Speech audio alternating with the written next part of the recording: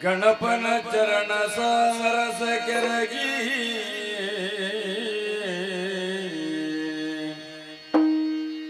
ಶಿವನಂ ಸ್ಮರಿಸಿ ಶ್ರೀ ಅಣ್ಣಪ್ಪ ಸ್ವಾಮಿಯ ನುತಿಸಿ ಭಕ್ತಿಯಲ್ಲಿ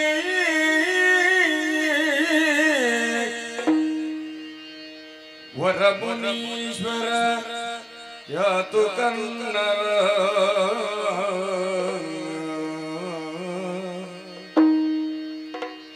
ಪರಮ ಸನ್ನಿಧಿಗಭಿನಮಿಸಿ ಘನ ಗುರುಗಳಂಗ್ರಿಗೆ ಮಣಿದು ಬೇಳುವೆ ನೀ ಕಥಾಮೃತ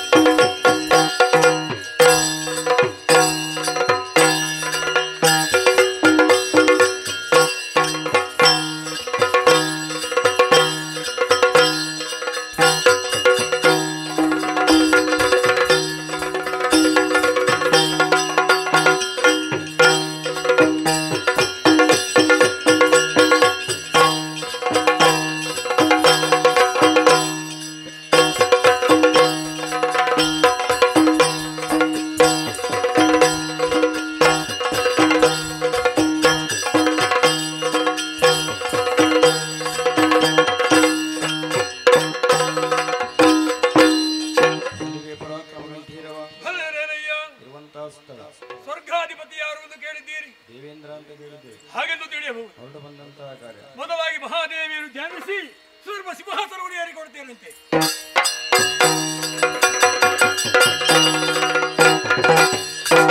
ಒಂದು ದಿನ ಸ್ವರದೊಳಗೆ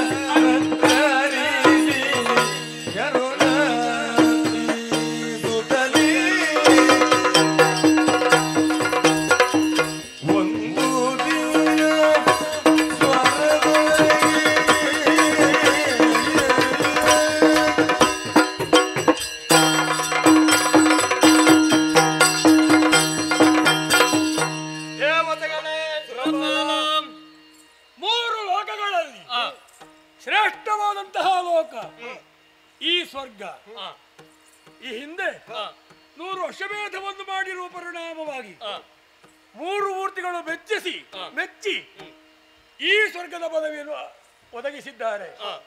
ನಮಗೆ ಪ್ರಸಾದ, ಈ ಪ್ರಸಾದವನ್ನು ನಾವು ಸ್ವೀಕರಿಸಿ ಶ್ರದ್ಧಾಭಕ್ತಿಯಲ್ಲಿ 3 ಲೋಕದ ಹಿತವನ್ನು ಚಿಂತಿಸಬೇಕಾದಂತಹ ನಾವುಗಳು. ಆದ್ದರಿಂದ ಲೋಕವೆಲ್ಲ ಹೇಳಿತು ಜಗಕ್ಕೆ ಹಿತವನ್ನು ಶಕ್ರ ಅಂತ. ಶತಮನ್ಯವಾಗಿ ಜಿತಮನ್ಯವಾಗಿ 3 ಲೋಕಾಧಿಪತಿಯಾಗಿ ಈ ಸುಧರ್ಮ ಸಭೆಯ ಸಿಂಹಾಸನವನ್ನು ಏರಿ ಕುಳಿತವರು ನಾವು. ಉತ್ತರಾಯಣ ಕಾಲವೇ ಮೇಲುಲೋಕವಾಸಿಗಳಂತಹ ನಮಗೆ ಹಗಲಾಗಿರುವ ದೆಸೆಯಿಂದ ನಿತ್ಯ ವಿಧಿಗಳನ್ನೆಲ್ಲ ತೀರಿಸಿ ತುಂಬಿದ ಸಭಾಭವನವನ್ನು ಪ್ರವೇಶ ಮಾಡಿದ್ದೇವೆ.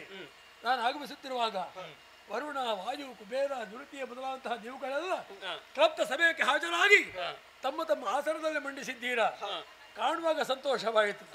ಅಷ್ಟೇ ಅಲ್ಲ, ಈ ಸುಧರ್ಮ ಸಭೆಯಲ್ಲಿ ನಿತ್ಯ ನಡೆಯಬೇಕಾದಂತಹ ಕಾರ್ಯಕ್ರಮ ಅಚ್ಚ ಅರಸಿಯರು ನರ್ತಿಸುತ್ತಾ ಇದ್ದಾರೆ. ರಂಭೆ, ಊರ್ವಶಿ, ಮೇಲಕೆ, ತಿಲೋತ್ತಮೆ, ಗುದಾಚಿ, ಚಾರುಭಕ್ತರೇ ಮುಂತಾದಂತಹ ನಾರಿಯರಿಂದ ನರ್ತನ, ಚಿತ್ರಸೇನನ ಗಾಯನ, ಉತ್ತಮ ಹಿಮ್ಮೇಳ ಬಹಳ ಸಂತೋಷವಾಗುತ್ತಾ ಇದೆ. ಹಾಗೆಂದು ಸಂತೋಷವು ಯಾವತ್ತೂ ಶಾಶ್ವತವಲ್ಲ ಎನ್ನುವುದಕ್ಕೆ ಅನೇಕ ನಮ್ಮ ಹಿಂದಿನ ಘಟನಾವಳಿಗಳು ನಮ್ಮ ಸಾಕ್ಷಿಯಾಗಿದೆ. ಮಹಾದೇವಿಯ ಒಲುಮೆ ನನಗಿದೆ. ಒಂದು ಕಥೆಯನ್ನು ಹೇಳ ನಿಮಗೆ. ಈ ಹಿಂದೆ ಶುಂಭನಿ ಶುಂಭನಿ ಕಳರ ನಡೆಸಿ ಜಗದಂಬೆ ರಕ್ಷಿಸಿದ ಎಂಬವರ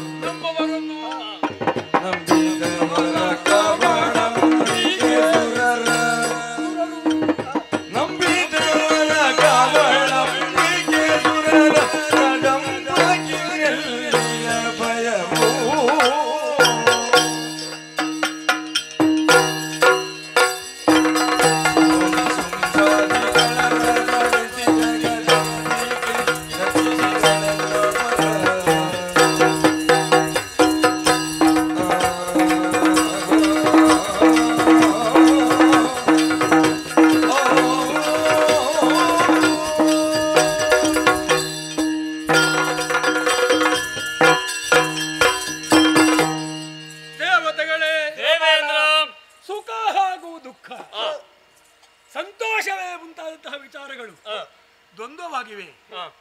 ನಾವು ಭೂಲೋಕದಲ್ಲೇ ಹುಟ್ಟಿದವರು, ನಾವು ಆದಿತ್ಯರು, ದಿವ್ಯ ಶರೀರವನ್ನು ಪಡೆದು ದಿವ್ಯಲೋಕವನ್ನು ಪಡೆದವರು. ಆದರೂ ಭೂಮಿಯ ಬಗ್ಗೆ ಯಾವತ್ತೂ ನಾವು ಜಾಗೃತರಾಗಿರಬೇಕು. ನಮ್ಮಪ್ಪ ತಪಸ್ವಿಗಳು, ಅಮ್ಮನು ಅನುಷ್ಠಾನ ನಿರತಳು. ಅದರ ಪ್ರಭಾವದಿಂದ ನಾವು ಮೇಲೋಕಕ್ಕೆ ಬಂದಿದ್ದೇವೆ. ಹಾಗೆಂದು ನಾವು ಕೆಳಗೂ ನೋಡಬೇಕು, ಮೇಲೆಯೇ ನೋಡುವುದಲ್ಲ, ಕೆಳಗೆಯೂ ದೃಷ್ಟಿ ಹರಿಸಬೇಕು. ಯಾಕೆ? ಸುಖ ದುಃಖ ಅನೇಕ ಬಾರಿ ನಾವು ಹೋರಾಟ ಮಾಡಿದ್ದೇವೆ. ಅನೇಕ ಕಳ್ಳರು ವಿಧಿಯನ್ನು ಹರನನ್ನು ಮೆಚ್ಚಿಸಿ ಆ ಮೂಲಕವಾಗಿ ದಾಳಿಯಿಟ್ಟಿದ್ದಾರೆ. ಆ ಬ್ರಹ್ಮನ ವರಬಲವೇ ಪ್ರಭಾವ ಬೀರಿಸಿ ನಾವು ಸೋತು ಹೋಗಿದ್ದೇವೆ. ಯಾವುದು ಶಾಶ್ವತ ಅಲ್ಲ, ಶಾಶ್ವತವಲ್ಲ, ಎಲ್ಲವೂ ತಾತ್ಕಾಲಿಕವಾದ್ದು ಎನ್ನುವ ವಿಚಾರ ಚೆನ್ನಾಗಿ ತಿಳಿದುಕೊಂಡಿದ್ದೇವೆ. ಹಾಗೆಂದು ಈ ಮನ್ವಂತರದಲ್ಲಿ ಈ ಪದವಿ ನನಗೆ ಯಾವುದೇ ಚಿಂತೆ ಇಲ್ಲ, ವ್ಯತ್ಯಾಸ ಮಾಡುವ ಹಾಗಿಲ್ಲ. ಆದರೆ ಯಾಕೆ ನೆನಪಿಸಬೇಕು? ಈ ಹಿಂದೆ ಶುಂಭ ದಾನವಾಗ್ರೇಸರ ಅವರ ಸಹೋದರ ನಿಶುಂಭ ಏನು ಬಾಧಿಸಿದರು? 3 ಲೋಕವನ್ನು ಬಾಧಿಸಿದರು. ನಾವು ಸೋತೆವು. ಕಂಗೆಟ್ಟಂತಹ ನಾವು 3 ಮೂರ್ತಿಗಳಲ್ಲಿ ದೂರಿದ್ದೆವು. 3 ಮೂರ್ತಿಗಳು ಹೇಳಿದ್ದೇನು? ನಮ್ಮಿಂದ ಆಗುವುದಿಲ್ಲ, ಆಗುವುದಿಲ್ಲ.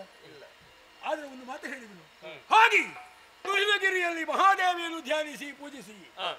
ಹಾಗೆ ತುಹಿನಗಿರಿಯಲ್ಲಿ ಮಹಾದೇವಿಯನ್ನು ಪೂಜಿಸಿದಾಗ ಅವಳು ಪ್ರತ್ಯಕ್ಷವಾಗಿ ಆ ಅಂಬಿಕೆ ನಮ್ಮನ್ನು ಪಡೆದಿದ್ದಾಳೆ. ಶುಂಭನಿ ಶುಂಭಾದಿ ಕಳರ ನಡೆಸಿ ಜಗದಂಬೆ ರಕ್ಷಿಸಿದ್ದಾರೆ ನಮ್ಮವರ. ಅದರ ಪರಿಣಾಮವಾಗಿ ಸೂರರ ಕದಂಬಕ್ಕೆ ಇನ್ನು ಭಯವೇ ಇಲ್ಲ. ಭಯ ಇಲ್ಲ. ಭಯ ಪೀಡಿತರು ಭಯೋತ್ಪಾದಕರು ಇರ್ತಾರೆ. ಮರ್ತೋಯ್ತಾ ನಿನಗೆ? ಯಾರ ಬಗ್ಗೆ ಚಿಂತೆಯೂ ಇಲ್ಲ ನಿನಗೆ ಚಿಂತೆ ಇಲ್ಲ, ನನಗೂ ಸಣ್ಣ ಚಿಂತೆ ಉಂಟು. ಅವ ಅಂದು ಓಡಿ ಹೋದವ ಯಾರು?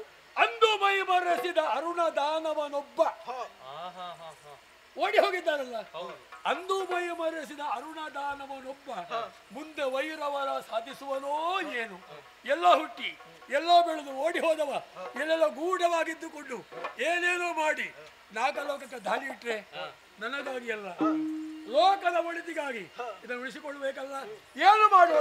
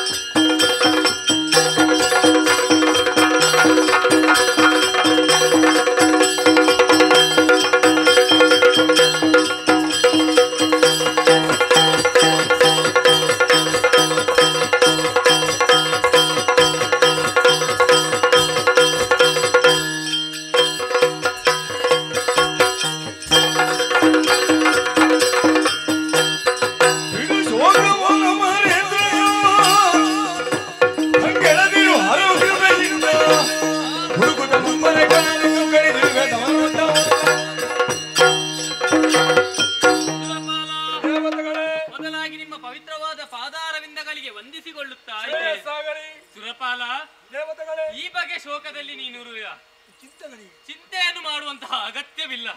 ದುರಹಂಕಾರದಿಂದ ಆ ಅರುಣಾಸುರ ನಮ್ಮ ಈ ದೇವಲೋಕಕ್ಕೆ ದಾಳಿಯನ್ನು ಇಟ್ಟ ಎಂದಾದರೆ ಚಿಂತೆಯನ್ನು ಬಿಡು.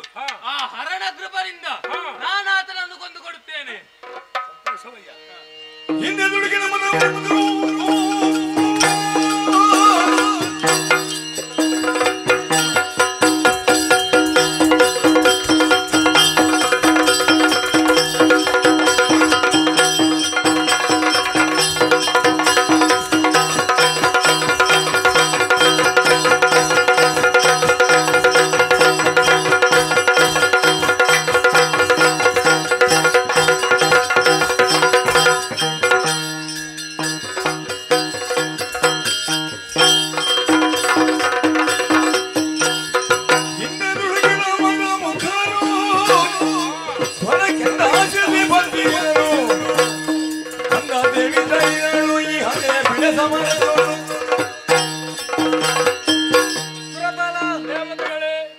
ವಂದಿಸಿಕೊಂಡಿದ್ದೇನೆ. ಹೇಳಯ್ಯ.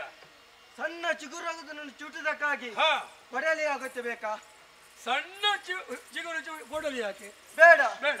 ಸಣ್ಣ ಹುಳವನ್ನು ಕೊಳ್ಳುವುದಕ್ಕಾಗಿ ವಿನತೆ ಸುಧರ ಗರುಡನ ಅಗತ್ಯ ಬೇಕಾ? ಎಲ್ಲಾದ್ರೂ ಉಂಟ? ಅದು ಮೂರ್ಖತನ. ಬೇಡ ಅಲ್ಲ? ಬೇಡ. ಸಾಮಾನ್ಯ ಅರುಣಾಸುರ ಎಲ್ಲಾದ್ರೂ ಸ್ವರ್ಗಲೋಕಕ್ಕೆ ಬಂದ್ರೆ ಅವನನ್ನು ಕೊಲ್ಲುವುದಕ್ಕೆ ನಿಮ್ಮ ಅವಕಾಶ ಬೇಡ. ಸಾಮಾನ್ಯ ಅರುಣಾಸುರನೊಬ್ಬ ದೇವಲೋಕಕ್ಕೆ ದಾಳಿ ಮಾಡಿದ್ರೆ ಅಸಾಮಾನ್ಯವಂತಹ ನನ್ನ ಅಗತ್ಯವಿಲ್ಲ. ಇಲ್ಲ, ಸಾಮಾನ್ಯ ಅರುಣಾಸುರ. ಹೌದು, ಒಂದು ಓಡಿ ಹೋಗಿದ್ದಾನೆ. ಓಡಿ ಹೋದವ ಬರ್ಲಿಕ್ಕುಂಟ? ಅಲ್ಲ, ಹೋದ ಸ್ಥಳ ನೋಡಿದ್ದೀನಿ. ಹುಲ್ಲು ಹುಟ್ಲಿಕ್ಕಿಲ್ಲ. ಹೌದು, ಓಡಿ ಹೋದದ್ರಲ್ಲಿ ಅವ ಎಲ್ಲಾದ್ರೂ ಬಂದ್ರೆ ನಾನಿದ್ದೇನೆ, ಬಿಡಿ ಚಿಂತೆ ನೀವು. ಆದರೆ ಒಂದು ಇಷ್ಟೆಲ್ಲ ನೆಮ್ಮದಿಗೆ ಕಾರಣ ಏನು ಗೊತ್ತೋ? ಏನು? ನಾವು ಯಾರನ್ನು ನಂಬಿದ್ದು? ತಾಯಿ ದೇವೇಂದ್ರನ ದಿವತ್ತಿ ಬಾಬತಿ ನಿಜ ಗುರು ದೇವ್ಯಾನಂದಿಗೆ ಶ್ರೀರಾಮಾಗಿ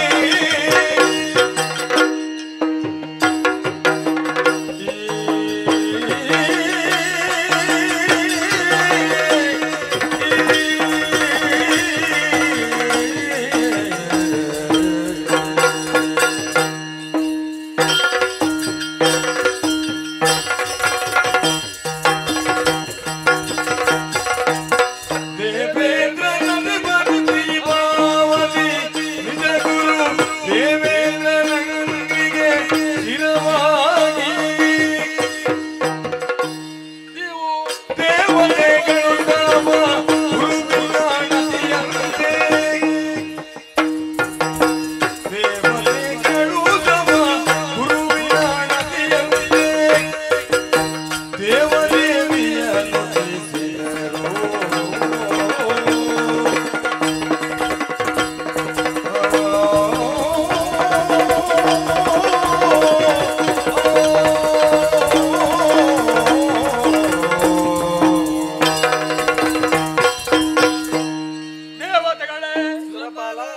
ಇಷ್ಟೆಲ್ಲ ನಮ್ಮ ಧೈರ್ಯಕ್ಕೆ ನೆಮ್ಮದಿಗೆ ಕಾರಣ ಪರಮ ಗುರುಗಳು. ಹರಿ ಮುನಿದರೆ ಹರ ಕಾಯುವ, ಹರ ಮುನಿದರೆ ವಿಧಿ ಕಾಯುವ, ಹರಿಹರ ವಿಧಿಗಳು ಮುನಿದರೆ ಗುರು ಕಾಯುವ, ಗುರುವೇ ಮುನಿದರೆ ಪ್ರಪಂಚದಲ್ಲಿ ಕಾಯುವವರು ಯಾರೂ ಇಲ್ಲ. ಆದ್ದರಿಂದಲೇ ಗುರು ಅನುಗ್ರಹಕ್ಕೆ ಪಾತ್ರರಾಗಬೇಕು, ಅವರ ಆಶೀರ್ವಾದ ರೀತಿಯಬೇಕು ಎನ್ನುವ ಕಾರಣಕ್ಕಾಗಿಯೇ ಗುರುಧಾಮಕ್ಕೆ ಹೋಗಿ ಅವರಿಗೆ ಸಾಷ್ಟಾಂಗ ವಂದಿಸಿದ ಹಾಗಾಯಿತು. ಗುರುಗಳು ಯಾವತ್ತೂ ಕೋಪಿಸಬಾರದು. ಒಂದು ವೇಳೆ ಗುರುಗಳಿಗೆ ಕೋಪ ಬಂದರೆ ತಾತ್ಕಾಲಿಕ, ಅಸಾಮಾನ್ಯವಾದಂತಹ ಗುರುಗಳಿಗೆ ಕೋಪ ಬರ್ತದೆ, ಬಂದ್ರೆ ಅವು ತೋರಿಸಬಾರದು, ಅದು ತಾತ್ಕಾಲಿಕ ಅಂತ. ಮಕ್ಕಳು ತಪ್ಪು ಮಾಡುವುದು ಸಹಜ, ಅದನ್ನು ತೋರಿಸಬಾರದು. ಮಕ್ಕಳ ಶಿಷ್ಯರು ಗುರುಗಳಿಗೆ ಶಿಷ್ಯರು ಮಕ್ಕಳ ಹಾಗೆಲ್ಲ. ಹೌದಾ? ಹಾಗೆ ಗುರು ತಂದೆಯಾಗೆ ಅಲ್ವಾ? ಗುರು ತಂದೆಯಾಗೆ, ಶಿಷ್ಯರು ಮಕ್ಕಳ ಹಾಗೆ. ತಂದೆಯಾದವನು ಮಕ್ಕಳಿಗೆ ಹೊಡೆದು ಹಿಡಿದು ಬಡಿಯುವುದು, ಕೋಪಿಸುವುದು ಯಾವ ಕಾಲ ನಿಂತು ಹೋಗ್ತದೋ ಅಲ್ಲಿ ಮಕ್ಕಳು ಕೆಟ್ಟು ಹೋಗ್ತಾರೆ ಅಂತ ಅರ್ಥ. ಶಿಷ್ಯರು ತಪ್ಪು ಮಾಡದೆ ಮತ್ತೆ ಯಾರು ತಪ್ಪು ಮಾಡುವುದು? ತಪ್ಪು ಮಾಡಬೇಕು, ಗುರುಗಳಾದವರು ತಪ್ಪಿದ ಗುರುಗಳು ತೆದ್ದಬೇಕು. ತೆದ್ದುಕೊಳ್ಳುವುದು ಹೇಗೆ? ಕೆಲವು ಸಲ ಒಂದು ಹದ ಮಾಡಿದ ಮಣ್ಣನ್ನು ಹದ ಮಾಡಬೇಕು, ಹದ ಮಾಡಿ ಆ ಮಣ್ಣಿಗೆ ಆಕಾರ ಕೊಡಬೇಕು, ಕಲ್ಲನ್ನು ಉಳಿಯಲ್ಲಿ ಬಡಿಬೇಕು. ಕಲ್ಲನ್ನು ಉಳಿಯಲ್ಲಿ ಬಡಿಯದಿದ್ರೆ ಕಲ್ಲಿಗೆ ರೂಪ ಆಗ್ತದ? ಹಾಗಿದ್ರೆ ರೂಪ ಬರಬೇಕಿದ್ರೆ ಗುರುವಾದವನು ಶಿಷ್ಯರನ್ನು ತಿದ್ದಿ ತೀಡಿ ಅವರಿಗೆ ಸರಿಯಾದಂತಹ ದಾರಿಯನ್ನು ತೋರಿಸಿಕೊಡ್ಬೇಕು. ಅಂತಹದ್ದರಲ್ಲಿ ನನ್ನ ಗುರುಗಳು ಅನೇಕ ಬಾರಿ ಕೋಪ ಮಾಡಲಿಲ್ಲ. ನನ್ನ ಗುರುಗಳು ಕೋಪ ಮಾಡಲಿಲ್ವಾ? ಗುರುಗಳು ಕೋಪ ಮಾಡಿದ ಪರಿಣಾಮ ಹೋಗಿ ಏನಾಗಿದೆ ಹೇಳು? ದೇವಲೋಕವನ್ನೇ ಕಳೆದುಕೊಂಡೆ ನಾನು. ಒಂದು ಬಾರಿ ಗುರುಗಳು ಕೋಪ ಮಾಡಿ ನನ್ನನ್ನು ಶಪಿಸಿದಾಗ ನನಗೆ ದೇವಲೋಕವೇ ಇಲ್ಲ ಅಂತ ಆಗಿತ್ತು. ಆಗ ನೆನಪಾಯಿತು, ಗುರು ಕೋಪಿಸುವುದು ಸಾಮಾನ್ಯವಲ್ಲ, ಗುರು ಕೋಪಕ್ಕೆ ತುತ್ತಾಗಬಾರದು. ಅದನ್ನು ಪುನಃ ಹೋಗಿ ಗುರುಗಳಿಗೆ ಸಾಷ್ಟಾಂಗ ವಂದಿಸಿದೆ. ಆಮೇಲೆ ಪುನಃ ಸ್ವರ್ಗ ನನಗೆ ಲಭಿಸಿತು. ಆದ್ದರಿಂದ ನಾವು ಇನ್ನು ಪುನಃ ಈಗ ಹೋಗಿ ಎಲ್ಲ ಗುರುಗಳಿಗೆ ಕೋಪ ಬಂದಿದ್ದ ಕೇಳಬೇಕು, ಗುರುಗಳಿಗೆ ಸಾಷ್ಟಾಂಗ ವಂದಿಸಬೇಕು. ಸಾಲದು. ನಮ್ಮ ದೇವರು ಮಹಾದೇವಿ, ಮಹಾದೇವಿ, ಶ್ರೀದೇವಿ, ಲಲಿತೆ, ಅಂಬಿಕೆ ಅವಳ ಪದಾರವೆಂದಕ್ಕೆ ಪಡಬಡುತ್ತಾ ಇರೋಣ. ಹಾಗೆಂದು ಇಂದಿನ ವಿಚಾರ ವಿನಿಮಯ ಇಲ್ಲಿಗೆ ಮುಕ್ತಾಯಗೊಳಿಸೋಣ. ನಾಳೆಯ ಪ್ರಾತಃ ಕಾಲ ಈ ಸುಧರ್ಮ ಸಭೆಯಲ್ಲಿ ನೀವು ಅಗತ್ಯ ಬೇಕು, ಈಗ ನಿಮ್ಮ ಅರಮನೆಯನ್ನು ಸೇರಿಕೊಳ್ಳಿ.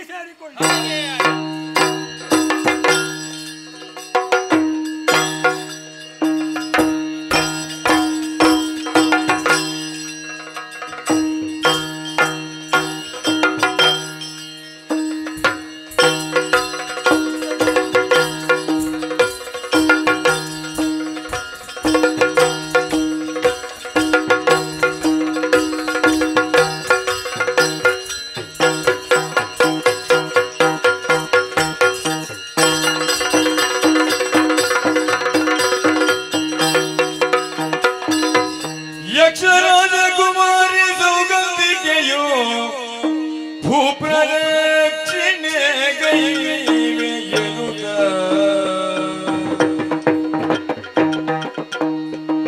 ಸೌಗಂಧಿಕೆಯು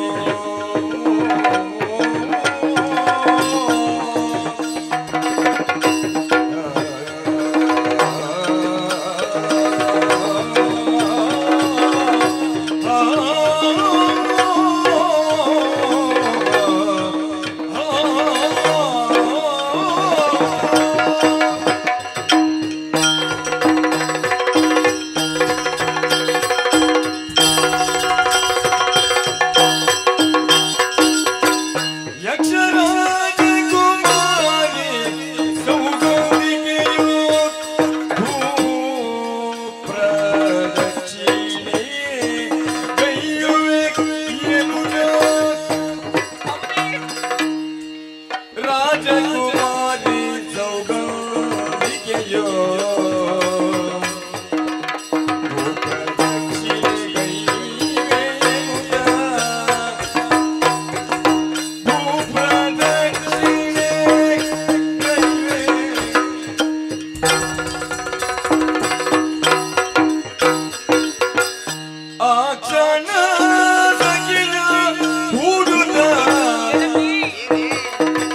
ಕ್ಷಣ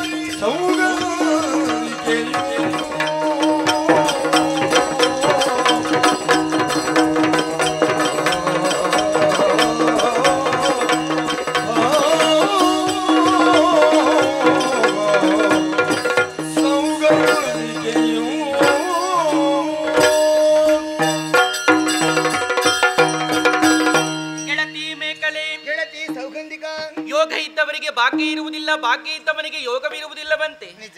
ಅವು ಎರಡು ಒಟ್ಟಾಗಿ ಬಂದಂತಹ ಕಾಲದಲ್ಲಿ ಅದನ್ನು ಅನುಭವಿಸುವುದಕ್ಕೆ ವ್ಯಕ್ತಿಯೇ ಶಕ್ತನಾಗಿರುವುದಿಲ್ಲವಂತೆ. ಆ ದೃಷ್ಟಿಯಲ್ಲಿ ಆಲೋಚಿಸುವುದಕ್ಕೆ ಹೋದರೆ ನಾವಿಬ್ಬರು ಯೋಗವಂತೆಯರು ಹೌದು, ಭಾಗ್ಯವಂತೆಯರು ಹೌದು. ಸತ್ಯ.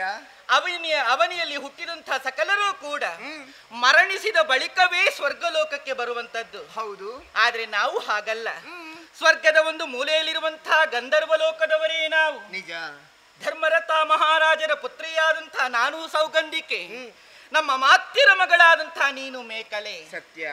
ನಮಗೆ ಯಾವುದೇ ರೀತಿಯಂತಹ ಕುಂದು ಕೊರತೆಗಳು ಬಾರದ ರೀತಿಯಲ್ಲಿ ಬೆಳೆಸಿದವರಿದ್ದಾರೆ. ಹೌದು. ಬೆಳೆಯುವಲ್ಲಿ ಯಾವುದೆಲ್ಲ ಬೇಕು ಅದೆಲ್ಲವನ್ನ ಅನುಗ್ರಹಿಸಿದವರಿದ್ದಾರೆ. ಸತ್ಯ.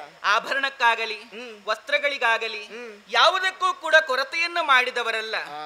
ತಿರುಗುವುದಕ್ಕೆ ಬೇಕಾದಂತಹ ಉದ್ಯಾನವನಗಳೇ ಉಂಟು. ಸತ್ಯ. ಆದ್ರೆ ಒಂದು ವಿಚಾರವೇ. ಏನದು? ಮನಸ್ಸಿಗೆ ಒಂದು ರೀತಿಯಾದಂತಹ ಜಾಡ್ಯತೆ, ಬೇಸರ ಎನ್ನುವುದು ಆವರಿಸಿಕೊಳ್ತಾ ಉಂಟು.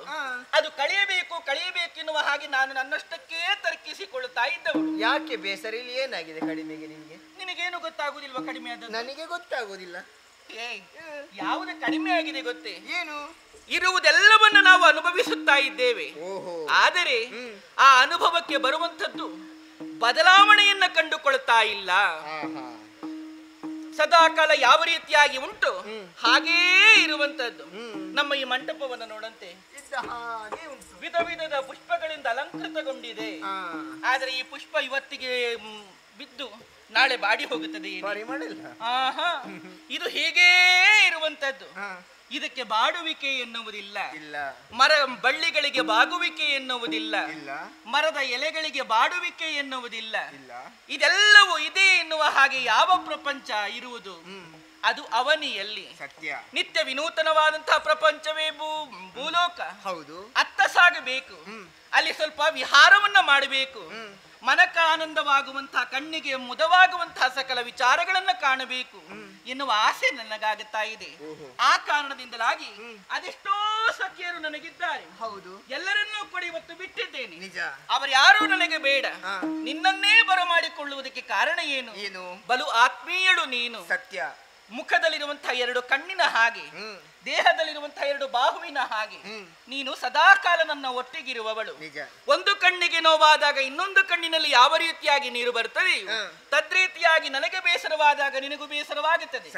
ನಿನಗೆ ನೋವಾದಾಗ ನನಗೂ ಕೂಡ ನೋವಾಗುತ್ತದೆ ಎನ್ನುವ ಹಾಗೆ ಭಾವಿಸಿಕೊಂಡೇ ನಿನ್ನನ್ನು ಕರೆದದ್ದು. ನಿನಗೂ ಇಲ್ಲಿ ಬೇಸರ ಆಗುತ್ತಾ ಉಂಟಾ? ಬೇಸರ ಆಗ್ತಾ ಉಂಟು, ಹೇಳಲಿಕ್ಕೆ ಆಗುದಿಲ್ಲಲ್ಲ. ಹೌದೌದು, ಹೇಳ್ಬೋದು. ನೀನು ರಾಜಕುಮಾರಿ ಅಲ್ವಾ? ಹೌದೌದು. ಆ ಕಾರಣದಿಂದಲಾಗಿ ನನ್ನ ಅಪ್ಪನಲ್ಲಿ ಒಪ್ಪಿಗೆಯನ್ನ ಪಡೆದುಕೊಂಡು ಇಲ್ಲಿಯವರೆಗಾಗಿ ಬಂದವಳು. ನೀನು ಬರ್ತೀಯ? ನೀನು ಹೋಗಿದ್ರೆ ನಾನು ಕೂಡ ಬರ್ತೇನೆ. ನಾವು ಹೋಗುವುದು ಹೇಗೆ ಗೊತ್ತಾ? ಹೇಗೆ? ಸಾಮಾನ್ಯವಾಗಿ ಹೋಗುವುದಲ್ಲ ನಾವು. ಮತ್ತೆ ಅಪ್ಪ ಹೇಳಿದ್ದಾರೆ, ಮಗಳೇ ವಿಮಾನವನ್ನ ತೆಗೆದುಕೊಂಡು ಹೋಗಿ. ಅಲ್ಲ, ನೀವೆಲ್ಲ ವಿಮಾನದಲ್ಲಿ ಹೋಗ್ತಾ ಇದ್ದವರು, ನಾನು ಹೋಗ್ಲೇ ಇಲ್ಲ. ಒಮ್ಮೆ ಏರ್ಬೇಕು ವಿಮಾನವನ್ನು. ಅಯ್ಯೋ, ನಾನಿದ್ದೇನೆ. ನಾನಿರುವಾಗ ನಿನಗೆ ಅದರ ಬಗ್ಗೆ ಆಲೋಚನೆಯೇ ಬೇಡ. ಈ ಕೂಡಲೇ ವಿಮಾನ ನೋಡಿ ಅಲ್ಲಿ ಬಂತು. ಏರಿಕೊಂಡು ಸಾಗೋಣವಂತೆ.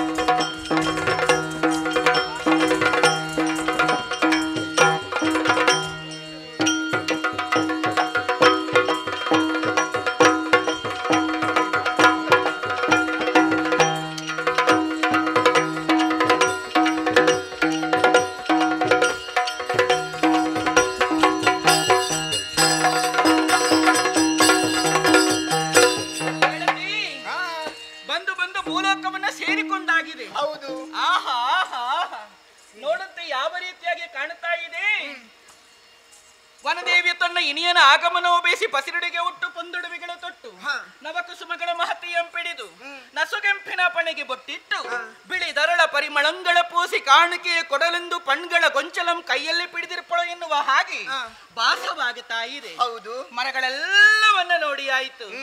ಏ ಏನೋ ಪರಿವರ್ತನೆ ನೋಡು. ಹೌದು, ಮುಖದಲ್ಲಿ ಏನು ಹೀಗೆ ಆಗುದು? ನಿನಗೆ ಆವಾಗ್ಲಿಂದ ಬೆವರ್ತಾ ಉಂಟು. ಹೌದು, ಇಲ್ಲಿಗೆ ಬಂದ ಮೇಲೆ ಹೀಗೆ ಆಗುದು. ಗಡಿಬಿಡಿಯಲ್ಲಿ ಓಡಿ ಬಂದೆ ನೀನು. ಇಲ್ಲ, ನಾನು ಗಡಿಬಿಡಿ ಆಗುದಿಲ್ಲ. ಹೌದಾ?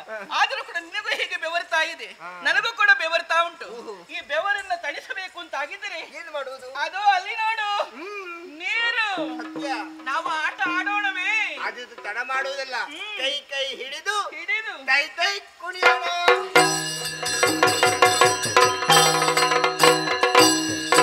ಆಡಿದರ ಬಲೆಯರು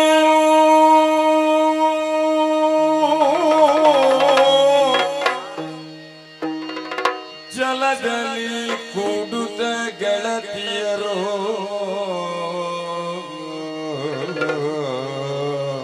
ಬಾರೆ ಸುಂದರಿ.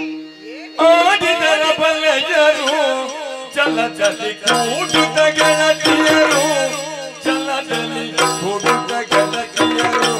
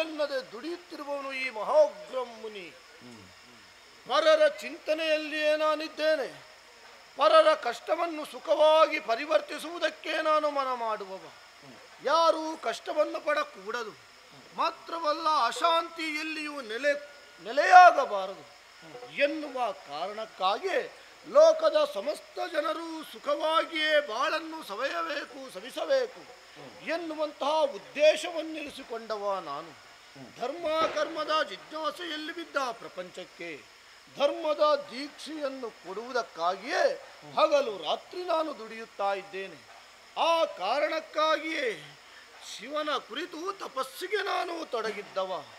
ಯಮ ನಿಯಮ ಆಸನ ಪ್ರಾಣಾಯಾಮ ಪ್ರತ್ಯಾಹಾರ ಧ್ಯಾನ ಧಾರಣ ಸಮಾಧಿಗಳೆಂಬ ಅಷ್ಟಾಂಗವನ್ನು ಬಲಿದು ಅದೆಷ್ಟೋ ವರುಷಗಳ ಕಾಲ ಈ ಘೋರವಾದಂತಹ ಕಾಂತಾರದಲ್ಲಿ ನಾನು ತಪಸ್ಸನ್ನು ಆಚರಿಸುತ್ತಾ ಇದ್ದವ. ಆ ಬಳಿಕ ಅಂತರ್ಮುಖಿಯಾದಂತಹ ನಾನು ಬಹಿರ್ಮುಖನಾದೆ. ಕಾರಣ ಯಜ್ಞ ಯಾಗಾದಿಗಳನ್ನು ಮಾಡುವುದರ ಮುಖೇನವಾಗಿ ದೇವತೆಗಳ ಮನಸ್ಸನ್ನು ತೃಪ್ತಿಗೊಳಿಸಬೇಕು. ಆ ಮುಖೇನವಾಗಿ ಇಳೆಗೆ ಮಳೆಯಾಗಬೇಕು. ಎಲ್ಲರೂ ಸುಖದ ಜೀವನವನ್ನು ಅನುಭವಿಸಬೇಕು ಎನ್ನುವುದೇ ನನ್ನ ಆಶಯ. ಆ ಕಾರಣದಿಂದಲೇ ಯಜ್ಞ ಯಾಗಾದಿಗಳಲ್ಲಿ ನನ್ನನ್ನು ನಾನು ತೊಡಗಿಸುತ್ತಾ ಇದ್ದವ. ಈ ದಿನ ಏಕೋ ಏನೋ ಉರಿ ಬಿಸಿಲಿನ ತಾಪ ನನಗೆ ತಡೆಯುವುದಕ್ಕೆ ಸಾಧ್ಯವಾಗುತ್ತಾ ಇಲ್ಲ. ಹಸಿವು ಅಧಿಕವಾಗುತ್ತಾ ಇದೆ. ಕಾಣುತ್ತಾ ಇದೆಯಲ್ಲ ಫಲ. ಆ ಫಲವನ್ನು ತಿಂದು ನನ್ನ ಹಸಿವನ್ನು ನೀಗಿಸಿಕೊಳ್ಳಬೇಕು ಎನ್ನುವ ಹಾಗೆ ಮನ ಮಾಡಿದ್ದೇನೆ. ತಡ ಯಾಕೆ? ಮರದಲ್ಲಿ ಕಾಣುತ್ತಿರುವಂತಹ ಹಣ್ಣನ್ನು ಹೇಗೆ ತಿನ್ನುವುದು? ಕೊಯ್ದು ತಿನ್ನುವುದಲ್ಲ. ಕೊಯ್ದು ನಾನು ತಿಂದೆ ಅಂತಾದರೆ ಅದು ಅಹಿಂಸೆಯ ಆಗುತ್ತದೆ. ಮರಕ್ಕೆ ನೋವಾಗುತ್ತದೆ. ಪರರ ಚಿಂತನೆಯಲ್ಲಿಯೇ ತೊಡಗಿದಂತಹ ನಾನು ಪರರಿಗೆ ಯಾವ ಕಾಲಕ್ಕೂ ನೋವಾಗುವಂತಹ ವ್ಯವಹಾರವನ್ನು ಮಾಡುವವನೇ ಅಲ್ಲ. ಆ ಕಾರಣಕ್ಕಾಗಿ ಅಹಿಂಸಾ ಪರಮಾಧರ್ಮ ಎನ್ನುವಂತಹ ತತ್ವವನ್ನು ಅರಿತಂತಹ ನಾನು ನೇರವಾಗಿ ಹೋಗಿ ಆ ಹಣ್ಣಿಗೆ ಬಾಯಿ ಹಾಕಿ ಆ ಹಣ್ಣನ್ನು ತಿನ್ನುತ್ತೇನೆ. ನೋಡೋಣ.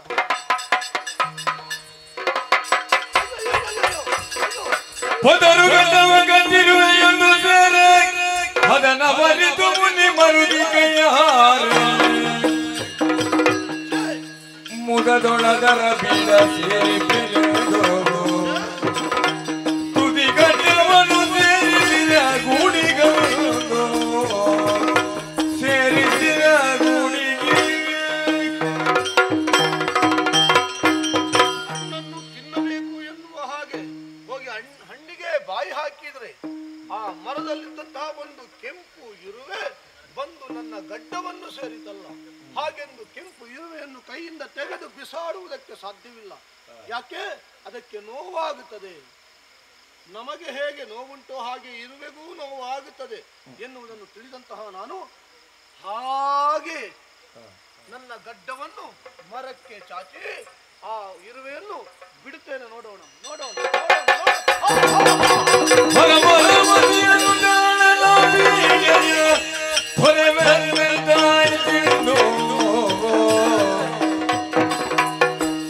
ಪರಿಹಾರವಿದೆರಡು ಗರದಿ ಹರಿವರಸಿದ ಪೀಡೆಯೋ ಹಲವರ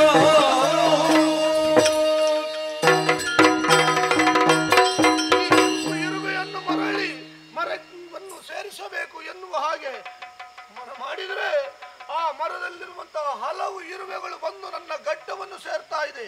ನನ್ನ ಕೂದಲನ್ನು ಆವರಿಸಿದೆ. ಚುಚ್ಚುತ್ತಾ ಇದೆ. ನೋವಾಗುತ್ತಾ ಇದೆ. ಏನು ಮಾಡಲಿ ಏನು ಮಾಡಲಿ ಏನು ಮಾಡಲಿ ಅಂತ ಗೊತ್ತಾಗ್ತಾ ಇಲ್ಲ. ಅಲ್ಲಿ ಹೇಳ್ತಾ ಇದ್ದೀನಿ ನೀನು ಹೋಮದ ಧೂಮವನ್ನು ನೋಡಿ ಬಂದವಳು. ಹೌದು. ಈಗ ಋಷಿಮುನಿಗಳ ಹತ್ರ ಮಾತಾಡ್ಬೇಕು, ಅವರ ಆಶೀರ್ವಾದವನ್ನು ಪಡೆದುಕೊಳ್ಬೇಕೆನ್ನುವ ಹಾಗೆ. ಎಲ್ಲಿದ್ದಾರೆ ನೀನು ಋಷಿ? ಅಯ್ಯೋ, ಅಲ್ಲಿ ನೋಡಿ ಅದೊಂದು ಅವಸ್ಥೆ. ಋಷಿ ಮಂಗನ? ಮಂಗ ಅಲ್ಲ, ಮತ್ತೆ ಅವನು ಋಷಿಮುನಿ ಅಂತೆ. ಮಂಗನಾಗ ಚೇಷ್ಟೆ ಮಾಡ್ತಾ ಇದ್ದಾನೆ. ಹಿಂಸೆ ಯಾರಿಗೂ ಮಾಡಬಾರದು ಎನ್ನುವುದು ಅವರ ಸಿದ್ಧಾಂತ. ಆದ್ರೆ ಈಗ ನೋಡುತ್ತೆ, ಇರುವಂತಹ ಇರುವೆಗಳೆಲ್ಲವನ್ನ ಹೊಸಕ್ತಾ ಇದ್ದಾನೆ, ಹಿಂಸೆಯನ್ನ ಮಾಡ್ತಾ ಇದ್ದಾನೆ. ಅಯ್ಯೋ,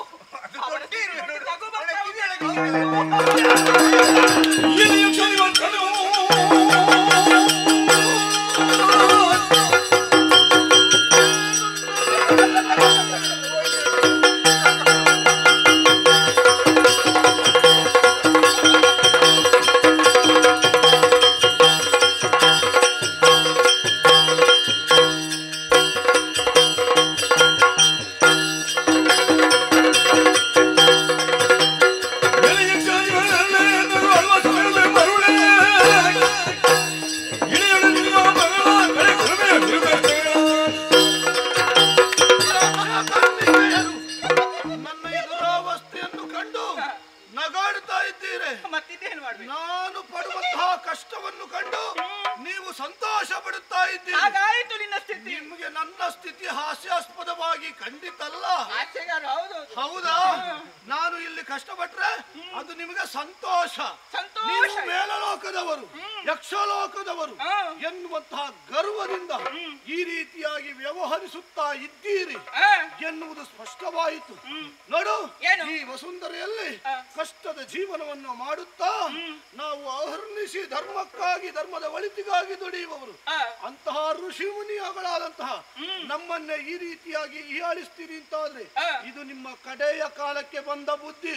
ಹಾಗಾಗಿ ನಗೆಯನ್ನು ಬೀರಿದ ನಿಮಗೆ ಇದೋ ಶಾಪವನ್ನು ಕೊಡ್ತಾ ಇದ್ದೇನೆ. ನೀವು ಮನುಜರಾಗಿಯೇ ಧರೆಯಲ್ಲಿ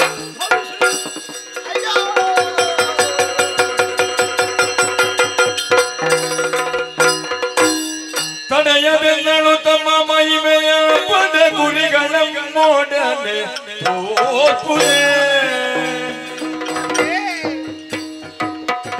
ಅಡಿಗಡಿಗೆ ಸಿಳಿದೇವ ಮೌನಿಗಳ ನೆಲ ತರವೇ ತರವೇ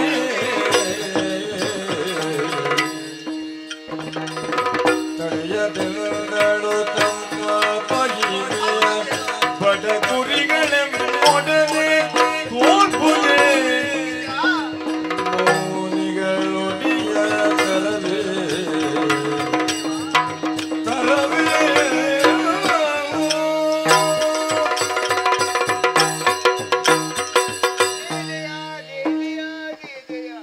ತಂದೆ, ನಿಮ್ಮ ಮಹಿಮೆಯನ್ನು ತಿಳಿಯದೆ ನಾನು ಮತ್ತು ನನ್ನ ಗೆಳತಿ ನಿಮಗೆ ಅಪಹಾಸ್ಯವನ್ನೇ ಮಾಡಿದ್ದೇವೆ. ಆದರೆ ನೀವು ಕೋಪಗೊಂಡು ಘೋರವಾದಂತಹ ಶಾಪವನ್ನೇ ನಮಗೆ ಕೊಟ್ಟಿದ್ದೀರಿ ತಂದೆ. ರಸಿಯಲ್ಲಿ ಋಷಿ ಶಾಪ ಯಾವತ್ತೂ ಹುಸಿಯಾಗದು ತಂದೆ. ನಾವು ಮಾಡಿದ್ದು ತಪ್ಪಾಯಿತು. ನಮ್ಮ ತಪ್ಪಿನ ಅರಿವು ನಮಗೆ ಈ ಹೊತ್ತಿಗೆ ಆಯ್ತು. ನಮ್ಮ ತಪ್ಪನ್ನು ಕ್ಷಮಿಸಿ ನಮ್ಮನ್ನು ಉದ್ಧರಿಸಬೇಕು ತಂದೆ. ಯಾವ ಕಾಲಕ್ಕೂ ನಾನು ಕ್ಷಮಿಸಲಾರೆ. ಕ್ಷಮಿಸುವಂತಹ ಅಪರಾಧವನ್ನು ನೀವು ಮಾಡಿದ್ದಲ್ಲ, ಕ್ಷಮಿಸಲಾರದ ಅಪರಾಧವನ್ನೇ ಮಾಡಿದ್ದೀರಿ. ಪರರ ಕಷ್ಟದಲ್ಲಿ ಸಂತೋಷವನ್ನು ಅನುಭವಿಸುವ ನೀವು ಕಷ್ಟದಲ್ಲಿ ಅದನ್ನು ಕಳೆಯಬೇಕು. ಗೆಳತಿ, ಏನು ಈ ಕಡೆಗೆ ಬಾ. ಏನಾಯ್ತು? ಈತನಿಗೆ ಬುದ್ಧಿ ಉಂಟ?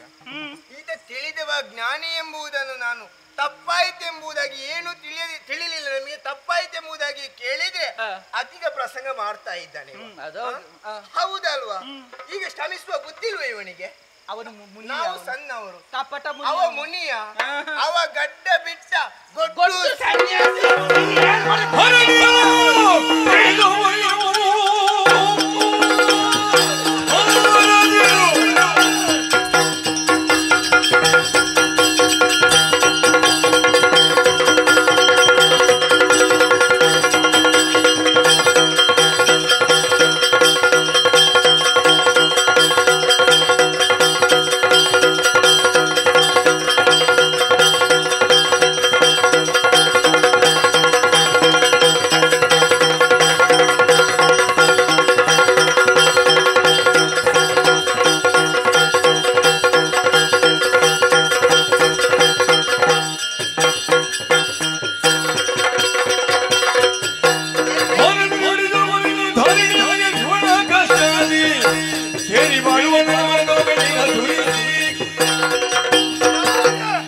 ಅವಳೊಂದಿಗೆ ಸೇರಿಕೊಂಡು ನೀನು ನಗಾಡುತ್ತಾ ಇರುವೆ.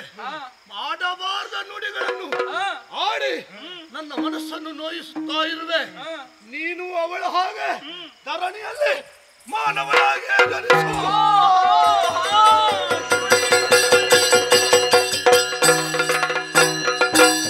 ಘೋರ ಶಾಪವ ಕೇಳಿ ನಾಡು ಗುತ್ತ ಮುನಿಯ ಪದಾರ ಬಿಂದಕ್ಕೆ ಮಣಿದು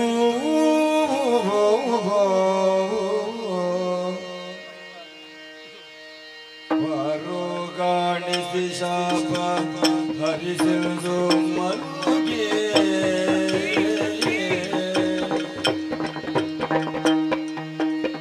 ಘೋರ ಶಾಪವ ಕೇಳಿ ನಡುಗುತ್ತ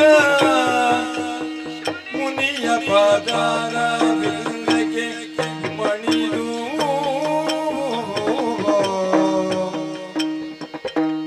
ಪಾರುಗಾಣಿಸಿ ಶಾಪ ಹರಿಸಿದು ಮರುಗೆ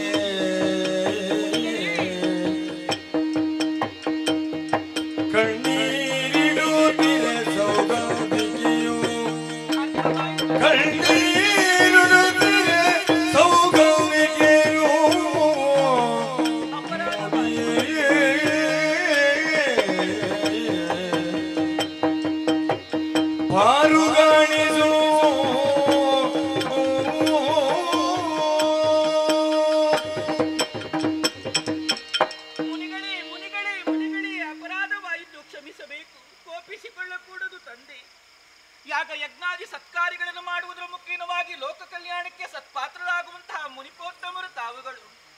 ಈ ವಿಚಾರ ಅರಿತದ್ದರೂ ಕೂಡ ಈ ಕಾಲಕ್ಕೆ ಯಾವುದೋ ರೀತಿಯಾದಂತಹ ವೈಕಲ್ಯತೆ ಎನ್ನುವುದು ನನ್ನ ಬುದ್ಧಿಗಾವರಿಸಿಕೊಂಡಿದೆ. ಅದರಲ್ಲಿಯೂ ಸ್ವರ್ಗಲೋಕದವರು ನಾವು ಗಂಧರ್ವ ಲೋಕದವರು ಎನ್ನುವ ಒಂದು ಅಹಂಕಾರದ ಪಿತ್ತಲು ಎತ್ತಿಗಡಿದ ಪರಿಣಾಮದಿಂದಲಾಗಿ ತದ್ರೀತಿಯಾಗಿ ವರ್ತಿಸುವುದಕ್ಕೆ ಮುಂದಾಗಿ ಬಿಟ್ಟೆ ನಾನು. ತಂದೆ, ಅವನಿಗೆ ಪಾದ ಸ್ಪರ್ಶವಾದಂತಹ ಸಮಯದಲ್ಲಿ ಇಲ್ಲಿರಬೇಕಾದಂತಹ ಮಾತ್ಸರ್ಯವಾಗಲಿ ಸಕಲ ವಿಚಾರಗಳು ಕೂಡ ನನ್ನ ನೆತ್ತಿಗಾವರಿಸಿದ ಪರಿಣಾಮದಿಂದಲಾಗಿ ಈ ಅವನಿಯ ಮಕ್ಕಳ ಹಾಗೆ ನಾವು ವರ್ತಿಸುವುದಕ್ಕೆ ಮುಂದಾಗಿ ಬಿಟ್ಟೆ. ತಂದೆ, ನಿಮ್ಮ ಮಹಿಮೆಯನ್ನು ಅರಿತುಕೊಳ್ಳುವುದಕ್ಕೆ ಕಷ್ಟವಾಗಿ ಹೋಯಿತು ಸ್ವಾಮಿ. ಈ ಕಾಲಕ್ಕೆ ಘೋರ ಶಾಪವನ್ನಿತ್ತಿದ್ದೀರ ತಾವು. ಸ್ವಾಮಿ, ನಮಗಿತ್ತಂತಹ ಶಾಪಕ್ಕೆ ವಿಮೋಚನೆಯನ್ನು ಕೊಡಬೇಕು, ನಮ್ಮನ್ನು ಉದ್ಧರಿಸಬೇಕು, ನಮ್ಮನ್ನು ಪಾಲಿಸಬೇಕು. ಓ ಬಾಲೆಯರೇ, ಬಾಲಿವಂಚಿದ ಕಾರ್ಯ ಮುಂದಿನ ಭವದಿ ಜಾಬಾಲಿ ಎಂಬುದು ಸಂಗತಿಯೋ ಏನೇನು ಸಂಗೈನಿ ಹೊರಗಲ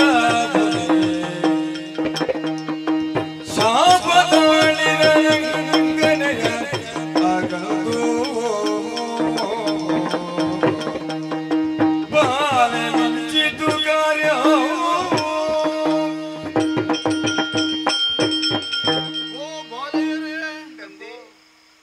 ಆಡಬಾರ್ದ ನುಡಿಗಳನ್ನಾಡಿ ನನ್ನ ಶಾಪಕ್ಕೆ ನೀವು ಗುರಿಯಾದಿರಿ.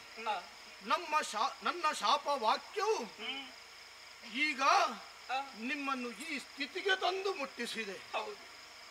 ಶ್ರೇಷ್ಠವಾದಂತಹ ಜಾಗದಲ್ಲಿ ಹುಟ್ಟಿ ಬೆಳೆದಂತಹ ನೀವುಗಳು ಇಂದು ಸಾಮಾನ್ಯರಲ್ಲಿ ಸಾಮಾನ್ಯರಂತೆ ವರ್ತಿಸಿದ ಕಾರಣ ಈ ಮುನಿಯ ಶಾಪಕ್ಕೆ ನೀವು ಭಾಜನರಾದಿರಿ. ನನ್ನ ಶಾಪ ವಾಕ್ಯವನ್ನಾಲಿಸುತ್ತಲೇ ನಿಮ್ಮ ಚಿತ್ತದಲ್ಲಿ ಅಡಗಿದಂತಹ ಅಜ್ಞಾನದ ಅಂಧಕಾರದ ಮೊತ್ತವೆತ್ತಲು ಸರಿದು ಹೋಯಿತು. ಸುಜ್ಞಾನದ ಬೆಳಕು ಮೂಡಿದೆ. ನೀವು ಏನು ಮಾಡಿದ್ದೀರಿ, ಏನು ಮಾಡುತ್ತಾ ಇದ್ದೀರಿ ಎನ್ನುವುದು ನಿಮಗರಿವಾಗಿದೆ. ಆದರೆ ಏನು ಮಾಡೋಣ ಹೇಳಿ, ಕಾಲ ಮಿಂಚಿ ಹೋಯಿತು. ಮುನಿಯಾದಂತಹ ನಾನು ಅದೆಷ್ಟೋ ವರುಷಗಳಿಂದ ತಪಸ್ಸನ್ನಾಚರಿಸಿ ಅದರ ಫಲವಾಗಿಯೇ ನಾನಾಡುವಂತಹ ಮಾತು ಅದು ಸಾಮಾನ್ಯ ಮಾತಲ್ಲ. ನಾನಾಡುವಂತಹ ಮಾತುಗಳು ಪ್ರತಿಯೊಂದು ಕೂಡ ಅದು ಶಸ್ತ್ರದ ಹಾಗೆ, ಅಸ್ತ್ರದ ಹಾಗೆ ಅದು ನಾಟುವುದಕ್ಕೆ ಸಾಧ್ಯ ಉಂಟು. ಹಾಗಾಗಿ ನಾನಾಡಿದ ಮಾತನ್ನು ಹಿಂದೆ ಪಡೆಯುವುದಕ್ಕೆ ಖಂಡಿತವಾಗಿಯೂ ಸಾಧ್ಯವಿಲ್ಲ. ಆದರೆ ಪರಿಹಾರವನ್ನು ಸೂಚಿಸಬಲ್ಲೆ. ಮುಂದಕ್ಕೆ ಜಾಬಾಲಿ ಮಹರ್ಷಿಗಳ ದರ್ಶನ ನಿಮಗಾಗುವುದಕ್ಕಿದೆ.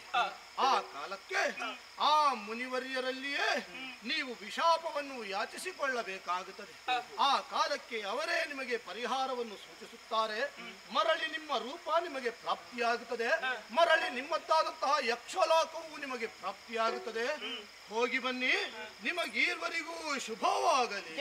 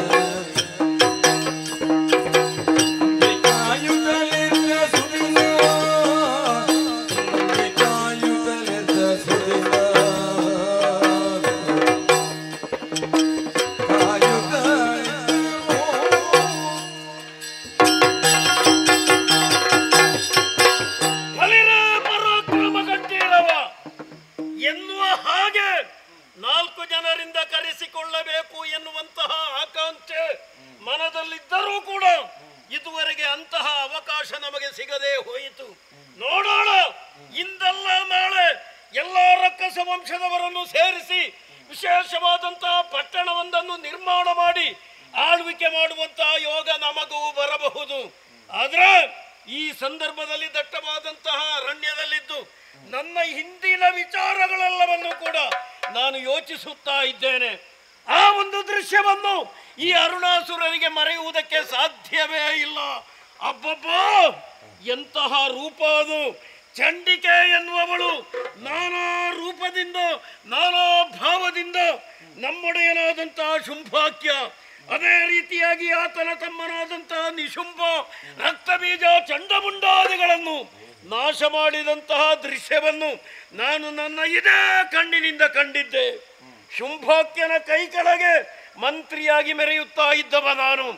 ಆದ್ರೆ ನಾನು ಮಾತ್ರ ಯುದ್ಧಕ್ಕೆ ಹೋಗದೆ ಅಲ್ಲಿಂದ ಓಡಿದೆ.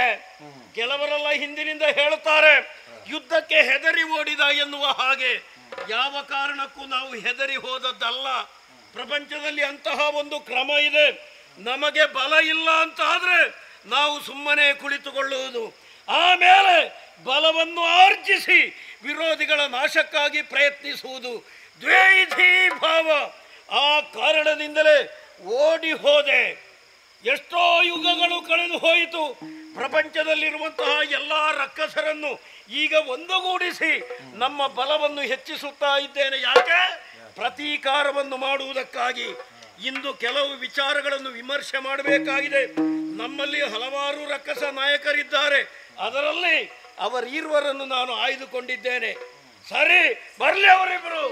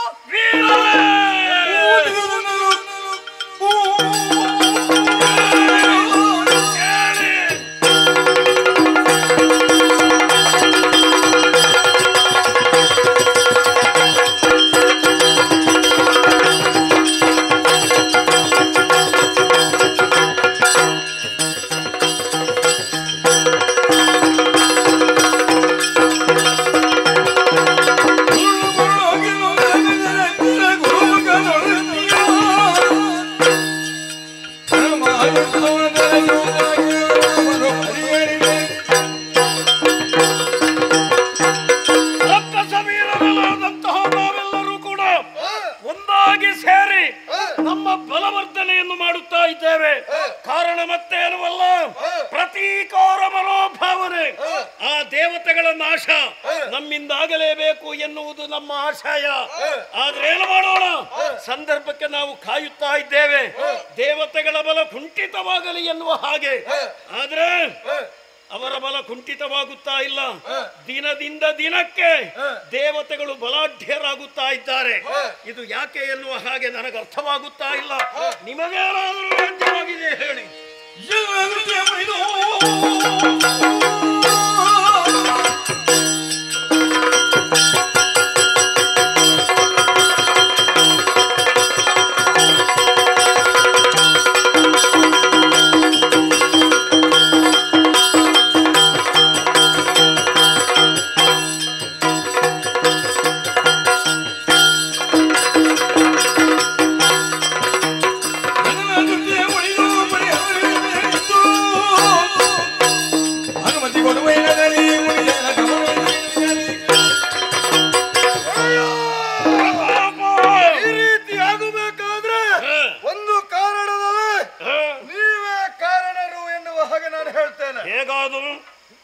ಅದೆಷ್ಟೋ ಬ್ರಾಹ್ಮಣರು ಬರ್ತಾರೆ, ಅವರಿಗೆ ಬಾಚಿ ಬಾಚಿ ಬಾಚಿ ಬಾಚಿ ನೀವು ಕೊಟ್ಟವರಿದ್ದೀರಿ. ನಿಜ.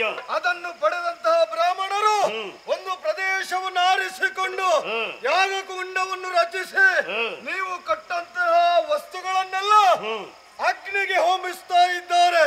ಅದರ ಪರಿಣಾಮವಾಗಿ ಅದರಿಂದ ಉದ್ಭವಿಸಿದಂತಹ ಬೆಂಕಿಯ ಜ್ವಾಲೆಯಿಂದ ಆ ದೇವತೆಗಳೆಲ್ಲರೂ ಕೂಡ ಹವಿಸ್ಸನ್ನು ಉಣ್ಣುತ್ತಾ ಇದ್ದಾರೆ. ಆದ ಕಾರಣದಿಂದಲೇ ದೇವತೆಗಳು ದಿನದಿಂದ ದಿನ ಹೆಚ್ಚಾಗಿ ಮೆರೆಯುತ್ತಾ ಇದ್ದಾರೆ. ದೇವತೆಗಳು ಬಲವರ್ಧನೆಯಾಗುವುದಕ್ಕೆ ಕಾರಣರು ಆ ಬ್ರಾಹ್ಮಣರು. ಋಷಿ ಮುನಿಗಳು ಯಾಗಯಜ್ಞಾದಿಗಳನ್ನು ಮಾಡ್ತಾರೆ. ಹವಿಸ್ಸನ್ನು ಉಂಡಂತಹ ದೇವತೆಗಳು ಬಲವನ್ನು ಹೆಚ್ಚಿಸಿಕೊಳ್ತಾರೆ. ಹಾಗಿದ್ರೆ ಏನು ಮಾಡುವುದಾ?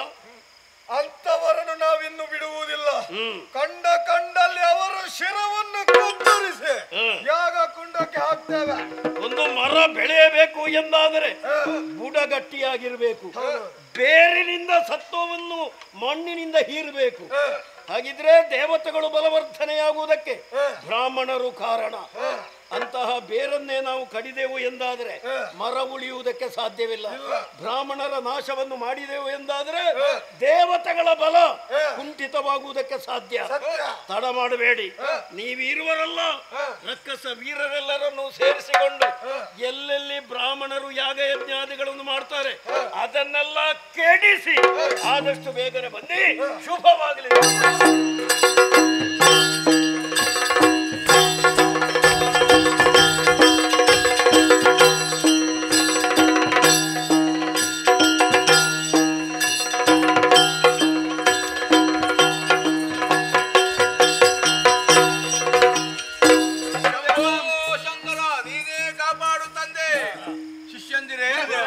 ಯಾಗ ಯಜ್ಞ ಹೋಮ ಹವನ ಇತ್ಯಾದಿಗಳನ್ನು ಮಾಡಿ ಸದಾ ಪ್ರಪಂಚದ ಒಳಿತನ್ನೇ ನಾವು ಬಯಸುವವರು.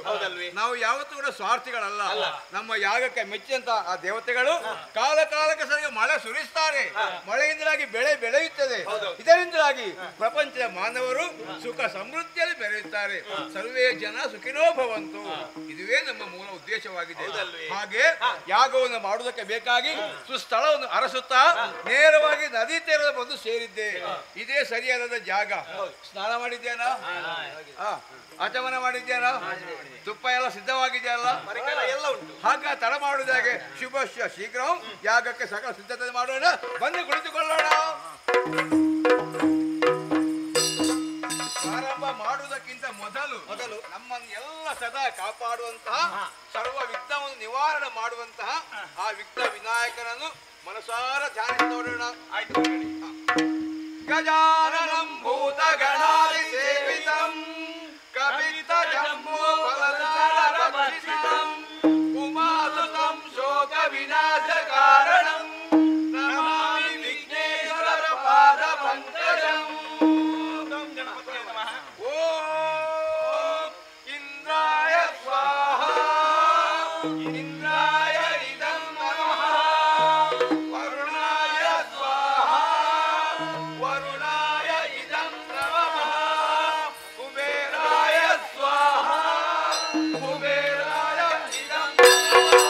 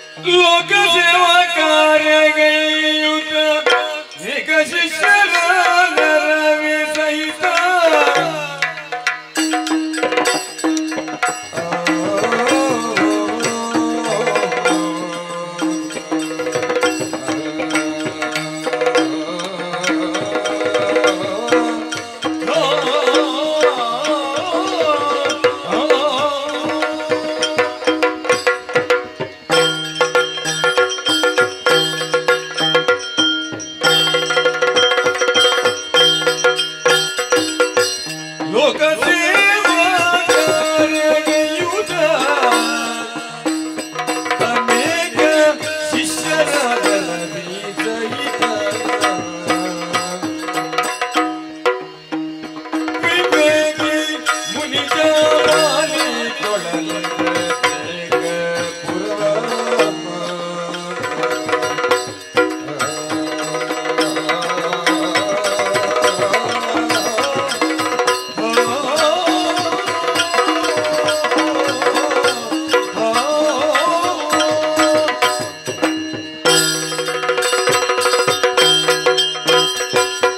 ದುರ್ಗಾಂ ದೇವಿ ಶರಣಮಹಂ ಪ್ರಪದ್ಯೆ.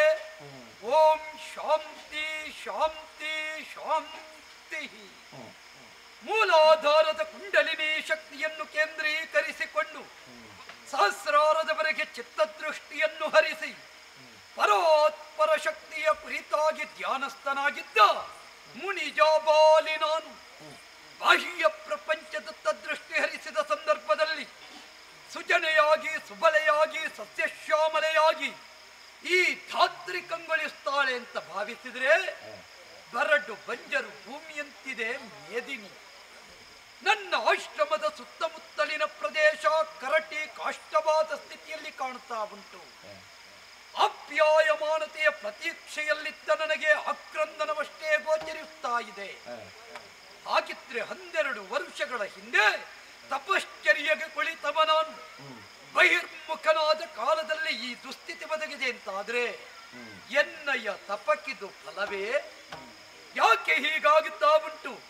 ನನ್ನ ಆಶ್ರಮದ ಸುತ್ತಮುತ್ತಲಿಗೆ ಇದು ಸೀಮಿತವೇ ಅಲ್ಲ, ಪ್ರಪಂಚ ವ್ಯಾಪ್ತಗೊಂಡಿದೆಯೇ? ತಿಳಿಯಬೇಕಾದದ್ದು ಕರ್ತವ್ಯ. ತಪಸ್ಸನ್ನು ಬಿಟ್ಟಿದ್ದೇನೆ, ನೋಡೋಣ. ಪ್ರಪಂಚ ಪರ್ಯಟನೆಗಾಗಿ ಗಮಿಸ್ತೇನೆ.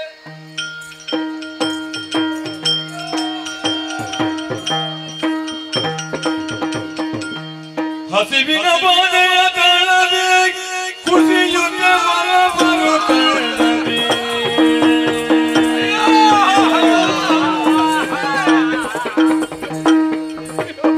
ಪಸರಿಸು ಬಳಸುತ್ತದೆ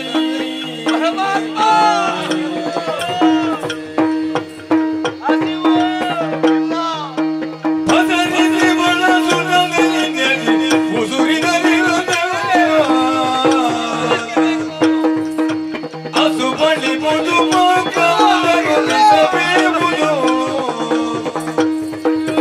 ಮರು ನುಡಿಯಗೆ ಕೃಷಿ ಕೃಷಿಯಲ್ಲಿ ಮರು ಬದುಕಿರುವುದು.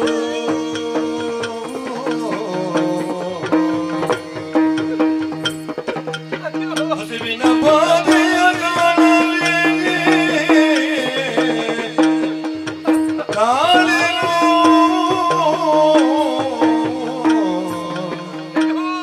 ಬಳಲುತ್ತ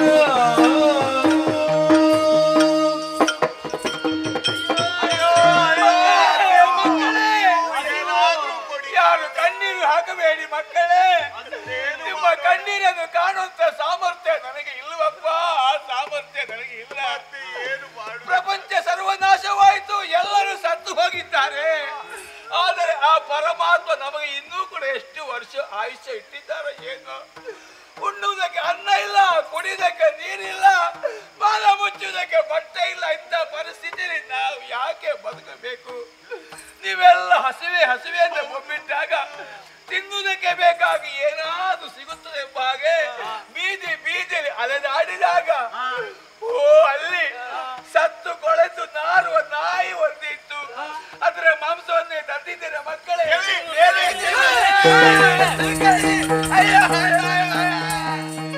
ಯಾರು ಸೋದರ ಬೀಳುತ್ತೀರಿ ತಿಳು ಕಣ್ಣ ನಿರಧಾರೆಯ ಸುರಿಪೆ.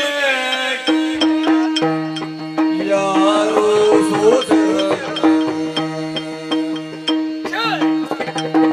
ಕಾರಣವೇನು ವಿಸ್ತರಣೆ ಬೇಡಲು ಕಾರುಣ್ಯ ಬಿರಿಯಲು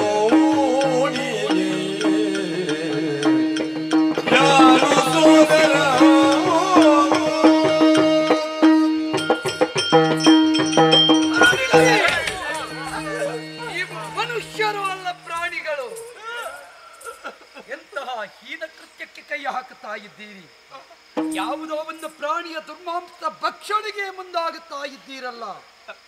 ಒಂದೊಮ್ಮೆಗೆ ನಿಮ್ಮನ್ನು ಆಮೂಢಾಗ್ರವಾಗಿ ವೀಕ್ಷಿಸಿದರೆ ಕರಟಿ ಕಂಗಾಲಾದ ಶರೀರ, ಹೊಟ್ಟೆಗಿಲ್ಲದೆ ಅದೆಷ್ಟು ದಿನ ಸಂದಿತೋ ಹೇಳಲಾಗದ ಸ್ಥಿತಿ, ಅರ್ಥಧ್ವನಿಯನ್ನು ಗೈಯುತ್ತಾ ಈ ತೆರನಾಗಿ ವರ್ತಿಸುತ್ತಾ ಇದ್ದೀರಿ.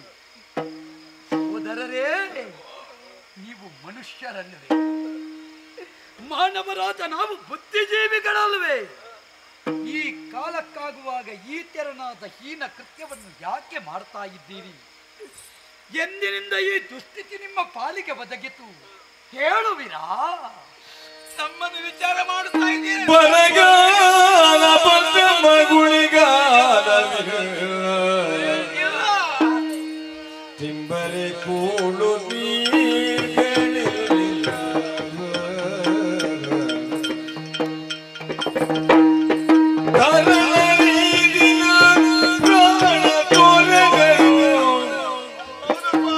ಹಸಿವು ಎಂದರಲಿ ಬೇಡುಗ ಬರಗಾಲ ಬಂದೆಮ್ಮ ಉಳಿಗಾಲ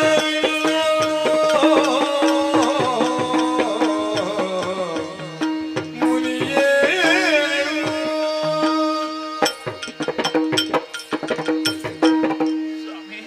ಸಹೋದರರೇ, ಒಂದೆರಡು ದಿನವಲ್ಲ ಸ್ವಾಮಿ, 12 ವರ್ಷದಿಂದ ಈ ಕಷ್ಟದಲ್ಲೇ ನಾವು ಬಿಟ್ಟು ಸುಧಾಡ್ತಾ ಇದ್ದೇವೆ ಸ್ವಾಮಿ.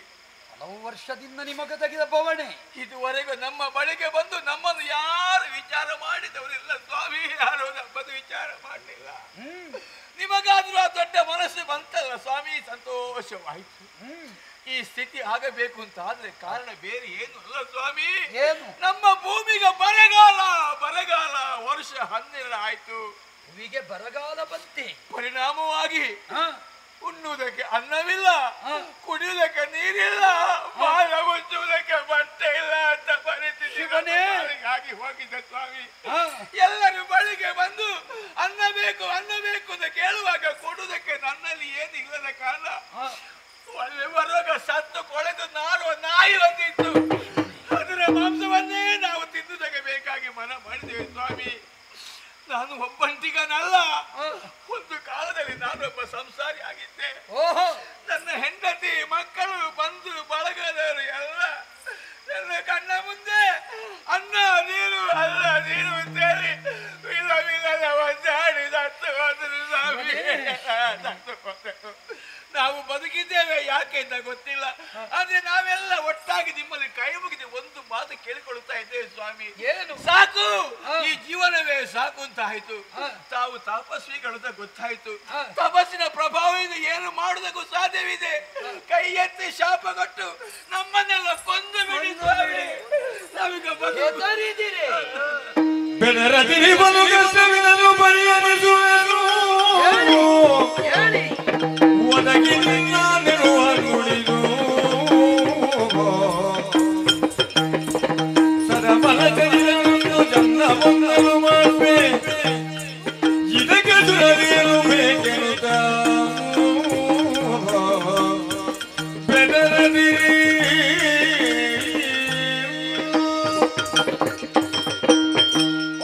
ಬಂಧುಗಳೇ, ಯಾವ ಪರಮ ಪವಿತ್ರವಾದ ಭಾರತಾಂಬೆಯ ಮಡಿಲಲ್ಲಿ ನಾ ಜನ್ಮಿಸಿದೆನೋ ಅದೇ ಪುಣ್ಯ ನೆಲದಲ್ಲಿ ಜನ್ಮಕ್ಕೆ ಬಂದಿರುವ ನಿಮಗೆ ಒಂದು ಹೊತ್ತಿನ ಅನ್ನಕ್ಕೆ ಗತಿಯಿಲ್ಲದ ಸ್ಥಿತಿ ಉಂಟಾಯಿತೆ. ಅನ್ನಪೂರ್ಣೇಶ್ವರಿಯ ಸ್ಥಾನದಲ್ಲಿ ಅನ್ನಕ್ಕಾಗಿ ಪರದಾಟವೇ. ಶಿವನೇ, ಯಾಕೆ ಈ ದುಸ್ಥಿತಿ ಬಂತು ಎನ್ನುವುದರ ಬಗ್ಗೆ ಒಂದಿಷ್ಟು ಪರಾಮರ್ಶೆ ಮಾಡಿದರೆ ನಾವು ಏನು ತಪ್ಪು ಮಾಡಿದ್ದೇವೆ ಸ್ವಾಮಿ? ನೀವೇನು ಮಾಡುವುದು? ಅಧಿಕಾರದಲ್ಲಿ ಇದ್ದವರು ಧಾರ್ಮಿಕರಾಗದೆ ಅಧಾರ್ಮಿಕರಾದರಂತಾದರೆ ಆ ರಾಷ್ಟ್ರಕ್ಕೆ ಕಳಂಕ ಉಂಟಾಗುವುದು ಈ ತೆರನಾಗಿ ಮಕ್ಕಳೇ. ಆಳುವ ಪ್ರಭುಶಕ್ತಿಯೊಂದು ಅನ್ಯಾಯದ ಪಥವನ್ನು ಹಿಡಿದು ನಿಮ್ಮನ್ನು ಇಂತಹ ದುಸ್ಥಿತಿಗೆ ತಳ್ಳಿದೆ ಎನ್ನುವುದು ಸ್ಪಷ್ಟವಾಗುತ್ತಾ ಉಂಟು. ಒಬ್ಬ ಬ್ರಾಹ್ಮಣನ ಹಾಗೆ ಕಾಣುತ್ತಾ ಇದ್ದಿ. ಯಜ್ಞ ಯಾಗಾದಿಗಳನ್ನು ಮಾಡದೆ ಸಮಯ ಎಷ್ಟಾಯಿತು? ಮಾಡುವ ಸ್ಥಿತಿಯಲ್ಲಿ ನಾವಿಲ್ಲ ಸ್ವಾಮಿ. ಅರ್ಥವಾಗುತ್ತದೆಯಪ್ಪ. ತಿಂಬರೆ ಕೂಳಿಲ್ಲ, ಕುಡಿಬರೆ ನೀರಿಲ್ಲ ಎನ್ನುವ ಕುಂಭಿಣಿಯಲ್ಲಿ ಯಾಗ ಯಜನಾದಿ ಸತ್ಕರ್ಮಗಳನ್ನು ವಿರಚಿಸುವುದಾದರೂ ಎಂತು? ಯಜ್ಞಕುಂಡಕ್ಕೆ ಮಾಂಸವೋ ರಕ್ತವೋ ಎಲುಬು ಚರ್ಮ ಇತ್ಯಾದಿಗಳನ್ನೇ ಹಾಕಬೇಕು ಅಂತ ಹೇಳ್ತೀರಾ ಸ್ವಾಮಿ? ಹೌದಪ್ಪ, ನನಗರ್ಥವಾಗುತ್ತದೆ. ಆದರೆ ಈ ಕ್ಷಾಮ ಡಾಮರಂಗಳು ಬಂದಿರುವುದು ಭೂಮಿಗೆ ಮಾತ್ರ ತಾನೇ. 3 ಲೋಕಕ್ಕೆ ಹಿತವನ್ನು ಬಯಸುವ ದೇವತೆಗಳು ಮೌನ ಮಾತ್ರ ಅಂಕಿತರಾಗಿದ್ದಾರೆ ಅಂತಾದ್ರೆ ಅವರನ್ನು ಎಚ್ಚರಿಸಬೇಕಾದ ಹೊಣೆಗಾರಿಕೆ ನಮಗುಂಟು ಬಂಧುಗಳೇ. ಈ ಸಂದರ್ಭದಲ್ಲಿ ಅವರು ಕಣ್ಣು ಬಿಡುವ ಹಾಗೆ ನಾವು ಮಾಡಬೇಕು. ಮೇಲಿನವರು ಕೊಡ್ಲಿಲ್ಲ ಅಂತ ಕೆಳಗೆ ಇದ್ದು ಬೊಬ್ಬೆ ಹಾಕುವುದಲ್ಲ. ಮೇಲಿನವರು ಕೊಡುವಂತೆ ಕೆಳಗೆ ನಾವೇನು ಮಾಡಿದ್ದೇವೆ ಎನ್ನುವುದು ಪ್ರಧಾನವಾಗಿ ಗೊತ್ತಿರಬೇಕು. ನಿಮಗೆ ಬಂದೊದಗಿದ ಕಷ್ಟವನ್ನು ನಿವಾರಣೆಗೊಳಿಸುವುದಕ್ಕೆ ಬೇಕಾಗಿ ಈ ಕ್ಷಿತಿಯಲ್ಲಿ ಜಾಬಾಲಿ ಮುನಿಪನಾದ ನಾನೇ ಮಹಾಯಜ್ಞವನ್ನು ಮಾಡುತ್ತೇನೆ. ದೇವತೆಗಳನ್ನು ಮೆಚ್ಚಿಸ್ತೇನೆ. ಇಳೆಗೆ ಮಳೆ ಬರುವಂತೆ ಮಾಡಿ ನಿಮ್ಮ ಕಷ್ಟವನ್ನು ನಾನು ಪರಿಹರಿಸ್ತೇನೆ. ಹಾಗಾದ್ರೆ ನಮಗೆ ಬದುಕುವ ಅವಕಾಶ ಇದೆ ಸ್ವಾಮಿ. ಯಾಗ ಮಾಡೋಕೆ ಏನಿದೆ ಸ್ವಾಮಿ? ಯಾವುದನ್ನು ಹಾಕಿ ನೀವು ಯಾಗ ಮಾಡಿ? ಯೋಚನೆ ಸಾಧುವೆ. ಚರುಗೃತ ಪ್ರೋಢಾಶಾದಿ ಸತ್ವಸ್ತುಗಳಿಂದ ಸಂಪನ್ನಗೊಳ್ಳಬೇಕಾದ ಯಜ್ಞ, ಅದಕ್ಕೆ ಬೇಕಾದ ಸಾಹಿತ್ಯ ಈ ಮರುಭೂಮಿಯಲ್ಲಿ ಹುಡುಕಿದರೆ ಸಿಕ್ಕೀತೆ. ಯೋಚಿಸಬೇಡಿ. ಬರಗಾಲ ಬಂದದ್ದು ಭೂಮಿಗೆ, ದೇವಲೋಕಕ್ಕಲ್ಲವಲ್ಲ. ಆರ್ಚಿಸಿದ ತಪೋಶಕ್ತಿಯ ಬಲದಿಂದ ದೇವಲೋಕವನ್ನು ಸೇರುತ್ತೇನೆ. ಸುರವರನ ಬಳಿ ಇರುವ ಕಾಮಿಸಿದ್ದನ್ನು ಕರುಣಿಸುವ ಕಾರುಣಿಕಳಾದ ಕಾಮಧೇನುವನ್ನು ಯಾಚಿಸಿ ತರುತ್ತೇನೆ. ಯಜ್ಞ ಸಾಹಿತ್ಯವನ್ನು ಅವಳಿಂದಲೇ ಪಡೆದು ಮಹಾಯಜ್ಞವನ್ನು ಮಾಡಿ ನಿಮ್ಮೆಲ್ಲರ ಕಷ್ಟವನ್ನು ನಾನು ಪರಿಹರಿಸ್ತೇನೆ ಬಂಧುಗಳೇ. ನಿರೀಕ್ಷೆ ನಾವೆಲ್ಲ ಕಾಲ ಕಳೆಯುತ್ತೇವೆ. ಯೋಚನೆ ಮಾಡಬೇಡಿ. ಕಷ್ಟ ಎನ್ನುವುದು ಜೀವರಾದ ನಮಗೆ ಬಾರದೆ ಅನ್ಯರಿಗೆ ಬರುವುದಕ್ಕುಂಟೆ. ಕಲ್ಲಾಗು ಕಷ್ಟಗಳ ವಿಧಿಯ ಮಳೆ ಸುರಿಯೇ. ಕಷ್ಟ ಬಂದ ಕಾಲದಲ್ಲಿ ಅಚ್ಚುತನ ಸ್ಮರಣೆಯನ್ನು ಮಾಡುತ್ತಾ ಇರಿ. ನಿಮ್ಮ ಕಷ್ಟವನ್ನು ಶ್ರೀಹರಿಯೇ ಪರಿಹರಿಸ್ತಾನೆ.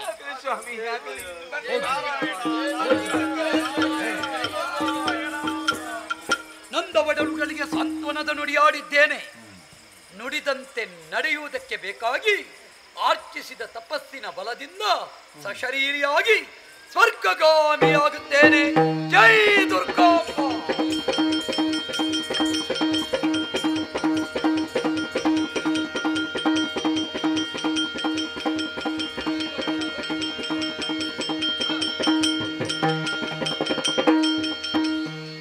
ಮುನಿವರ ಜಾಬಾಲಿಯಲಿಂದ್ರ ಕಣ್ಣಿದಿರ್ಕೊಂಡು ಮುನಿವರ ಜಾಬಾಲಿಯಲಿಂದ್ರನು ಕಣ್ಣಿದಿರ್ಕೊಂಡು ಪಾದ ಪದ್ಮಕ್ಕೆ ಮಣಿದು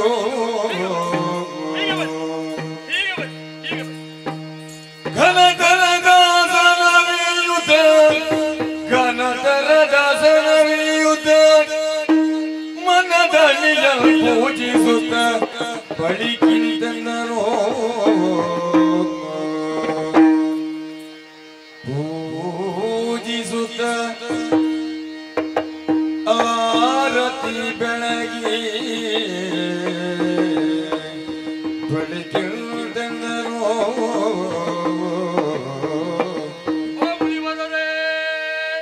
ಮುನಿವರನ ಜಾಬಾಲಿಲಾಲಿರುವುದು ಬಿಟ್ಟ ಬಂದಿಯ ಗಣನ ಕಾರ್ಯಗಳೆನ್ನುವುದು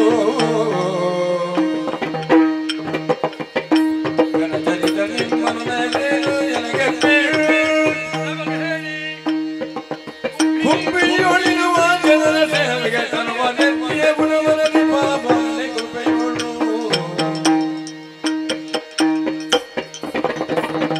ಮುನಿವರನ ಜಾಬಾಲಿಲಾಲಿರುವುದು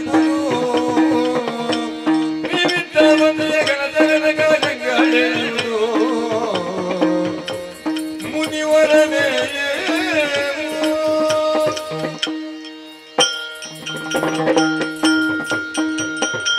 ಮುನಿವರುವಂತಹ ಜಾಬಾಲಿ ಮಹಾಮುನಿಗಳಿಗೆ ಸಾಷ್ಟಾಂಗ ವಂದಿಸಿಕೊಳ್ಳುತ್ತಾ ಇದ್ದೇನೆ. ಎದ್ದೇಳು ದೇವೇಂದ್ರ. ದೇವಲೋಕದ ಘನತೆಗೆ ಅನುಸರಿಸಿ ನನಗೆ ತಿಳಿದ ಹಾಗೆ ಯಥೋಚಿತವಾಗಿ ನಿಮ್ಮನ್ನು ಸತ್ಕರಿಸಿದ್ದೇನೆ, ಗೌರವಿಸಿದ್ದೇನೆ. ಧನ್ಯನಾದೆ. ತಪ್ಪಾದರೆ ಕ್ಷಮಿಸಬೇಕು ಕೇಳಿಕೊಳ್ಳುತ್ತಾ ಚೇ ಸುರವರನಲ್ಲಿ ತಪ್ಪೆ ಸ್ವಾಮಿ. ಸನ್ನಿಧಾನದಲ್ಲಿ ಭಿನ್ನ. ನೀವು ಸಾಮಾನ್ಯರಲ್ಲ, ಘನತವೆತ್ತಂತಹ ಮುನಿವರ್ಯರು, ಜಾಬಾಲಿ ಮಹಾಮುನಿಗಳು. ಲೋಕದ ಸೇವೆಗಾಗಿ ಲೋಕದ ಜನಪದದ ಹಿತಕ್ಕಾಗಿ ತನುವನ್ನು ತೆತ್ತಿಹ ಗುಣವನದಿ ಪಾವನರು ತಾವು. ನಿಮ್ಮ ಆಶೀರ್ವಾದ, ನಿಮ್ಮ ಹಿತೋಪದೇಶ ಇಲ್ಲದೆ ಯಾವುದೇ ಕಾರ್ಯವು ನಮ್ಮಂಥವರು ನಡೆಯಲಾರದು. ಸರಿ, ಚೆನ್ನಾಗಿ ತಿಳಿದುಕೊಂಡವರು ನಾವು. ಲೋಕಾಂತವನ್ನೆಲ್ಲ ಉಳಿದು ಏಕಾಂತವನ್ನು ಸೇರಿ ಅಲೌಕಿಕವಾದ ಆನಂದವನ್ನು ಪಡೆಯುವಲ್ಲಿ ನೀವು ಶ್ರಮಿಸುವವರು. ಸನ್ನಿಧಾನದಲ್ಲಿ ಭಿನ್ನ ಅನವಶ್ಯಕವಾಗಿ ಯಾವುದೇ ಕಾರ್ಯ ಕಾರಣಗಳಿಲ್ಲದೆ ನೀವು ಹೊರ ಪ್ರಪಂಚಕ್ಕೆ ಬರುವವರಲ್ಲ. ಅಲ್ಲ, ಹೊರ ಪ್ರಪಂಚಕ್ಕೆ ಬಂದಿದ್ದೀರಿ, ಜಾಗೃತರಾಗಿದ್ದೀರಿ ಎಂಬುದು ತಿಳಿಯಿತು. ತಾವು ಈ ಕಡೆಗೆ ಚಿತ್ತೈಸಿದ ಕಾರಣವನ್ನು ಏನು ಹೇಳಬಹುದೇ? ಸುರಪಾಲ ಸುರಪಾಲ ಕೇಳಮ್ಮ ಭೂವಲಯದಿ ಬರಗಾಲ ಒದಗಿತಲ್ಲ.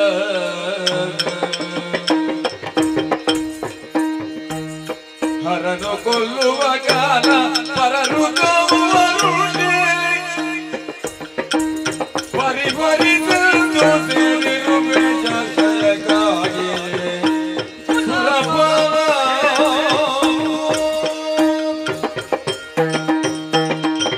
ಸುರಪಾಲ ಪೂಜ್ಯರೇ, ಕೇವಲ ದೇವತೆಗಳನ್ನು ಪಾಲಿಸುವಲ್ಲಿಗೆ ಸೀಮಿತ ಅಲ್ಲವಲ್ಲ ನಿನಗಾಯ. ಲೋಕ ಮೂರಕ್ಕೆ ಹಿತವನ್ನು ಬಯಸುವ ಕಾರಣ ನೀ ಶಕ್ರ ಅಂತ ಕರೆಸಿಕೊಂಡವ. ನಾವೆಲ್ಲರೂ ಲೋಕಹಿತಂ ಮಮ ಕರಣೀಯಂ. ಹೌದಲ್ಲ? ಖಂಡಿತ ಹೌದು. ಒಮ್ಮೆ ಕರ್ಮ ಪ್ರಪಂಚದತ್ತ ದೃಷ್ಟಿ ಹರಿಸು ದೇವೇಂದ್ರ. ನೋಡಿದರೆ ಹಲವು ವರುಷಗಳಿಂದ ಹೊಟ್ಟೆಗಿಲ್ಲದೆ ಬಟ್ಟೆಗಿಲ್ಲದೆ ವಿಲವಿಲನೆ ಒದ್ದಾಡುವ ಜೀವ ಸಂಕುಲವನ್ನೊಮ್ಮೆ ಕಾಣು. ಕರ್ಮ ಪ್ರಪಂಚಕ್ಕೆ ಬರಗಾಲ ಬಂದಿದೆ ದೇವೇಂದ್ರ. ಯಾಕೆ ಬಂತು ಅಂತ ನಾವು ಊಹಿಸಿದ್ರೆ ನನಗರ್ಥವಾಯಿತು. ಏನು? ನಿಮ್ಮ ಕೊಡುಗೆಯಲ್ಲಿ ತಪ್ಪಲ್ಲ, ನಾವು ಪಡೆಯುವಲ್ಲಿ ಅನರ್ಹರಾಗಿದ್ದೇವೆ ಎನ್ನುವುದು ಸ್ಪಷ್ಟ. ಕರ್ಮಭೂಮಿಯಲ್ಲಿ ಕರ್ಮವನ್ನು ಮಾಡದೆ ಉಳಿದರೆ ಅದರ ಫಲ ದೊರಕುವುದು ಹಾಗೆ. ಯಜ್ಞಾದಿ ಕರ್ಮಗಳನ್ನು ವಿರಚಿಸಿ ಷಟ್ಕರ್ಮ ನಿರತಬೇಕಾಗಿ ಸತ್ಕರ್ಮ ವಿರಚಿಸಬೇಕಾದ ಸಜ್ಜನರು ಇವತ್ತು ಆ ಕರ್ಮಕ್ಕೆ ತಮ್ಮನ್ನು ತೊಡಗಿಸಿಕೊಳ್ಳುವಲ್ಲಿ ಹಿಮ್ಮುಖರಾಗಿದ್ದಾರೆ. ಕರ್ಮಚ್ಯುತಿ ಐತೆ. ಸತ್ಯ. ಅಚ್ಯುತನ ಕ್ಷೇತ್ರವಾದ ಕ್ಷಿತಿಯಲ್ಲಿ ಉಂಟಾದ ಈ ಭವಣೆ ಯಾರಿಂದ ಅಂತ ಕೇಳಿದ್ರೆ ಮಾಡುವವರಿಗೂ ಮಾಡದಂತೆ ತಡೆಯುವ ದುಷ್ಟಶಕ್ತಿಗಳು ಅಟ್ಟಹಾಸಗೈಯುತ್ತಾ ಇವೆ. ಆದ್ದರಿಂದ ನಿಮ್ಮ ಮನಸ್ಸು ಮೆಚ್ಚಿಸಬೇಕು ಅಂತಿದ್ರೆ ಯಜ್ಞವಾಗಬೇಕು. ಆ ಮಹಾಯಜ್ಞದ ಸಂಕಲ್ಪವನ್ನು ತಪಸ್ಸಿನಿಂದ ವಿಮುಖನಾದ ನಾ ಸಂಕಲ್ಪಿಸಿದೆ.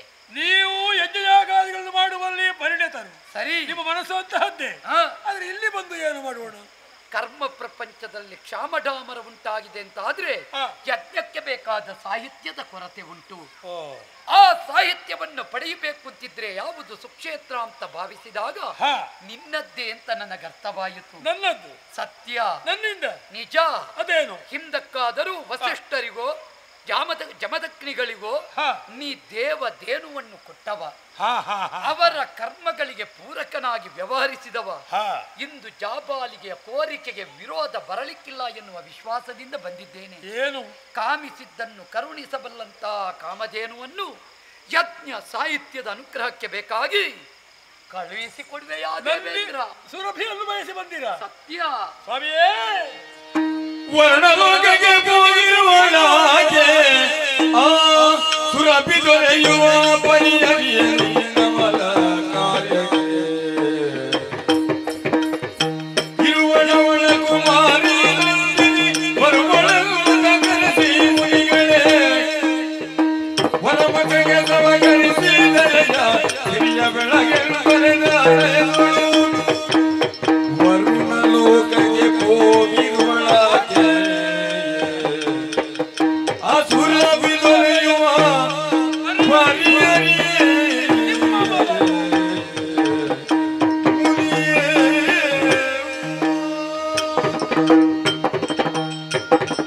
ಸ್ವಾಮಿ ಅನಿಮಿಷಪತೆ, ನಿಮ್ಮ ಯೋಚನೆ ಸಾಧುವಾದುದೇ ಸರಿ. ನನ್ನಂತವರು ಅದಕ್ಕೆ ಅನುಕೂಲರಾಗಲೇಬೇಕು. ಹಾಗೆಂದು ನಿಮ್ಮ ಕೇಳಿಕೆಯನ್ನು ಮನ್ನಿಸಲೇ ಅಲ್ಲೇ ಮನ್ನಿಸದೆ ಉಳಿಯಲೇ? ಸಂಶಯ ಯಾಕೆ? ಮನ್ನಿಸದೆ ಉಳಿದರೆ ನಿಮ್ಮ ಕೋಪಕ್ಕೆ ಪಾತ್ರನಾದರೆ? ಚಚೆ, ಇದ್ದದ್ದನ್ನು ಕೊಡುವಲ್ಲಿ ಏನೂ ಯೋಚನೆ ಅಲ್ಲ, ಇದ್ದದ್ದನ್ನು ಕೊಡುವಲ್ಲಿ ಯಾವುದೇ ಯೋಚನೆ ನನಗೆ ಬಾಧಿಸದು. ಹಾಗೆಂದು ಹೇಗೆ ನಾನು ಕಾರಣ ಉಂಟು. ಕಾಮಧೇನು ಇದ್ದಾಳೆ, ಹೌದು, ಇಲ್ಲಿಲ್ಲ. ಎಲ್ಲಿದ್ದಾಳೆ? ಸದ್ಯ ವರುಣ ಲೋಕಕ್ಕೆ ಹೋಗಿರುವಳಾಕೆ. ಕಾರಣ? ಆ ಸುರಭಿ ದೊರೆಯದು ನಿಮ್ಮ ಅಮಲ ಕಾರ್ಯಕ್ಕೆ. ಹಾಗಿದ್ರೆ ಇನ್ನೊಂದು ಕ್ರತು ನಿಮಿತ್ತವಾಗಿ ಅತ್ತ ಗಮಿಸಿದ್ದಾಳೆ. ಹೌದು. ನನ್ನ ಕ್ರತುವಿಗೆ ಆಕೆ ಸಿಗುವುದಿಲ್ಲ. ಯಾವಾಗ ಈಗ ಹೋಗಿದ್ದಾಳೆ ಅಲ್ಲಿ ಯಾವಾಗ ಹಿಂದಿರುಗುತ್ತಾಳೆ ನಾನು ಹೇಳುವುದು ಅಶಕ್ಯ. ಕೆಲವೇ ಸಮಯ ಸಂದು ಹೋಯಿತು ಅಂತಾದ್ರೆ ಕರ್ಮ ಪ್ರಪಂಚ ಸುಟ್ಟು ಸುಡುಕರಿಯಾಗುತ್ತದೆ ದೇವೇಂದ್ರ. ಹಾಗಾಗಬಾರದು. ನನ್ನಂತಹವರ ಜನ್ಮಕ್ಕೆ ಹೇತುವಾದ ಭೂರಮೇ ಒಡಲು ಸುಟ್ಟಿತು ಅಂತಾದ್ರೆ ಏನ್ ಅರ್ಥ ಹೇಳು? ಹಾಗಾಗಬಾರದು. ಆದರೆ ನಾನು ಸುಮನಸರಂತಹ ನಾನು ಇಲ್ಲ ಅಂತ ಹೇಳುವ ಹಾಗಿಲ್ಲ. ಇಲ್ಲ. ಅನುಕೂಲ ಏನು ಎಂಬುದನ್ನು ಯೋಚನೆ ಮಾಡಿ ಹೇಳಬೇಕು. ಪರ್ಯಾಯ ದಾರಿ ಉಂಟು. ಏನದು? ಇರುವಳವಳ ಕುವರಿ ನಂದಿನಿ. ನಮಗೆ ತಾಯಿ ಆದ್ರೇನು ಮಗಳಾದ್ರೇನು? ಮಗಳಾದ್ರೂ ಅನುಗ್ರಹ ಮಾಡಿದ್ರೆ ಆಯಿತು. ಆ ಕಾಮಧೇನು ಅಷ್ಟೇ ಆ ಓಜಸ್ಸು ತೇಜಸ್ಸನ್ನು ಹೊಂದಿದವಳಾಗಿದ್ದಾಳೆ. ನಮಗೆ ಕೊಟ್ರೆ ಆಯಿತು, ತಕ್ಕೊಳ್ತೇವೆ. ಯಾರು ಕೊಟ್ಟರೆ ಆಗುತ್ತದೆ ಅಲ್ಲ. ಕೊಡುವುದು ಎನ್ನುವಾಗ ನಾನು ಅವಳೆಲ್ಲವರಿಗೆ ಹೇಳಬೇಕು, ಹೋಗು ನಂದಿನಿ, ಭೂಲೋಕಕ್ಕೆ ಹೋಗು, ಭೂಲೋಕದಲ್ಲಿ ಮಾಡುವಂತಹ ಯಜ್ಞಯಾಗಾದಿಗಳಿಗೆ ಭಾಗಿಯಾಗು, ಅವರಿಗೆ ಫಲವನ್ನು ಕೊಡು. ನಾನು ಆಜ್ಞೆ ಕೊಡುವ ಹಾಗಿಲ್ಲ, ನೀವಾಗಿ ದೇವದೇನು. ಹೌದು, ನೀವು ಒಲಿಸಿ ಅವಳನ್ನು ಬೇಡಿ, ಅವಳನ್ನು ಒಲಿಸಿ ಅವಳ ಅನುಗ್ರಹಕಾರಕಳಾಗಿ ಭೂಮಿಗೆ ಅವಳು ಬರ್ತಾಳೆ ಅಂತ ಆದ್ರೆ ಯಾವುದೇ ನನ್ನ ಆಕ್ಷೇಪ ಇಲ್ಲ. ನೀವು ಹೋಗಬೇಕು, ಅವಳಲ್ಲಿ ಪ್ರಾರ್ಥನೆ ಮಾಡಬೇಕು, ಅವಳು ಒಲಿದು ನಿಮ್ಮೆಡೆಗೆ ಬರಬೇಕು. ಎಲ್ಲಿದ್ದಾಳೆ? ಬನ್ನಿ ಸರಿ.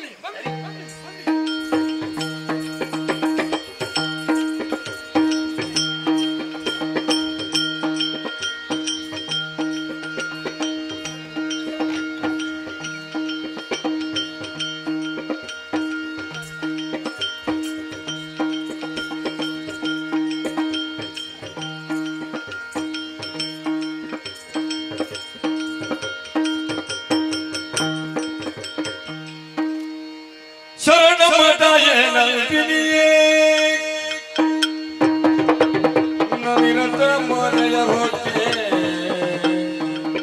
ಕಾಮಧೇನು ಸುತೆಯೇ ಶರಣಮ್ಮ ತಾಯೇ.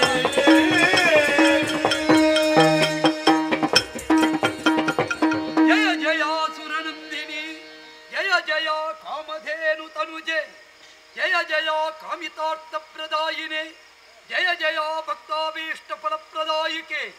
ಇದೋ ನಿನ್ನ ದಿವ್ಯ ಚರಣಗಳಿಗೆ ಜಾಬಾಲಿ ಮುನಿಯ ಸಾಷ್ಟಾಂಗ ಪ್ರಣಾಮಗಳು. ಜಾಬಾಲಿ ಮಹರ್ಷಿಗಳೇ, ಅಮ್ಮ, ಭೂಲೋಕವನ್ನು ಬಿಟ್ಟು ಈ ದಿವಭೂಮಿಯನ್ನು ಬಂದು ಸೇರಿದವರಿದ್ದೀರಿ. ನಿಜ. ಸಹನೀಯರಾಗಿ ಬಂದವರಿದ್ದೀರಿ. ನೇರವಾಗಿ ನನ್ನ ಬಳಿಗೆ ಬಂದು ಅರ್ಘ್ಯ ಪಾದ್ಯ ಧೂಪ ದೀಪ ನೈವೇದ್ಯ ಮಂಗಳಾರತಿಯನ್ನು ಬೆಳಗಿ ಸಂತುಷ್ಟಗೊಳಿಸಿದ್ದೀರಿ. ನಿಮ್ಮ ಪೂಜೆಯಿಂದ ಸಂತೃಪ್ತಳಾಗಿದ್ದೇನೆ.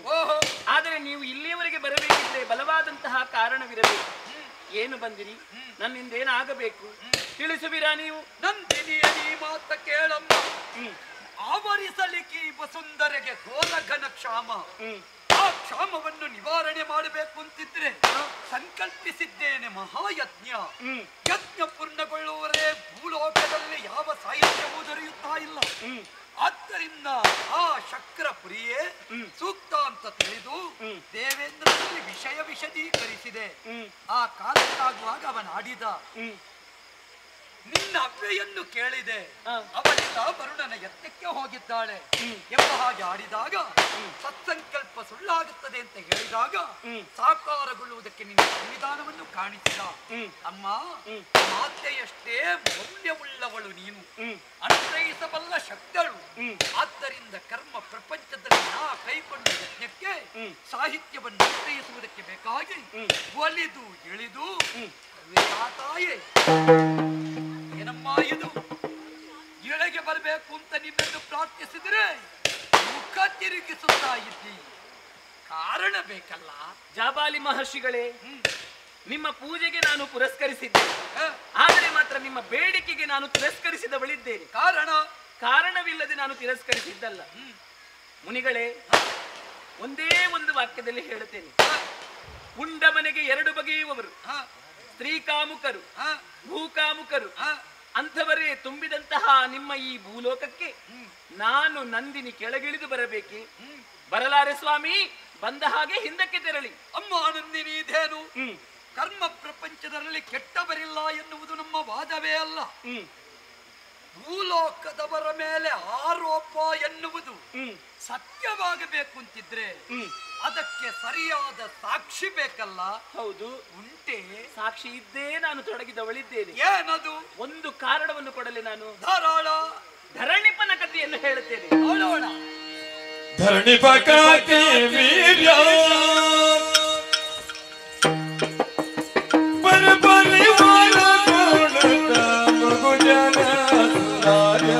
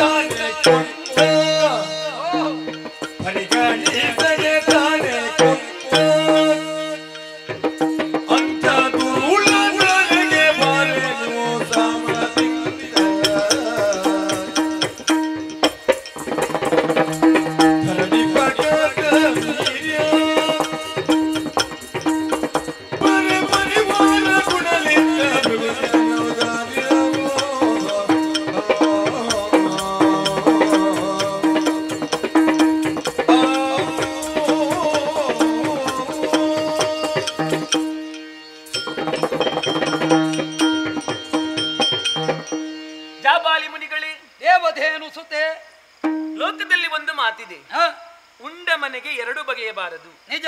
ಕೊಟ್ಟ ಕೈ ಕಚ್ಚಬಾರದು ಎನ್ನುವ ಹಾಗೆ. ಸತ್ಯ. ಇದು ಸಾಮಾನ್ಯರಿಗೆ ತಿಳಿದಿರಬೇಕಾದಂತಹ ವಿಷಯ. ಆದರೆ ತಲೆಯಲ್ಲಿ ಕಿರೀಟ ಹೊತ್ತವನಿಗೆ ಈ ವಿಷಯ ತಿಳಿಯದೇ ಹೋಯ್ತಲ್ಲ ನಿಮ್ಮ ಭೂಲೋಕದಲ್ಲಿ. ಅದುವೇ ದುಃಖಕರವಾದಂತಹ ವಿಷಯ. ಅಲ್ಲ, ಎಲ್ಲರಿಗೆ ಅಂತ ಹೇಳಲಿಕ್ಕಾಗುವುದಿಲ್ಲ. ಆದ್ರೆ ನಿಮ್ಮಲ್ಲಿವರೆಗೆ ಪ್ರಚಾರಕ್ಕೆ ಬರಬೇಕಿದ್ರೆ ದೊಡ್ಡವನೇ ಆಗಿರಬೇಕು. ಹೌದು, ಮತ್ತೆ ಯಾರ ವಿಷಯವೂ ಅಲ್ಲ.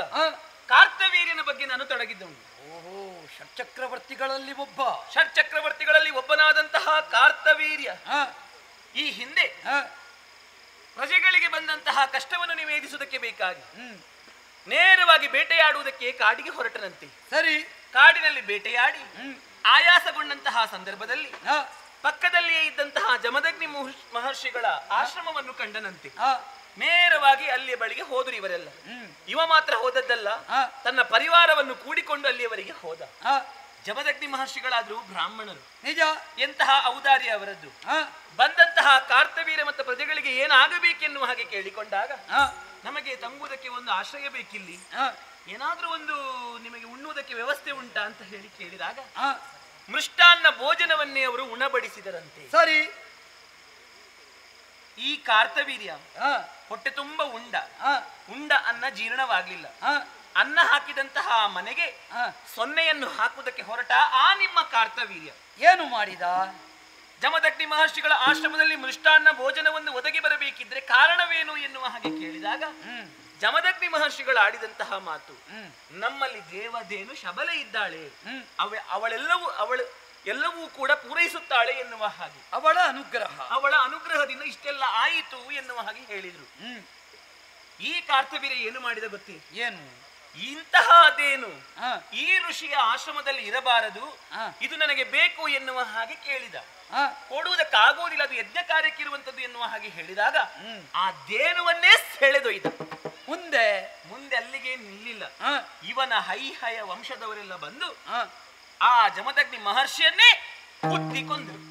ಹಾಗಾದ್ರೆ ಸ್ವಲ್ಪ ತಿಳಿದುಕೊಳ್ಳಿ, ಉಂಡ ಮನೆಗೆ ದ್ರೋಹವನ್ನು ಬಗೆದಂತಹ ನಿಮ್ಮ ಭೂಲೋಕಕ್ಕೆ ದೇವದೇನುವಾದಂತಹ ನಾನು ನಂದಿನಿ ಕೆಳಗೆ ಇಳಿದು ಬಂದರೆ ನನ್ನ ಗತಿ ಏನಾದೀತು? ಅಮ್ಮ ನಂದಿನಿ ದೇನು ಜಮದಗ್ನಿ ಮಹರ್ಷಿಗಳ ದೇನುವನ್ನು ಕಾರ್ತವೀರ್ಯ ಅಪಹರಿಸಿದ. ಆ ಕಾಲಕ್ಕಾಗುವಾಗ ಭಾರ್ಗವರಾಮರಿಂದಲೇ ಕಾರ್ತವೀರ್ಯ ಸತ್ತ. ಹೈಹಯರು ಬಂದರು, ಜಮದಗ್ನಿಯ ಕೊಂದರು. ಮತ್ತೆ ಅದೇ ಪರಶುರಾಮ ಹೈಹಯ ವಂಶವನ್ನೇ ನಿರ್ವಂಶ ಮಾಡಿದ. ಈ ಪ್ರಕ್ರಿಯೆಗಳೆಲ್ಲ ಸಾಗಿದ್ದು ಕರ್ಮ ಪ್ರಪಂಚದ ಒಂದು ವರ್ತುಲದಲ್ಲಿ. ದೇವಲೋಕದವರು ಪರಿಹಾರಕ್ಕೂ ಬರಲಿಲ್ಲ. ದೇವದೇನು ನಿಮಿತ್ತವಾಗಿ ನಡೆದಿರುವುದು ಪ್ರಕ್ರಿಯೆ ಸತ್ಯ. ಆದರೆ ಇಲ್ಲಿ ಒಂದು ವಿಶೇಷತೆ ಉಂಟಮ್ಮ. ಏನು? ಕಾರ್ತವೀರ್ಯ ಒಬ್ಬ ಸಾಮಾನ್ಯನಲ್ಲ. ಕಾರ್ತವೀರ್ಯನ ಹೆಸರು ಹೇಳಿದ್ರೆ ಶತ್ರು ಭಯ ನಿವಾರಣೆ ಆಗುತ್ತದೆ. ಅವನ ಕುರಿತಾಗಿ ಮಂತ್ರವೇ ಹುಟ್ಟಿಕೊಂಡಿದೆ. ಅವನ ಹಿನ್ನೆಲೆಯೇ ಸುದರ್ಶನಧಾರಿ ವಿಷ್ಣುವಿನ ಚರಿತ್ರೆಯಲ್ಲಿ ಬರ್ತದೆ. ಆದ್ದರಿಂದ ಒಂದು ಪ್ರಕರಣಗಳು ಆ ರೀತಿ ಪರಿವರ್ತನೆ ಆಗಬೇಕಿದ್ರೆ ಅದೊಂದು ದೈವಲೀಲೆ, ಹರಿಲೀಲೆ ಅಂತ ಕರೆಸಲ್ಪಡ್ತದೆ. ಹೇಗೆ ಅದು? ಹರಿಯ ಸಂಕಲ್ಪವೇ ಆಗಿರಬೇಕು. ಇಲ್ಲದೆ ಇದ್ರೆ ಪರಮ ಪವಿತ್ರರಾದ ದತ್ತಾತ್ರೇಯರ ಶಿಷ್ಯ ಅಷ್ಟರವರೆಗೆ ಅರಮನೆಯಲ್ಲಿ ಉಂಡವನ ಮನಸ್ಸು ಬದಲಾಗಲಿಲ್ಲ. ದೇವಧೇನುವಿನ ಅನ್ನ ಅದು ಪ್ರಸಾದ. ಅನ್ನಪೂರ್ಣೇಶ್ವರಿಯ ಸಾನ್ನಿಧ್ಯದಲ್ಲಿ ಉಂಡಾಗ ಅನ್ನ ಪ್ರಸಾದವೇ ಅವನ ಮನಸ್ಸನ್ನು ಪರಿವರ್ತನೆಗೊಳಿಸಿತು ಎನ್ನುವುದರ ಅರ್ಥ ಏನು ಬಲ್ಲಿರ? ಏನು? ಅವನ ಅಂತ್ಯಕ್ಕೆ ಅದೊಂದು ನೆವ ಮಾತ್ರ ಅಂತ. ಆದ್ದರಿಂದ ಇಲ್ಲಿ ನಾವು ಅದನ್ನು ಪ್ರಧಾನ ವಿಷಯ ಅಂತ ಅಂಗೀಕರಿಸುವುದಕ್ಕಾಗುವುದಿಲ್ಲ. ಮತ್ತೊಂದು ಉಂಟು. ಆಮೇಲೆ ಮತ್ತೆ ನಾನೇ ವಸಿಷ್ಠರ ಆಶ್ರಮದಲ್ಲಿದ್ದೆ. ಆವಾಗ ಕೌಶಿಕ ಬಂದ. ಅವನು ಕೂಡ ಮಾಡಿದ್ದು ಅದನ್ನೇ, ನನ್ನನ್ನು ಎಳೆಯುವುದಕ್ಕೆ ಮುಂದಾದ. ಸತ್ಯ. ಮತ್ತೆ ಆ ಕಾಲದಲ್ಲಿ ಮ್ಲೇಂಚರನ್ನು ಸೃಷ್ಟಿಸಿದೆ ನಾನು.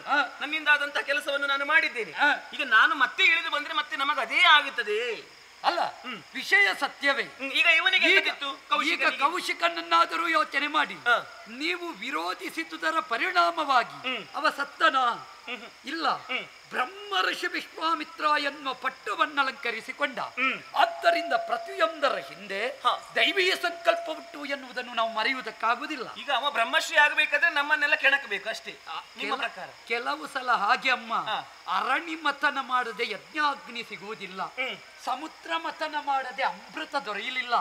ಆದ್ದರಿಂದ ಈ ಮಥನದ ಮತಿತಾರ್ಥವನ್ನು ನಾವು ತರ್ಕಿಸಬೇಕಾಗುತ್ತದೆ. ಈಗ ಅಧಿಕಾರದಲ್ಲಿದ್ದವರು ಸ್ವಾರ್ಥಿಗಳಾಗುವುದು ಇದು ಕೇವಲ ಭೂಲೋಕಕ್ಕೆ ಸೀಮಿತ ಅಲ್ಲ. ಮತ್ತೆ ದೇವಲೋಕದಲ್ಲಿಯೂ ಅಂತಹ ಸ್ವಾರ್ಥಪರವಾದ ಕಥಾನಕಗಳು ಉಂಟಾದದ್ದು ಉಂಟಲ್ಲ ನಮ್ಮ ದೇವಲೋಕದಲ್ಲಿ. ಮತ್ತೆ ಅಂತಹ ಸ್ವಾರ್ಥ ಯಾರಲ್ಲಿ? ಅಮ್ಮ, ಗುರುವಾಗಯಾದು ಪುತ್ರನಲ್ಲಿ ನಿಮ್ಮ ಸುರಪದ ಶಿಶ್ವಸ ವಹಿಸಿ ಗದೆಯಲಿಗೆ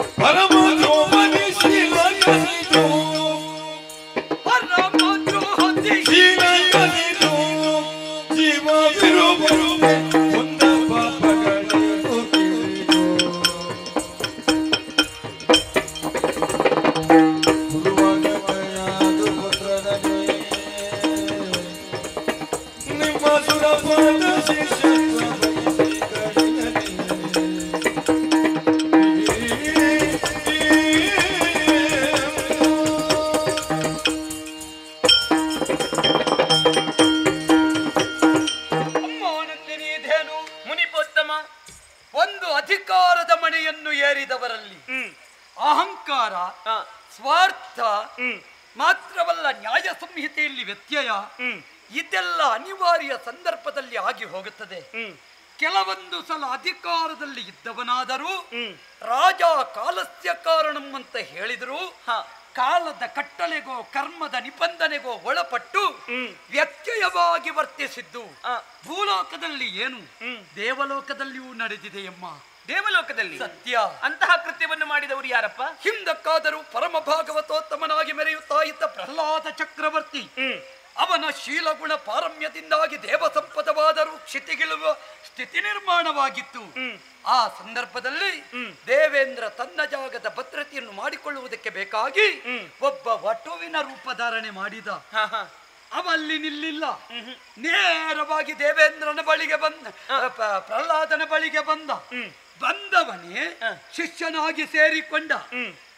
ಬೇಕಾದ್ದನ್ನೆಲ್ಲ ಕಲಿತಾದ ತದನಂತರದಲ್ಲಿ ಪ್ರಹ್ಲಾದ ಹೇಳಿದ, ನೀ ಕಲಿತಾಯಿತು, ಇನ್ನು ಮುಂದಕ್ಕೆ ನೀ ಹೋಗಬಹುದು ಎಂಬ ಹಾಗೆ.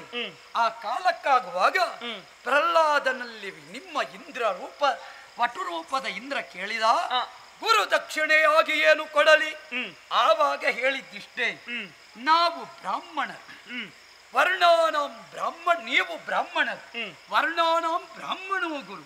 ಗುರುಸ್ಥಾನದಲ್ಲಿರುವ ನಿಮ್ಮಿಂದ ನಾವು ಪಡೆಯುವುದಲ್ಲ, ದಾನ ರೂಪವಾಗಿ ನಿಮಗೆ ಏನನ್ನಾದರೂ ಕೊಡುವುದಕ್ಕಿದ್ದೇವೆ, ಕೇಳಿಕೊಳ್ಳಿ. ಆವಾಗ ನಿಮ್ಮ ಇಂದ್ರ ಕೇಳಿದ್ದೇನು ಬಲ್ಲೆಯ? ಏನು? ಪ್ರಹ್ಲಾದನ ಶೀಲವನ್ನೇ ದಾನವಾಗಿ ಕೇಳಿದ.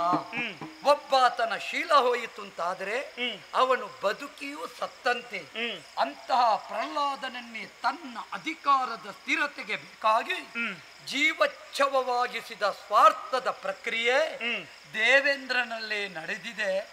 ಮತ್ತೆ ಉಪ್ಪು ಹುಳಿ ಖಾರ ಚೊಗರು ತಿನ್ನುವ ಕರ್ಮ ಪ್ರಪಂಚದ ಸಾಮಾನ್ಯ ಜೀವರದ್ದೇನಮ್ಮ? ಜಾಬಾಲಿ ಮಹರ್ಷಿಗಳೇ, ನಾನೀಗ ಕಾರ್ತವೀರ ಕಥೆಯನ್ನು ಹೇಳಿದರೆ ನೀವೀಗ ದೇವೇಂದ್ರನ ಕಥೆಯನ್ನು ಹೇಳ್ತಾ ಇದ್ದೀರಲ್ವ? ನಿಜ. ನಿಮ್ಮದು ಛಲವ ಇದು? ಚಚೆ, ನೀವು ಬಲವಾಗಬೇಕು. ಬೇಡ ಬೇಡ ಬೇಡ ಜಲವ ಮಾಡಬೇಡ ಯತಿವರ, ಓ ಯತಿವರ, ಯತಿವರ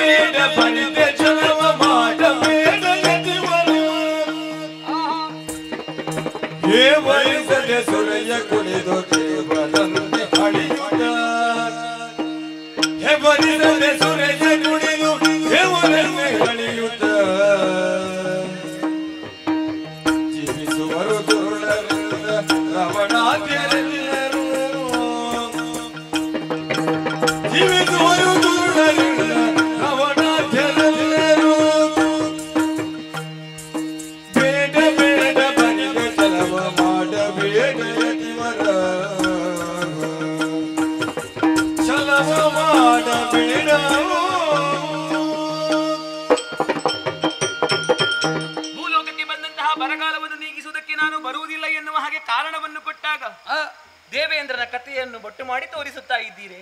ನಿಜ. ಇಲ್ಲಿಗೆ ನನ್ನದು ಮುಗಿಯುವುದಿಲ್ಲ. ಇದೀಗ ನೋಡುವಾಗ ನಿಮ್ಮದು ಛಲ ಅಂತ ಆಗುತ್ತದೆ ನನಗೆ. ನಿಮ್ಮನ್ನು ಬಲವಾಗಿಸಬೇಕು, ಭರಿಸಬೇಕೆನ್ನುವುದೇ ನಮ್ಮ ಛಲ. ಸಣ್ಣ ಹುಡುಗ ಬಂದು ತಾಯಿಯಲ್ಲಿ ಆಟ ಆಡುವುದಕ್ಕೆ ಚಂದ್ರ ಬೇಕು ಅಂತ ಕೇಳಿದ್ರೆ ಅದು ಹಠ.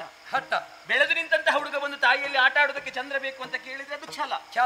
ಅದಕ್ಕೆ ಗೊತ್ತುಂಟಲ್ವ, ಅದು ಚಂದ್ರ ಎನ್ನುವ ಆಟ ಆಡುವುದಕ್ಕೆ ಸಿಗುವುದಿಲ್ಲ ಎನ್ನುವ ಹಾಗೆ. ನಿಮ್ಮದು ಹಾಗಾಯಿತು. ಆಗ ತಾಯಿ ಏನು ಯೋಚಿಸಬೇಕು? ಏನು? ಇವನು ಮುಂದೆ ಚಂದ್ರಯಾನ ಮಾಡಿಯಾನು ಅಂತ. ಚಂದ್ರಯಾನ. ಈಗ ನನ್ನನ್ನು ನೀವು ಭರಿಸುವುದಕ್ಕೆ ಆ ಕಾರಣವನ್ನು ಕೊಟ್ಟರೆ ಸಾಕಾಗುವುದಿಲ್ಲ. ನನ್ನಲ್ಲಿ ಇನ್ನೂ ಇದೆ ಸ್ವಾಮಿ. ಏನು? ನಿಮ್ಮ ಭೂಲೋಕದಲ್ಲಿ ಇರುವವರೆಲ್ಲರೂ ಕುಡುಕರೆ, ಕುಡಿಯುವವರೇ ಇರುವುದು. ನೀವು ಮೇಲೆ ಕೂತು ಭೂಲೋಕದ ಕುಡುಕರನ್ನೆಲ್ಲ ನೋಡ್ತೀರಿ. ಕುಡಿಯುವವರೇ ಇರುವುದಂತ ಹೇಳಿ. ಅಲ್ಲ, ಎಲ್ಲರೂ ಅಂತಲ್ಲ. ಈಗ ನಾ ಕುಡಿಯುತ್ತೇನೆ, ತಪಸ್ವಿ ಅಲ್ವೇ? ಹೌದು. ಆದ್ದರಿಂದ ಕೆಲವರು ಇರಬಹುದು, ಆಕ್ಷೇಪ ಇಲ್ಲ. ಎಂತದ್ದು ನೀರು ಕುಡಿಯುವ ಬಗ್ಗೆ ಹೇಳಿದ್ದೆ ನಾನು? ಮತ್ತೆಂತದ್ದು? ನೀರು ಕುಡಿಯಬೇಕು, ಜೀರ್ಣಕ್ರಿಯೆ ಆಗಬೇಕಾದ್ರೆ, ವಚನಕ್ರಿಯೆ ಆಗಬೇಕಾದ್ರೆ ನೀರು ಕುಡಿಯಲೇಬೇಕು. ನೀ ಹೇಳಿದ ಕುಡುಕುತನ ಏನು ಅಂತ ನಮಗೆ ಗೊತ್ತಾಗುತ್ತದೆ. ಹೆಂಡ ಕುಡಿಯುವವರು ಮಡುಗಡಲ ತಡಿಯಲ್ಲಿ ಕೆಂಪು ಪಸರಿಸಿದ ಕ್ಷಣವೇ ಕಂಠ ಪೂರ್ತಿ ಹೆಂಡ ಕುಡಿದು ಬಂಡ ಭಾಷೆಯನ್ನಾಡುತ್ತ ಕಂಡರ ಹೆಂಡಿರ ಮೇಲೆ ಕೈ ಮಾಡುವಂತಹ ಬಂಡರ ತಂಡವೇ ನಿಮ್ಮ ಭೂಲೋಕದಲ್ಲಿ ಉಂಟು ಅಲ್ವೇ? ಕುಡಿಯುವುದಕ್ಕೆ ಹಣ ಸಿಗದಿದ್ದಾಗ ಹೆಂಡತಿಯ ಮಾಂಗಲ್ಯವನ್ನು ಕಿತ್ತು ಅದನ್ನು ಮಾರಿ ಅದರಿಂದ ಕುಡಿಯುವವರಿದ್ದಾರೆ. ಬರೇ ಕುಡಿಯುವುದು ಮಾತ್ರವಾ? ದೇವರನ್ನು ಹಳಿಯುವವರು ನಿಮ್ಮ ಭೂಲೋಕದವರು. ಕುಡಿದು ದೇವರನ್ನು ಹಳಿಯುವವರು, ನಿಂದಿಸುವವರು. ನಮ್ಮಲ್ಲಿ ಕುಡಿದೇ ಹಳಿಯುವುದು ಅಂತಲ್ಲ, ಕೆಲವು ಕುಡಿಯದೇ ಇದ್ದ ಬುದ್ಧಿಜೀವಿಗಳು ಹಳಿಯುವವರಿದ್ದಾರೆ ನೋಡಿ. ಕುಡುಕರಾದ್ರೂ ಆದೀತು. ಈ ಕುಡಿಯದೇ ಇದ್ದ ಕೆಲವು ಪಾಪಿಗಳ ವಿಷಯ ಹೇಳಿದ್ರೆ ಬೇಸರ ಆಗ್ತದೆ. ಅದೇ ಈಗ ಕುಡಿಯುವವರು ಹೀಗೆ, ಕುಡಿಯದವರು ಹಾಗೆ, ಮತ್ತೆ ನಾನು ಹೇಗೆ ಬರುವುದು? ಅದು ಒಂದು ವಿಷಯವಾಗುತ್ತದೆ. ನಿಜ. ಇದಕ್ಕೆಲ್ಲ ಗುರು ಯಾರು ಅಂತ ಕೇಳಿದ್ರೆ ಮೂಲದಲ್ಲಿ ಹುಟ್ಟಿದವ ರಾವಣ. ದಶಕಂಠ ಅಲ್ವೇ? ಅವ ಹೇಳುವುದಕ್ಕೆ ಬ್ರಾಹ್ಮಣ, ಬ್ರಾಹ್ಮಣರು ಕುಡಿಯುವುದಿಲ್ಲ ಅಂತೆ. ಅವ ಕುಡಿದದಕ್ಕೆ ಲೆಕ್ಕ ಇರ್ಲಿಕ್ಕಿಲ್ಲ. ಬ್ರಾಹ್ಮಣನೊಬ್ಬ ಹೆಂಡಪಾನ ಮಾಡಿದ ಅಂತಾದ್ರೆ ಅವನು ಚಾಂಡಾಲನಿಗಿಂತ ಕಡೆ ಅಂತ ಶಾಸ್ತ್ರ ಹೇಳ್ತದಮ್ಮ. ನೋಡಿ, ಅವ ರಾವಣನ ಬ್ರಾಹ್ಮಣನಾಗಿ ಕುಡಿದು ಇದ್ದವರಿಗೆಲ್ಲ ಕಲಿಸಿಬಿಟ್ಟ. ಆಮೇಲೆ ಬರೀ ಕುಡಿದದ್ದು ಮಾತ್ರವಾ ರಾಮನ ಮಡದಿಯಾದಂತಹ ಸೀತೆಯನ್ನು ಒಂದು ಯೋಗಿಯ ವೇಷವನ್ನು ಹಾಕಿ ಕದ್ದುಕೊಂಡು ಹೋದವ. ಆದ್ರೆ ಯೋಗಿಯ ವೇಷ ಹಾಕಿಯೇ ರಾಮವನನ್ನು ಕೊಂದ. ಅದು ಒಳ್ಳೆಯ ವಿಷಯ. ಅವನನ್ನು ಕೊಂದದಾಗಿ ನಮ್ಮಲ್ಲಿ ಬೇಡದ್ದು ಮಾಡುವ ಯೋಗಿಗಳು ಇದ್ದಾರೆ, ಒಳ್ಳೆದು ಮಾಡುವ ಯೋಗಿಗಳು ಇದ್ದಾರಮ್ಮ. ಹೌದಾ? ಹಾಗಾದ್ರೆ ನೀವು ಅವರಿಗೆಲ್ಲ ಎಂತದ್ದು ಬೇಡದ್ದು ಮಾಡುವವರು ಇದ್ದಾರೆ ಎನ್ನುವುದು ಅದರ ಅರ್ಥವೇನು? ಬೇಡದ್ದು ಮಾಡುವವರಿಗೆ ನಾವು ವಿರೋಧಿಗಳು. ಯಾವ ರೀತಿ ವಿರೋಧ? ಅವರು ಮಾಡುವ ಪ್ರಕ್ರಿಯೆಗೆ ಅವರನ್ನು ಮುಗಿಸಿ. ದುರುಳನಾದಂತಹ ರಾವಣಾದ್ಯರು ಹೀಗೆ ಹುಟ್ಟುತ್ತಲೇ ಇರುತ್ತಾರೆ. ಒಬ್ಬ ರಾವಣನಲ್ಲಿಗೆ ನಿಲ್ಲುವುದಿಲ್ಲ ನಿಮ್ಮ ಕತೆ. ಮುಂದೆ ಕತೆ ಹೋಗುತ್ತಲೇ ಇರುತ್ತದೆ. ಹಾಗಾಗಿ ಹುಡುಕರೇ ಇರುವಂತಹ ಭೂಲೋಕಕ್ಕೆ ನಾನು ನಂದಿನಿ ಕೆಳಗೆ ಇಳಿದು ಬರುವುದಿಲ್ಲ ಸ್ವಾಮಿ. ಪರಿವರ್ತನಾಶೀಲವಾದ ಪ್ರಪಂಚ, ಮನನಶೀಲನಾದ ಮಾನವ, ಆ ಪ್ರಪಂಚದಲ್ಲಿ ಒಳಿತು ಕೆಡುಕು, ಧರ್ಮ ಅಧರ್ಮ, ಕಷ್ಟ ಸುಖ, ನ್ಯಾಯ ಅನ್ಯಾಯ ಇಂಥದ್ದು ಇದ್ದೇ ಇದೆ. ಆದ್ದರಿಂದಲೇ ಅದು ಕರ್ತಾರನ ಕಮ್ಮಟ.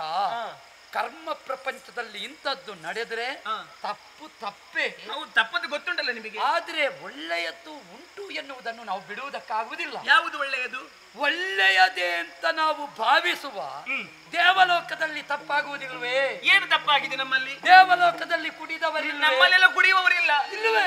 ಅಮ್ಮ, ಹಿಂದಕ್ಕಿಂದ ಸುರೆಯ ಕುಣಿದು ಇಂದು ದರನ ಬಿಡಿಸಿ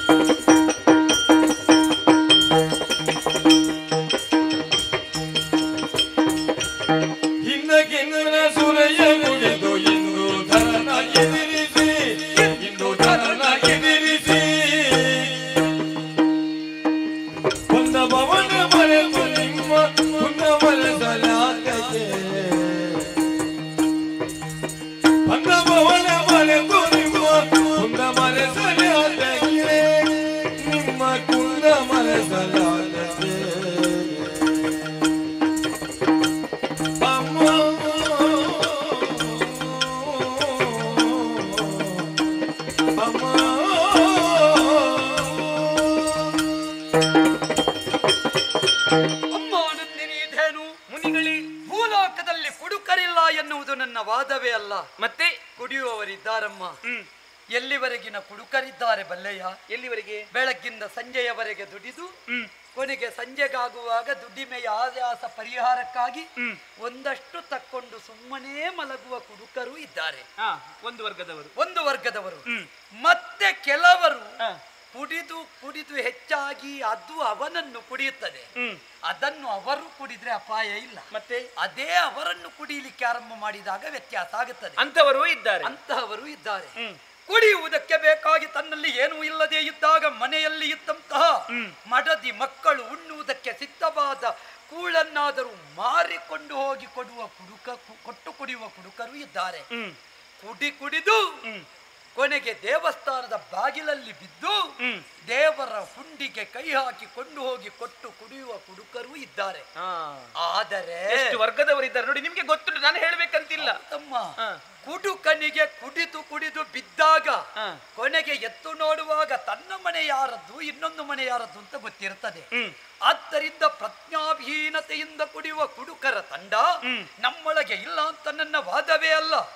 ಆದರೆ ಎಲ್ಲರ ಮೇಲೆ ಇರುವ ಆರೋಪವನ್ನು ಹೊರಿಸುವುದಕ್ಕಾಗುವುದಿಲ್ವಲ್ಲ. ಹೇಗೆ? ಕೆಲವೊಂದು ಸಲ ಅಂತಹ ಕುಡುಕರನ್ನಾದರೂ ಸರಿ ಮಾಡುವ ಧೀಮಂತರು ನಮ್ಮೊಳಗೂ ಇದ್ದಾರೆ. ಕೇವಲ ಕರ್ಮ ಪ್ರಪಂಚ, ಇಲ್ಲಿ ಸಪ್ತ ವ್ಯಸನಗಳು ಇದು ಇದ್ದದ್ದೇ. ಆದರೆ ದೇವಲೋಕ ಎನ್ನುವುದು ಪಾರಿಶುದ್ಧಿಯನ್ನು ಹೊಂದಿದ ಲೋಕ. ನಾವು ಇನ್ನೊಬ್ಬರಿಗೆ ಹೇಳಬೇಕು ಅಂತಿದ್ರೆ ನಮ್ಮಲ್ಲಿ ನೈತಿಕತೆ ಬೇಕಮ್ಮ. ಇನ್ನೊಬ್ಬನಿಗೆ ಬೆಟ್ಟು ಮಾಡಿ ತೋರಿಸಬೇಕು ಅಂತಿದ್ರೆ ನಮ್ಮಲ್ಲಿ ಅಂತದ್ದು ಇರಕೂಡದು. ನಿಮ್ಮಲ್ಲಿ ಕುಡುಕರಿಲ್ಲವೇ? ನಮ್ಮಲ್ಲಿ ಯಾರಿದ್ದಾರೆ? ಅದೇ ಕೆಲವು ಸಲ ನಿಮಗೆ ನಿಮ್ಮದ್ದು ಗೊತ್ತೇ ಆಗೋದಿಲ್ಲ. ನಿಮ್ಮ ಒಡೆಯ ದೇವೇಂದ್ರನೇ ಕುಡಿದಿದ್ದಾನೆ. ನಮ್ಮ ಒಡೆಯ ದೇವೇಂದ್ರ ಕುಡಿದದ್ದು ಅದು ದೊಡ್ಡವರೆಲ್ಲ ಕುಡಿದ್ರೆ ಬೇಗ ಪ್ರಚಾರಕ್ಕೆ ಬರುವುದಿಲ್ವಮ್ಮ. ನೀವು ಅಮೃತಪಾನದ ಬಗ್ಗೆ ಹೇಳಿದ ಅಲ್ಲ, ಸೋಮಪಾನದ ಬಗ್ಗೆ ಹೇಳಿದ್ದು. ಸೋಮಪಾನ ಯಾವಾಗ ಎಲ್ಲಿ ಏನಾಯ್ತು? ಹಿಂದಕ್ಕಾದರೂ ಶಿವ ಪೂಜೆಯನ್ನು ಮಾಡುವುದಕ್ಕೆ ಬೇಕಾಗಿ ಪ್ರದೋಷ ಕಾಲದಲ್ಲಿ ದೇವೇಂದ್ರ ಸಾಗುತ್ತಾ ಇದ್ದ. ಮಾರ್ಗ ಮಧ್ಯದಲ್ಲಿ ಬಾಯಾರಿಕೆಯಾಯಿತು. ಆ ಕಾಲಕ್ಕಾಗುವಾಗ ಕುಡಿಯುವುದಕ್ಕೆ ತಿಳಿ ಜಲ ಸಿಗಲಿಲ್ಲ. ಮಾರ್ಗ ಮಧ್ಯದಲ್ಲಿ ಹೆಂಡ ಮಾರುವವನೊಬ್ಬ ಸಾಗುತ್ತಾ ಇದ್ದ. ಅದು ಏನು ಅಂತ ಕೇಳಿದ. ಇದು ನಿಮ್ಮಂತಹ ದೊಡ್ಡವರು ಕುಡಿಯುವಂತಹದ್ದಲ್ಲ, ಇದು ನಮ್ಮಂತಹ ಬಡತಾಯಿ ಮಕ್ಕಳು ಕುಡಿಯುವ ಹೆಂಡ ಅಂತ ಹೇಳಿದ. ಒಲ್ಲೆ ಅಂತ ಹೇಳಿದ ಕಾಲದಲ್ಲಿ ಹೆಂಡದ ಹಂಡೆಗೆ ಕೈ ಇಕ್ಕಿದ, ಸೆಳೆದ, ಚೆನ್ನಾಗಿ ಕುಡಿದ ಮತ್ತಿನಲ್ಲಿ ರಜತಗಿರಿಗೆ ನಡೆದ.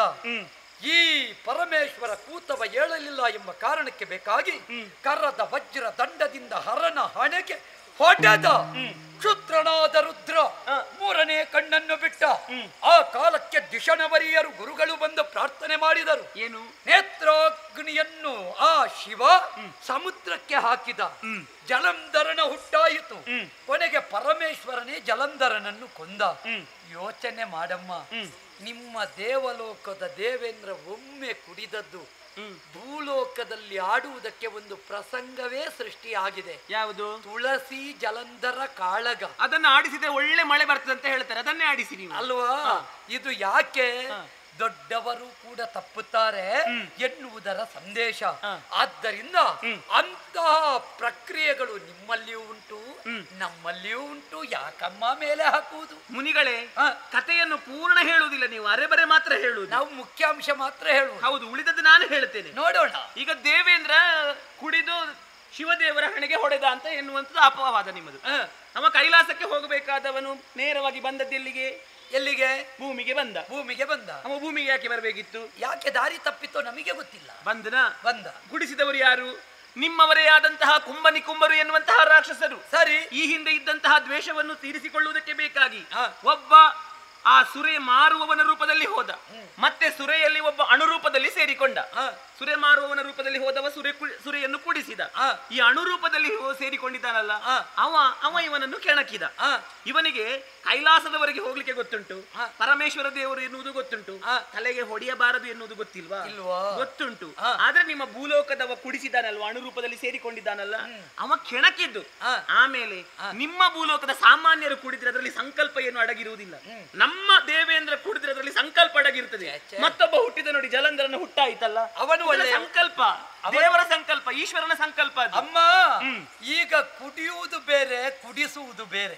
ಹೌದಲ್ಲ? ಹೌದು. ಕುಡಿಯುವವ ಯೋಚನೆ ಮಾಡಬೇಕು ಯಾವುದನ್ನು ಕುಡಿದ್ರೆ ಏನಾಗುತ್ತದೆ ಅಂತ. ಒತ್ತಾಯದಲ್ಲಿ ತಳ್ಳಿದ್ದಲ್ಲ, ಮಾರ್ಗ ಮಧ್ಯದಲ್ಲಿ ಹೋಗುವ ಮೇಘಾಧಿಕಪನಾದ ದೇವೇಂದ್ರನಿಗೆ ಬಾಯಾರಿಕೆಯಾದ್ರೆ ಮಳೆ ಬರಿಸುವ ಸಾಮರ್ಥ್ಯ ಇತ್ತು.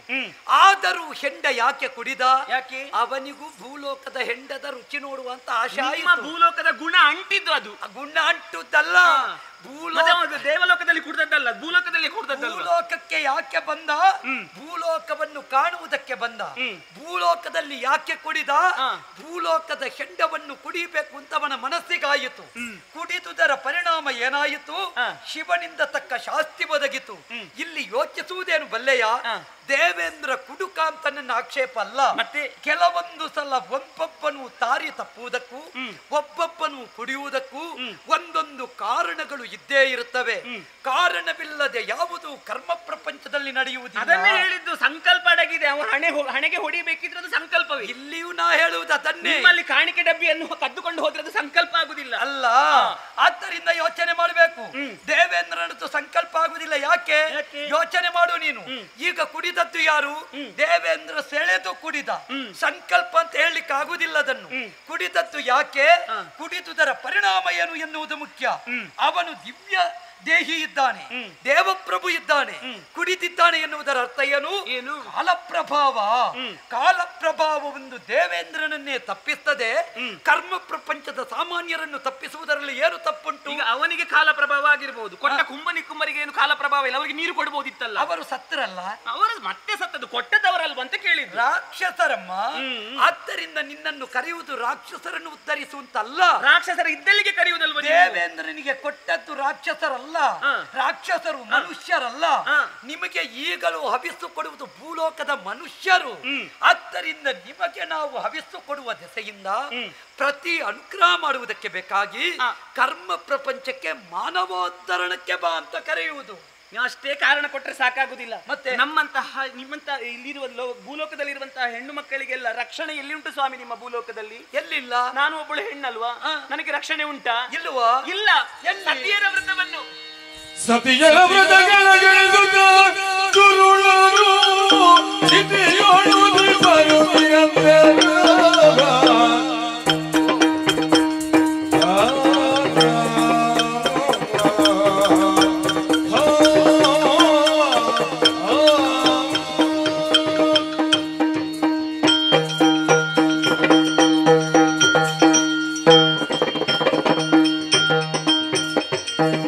ಸತಿಯರ ವ್ರತಗಳ ಕೆಡಿಸುತ್ತ ದುರುಳರು ಕ್ಷಿತಿಯೋಳು ದಿವರು ನಿರಂತರ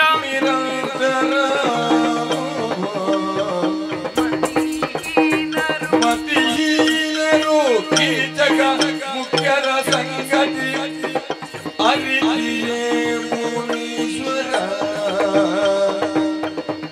ಮತಿಹೀನರು ಕೀಚಕ ಮುಖ್ಯರ ಸಂಗತಿ ಅರಿತಿಯೇ ಮುನೀಶ್ವರ. ಸತಿಯರ ವ್ರತಗಳ ಕೆಡಿಸುತ್ತ ದುರುಳರು ಸ್ಥಿತಿಯೊಳು ದಿಬ್ಬರು ನಿರಂತರ.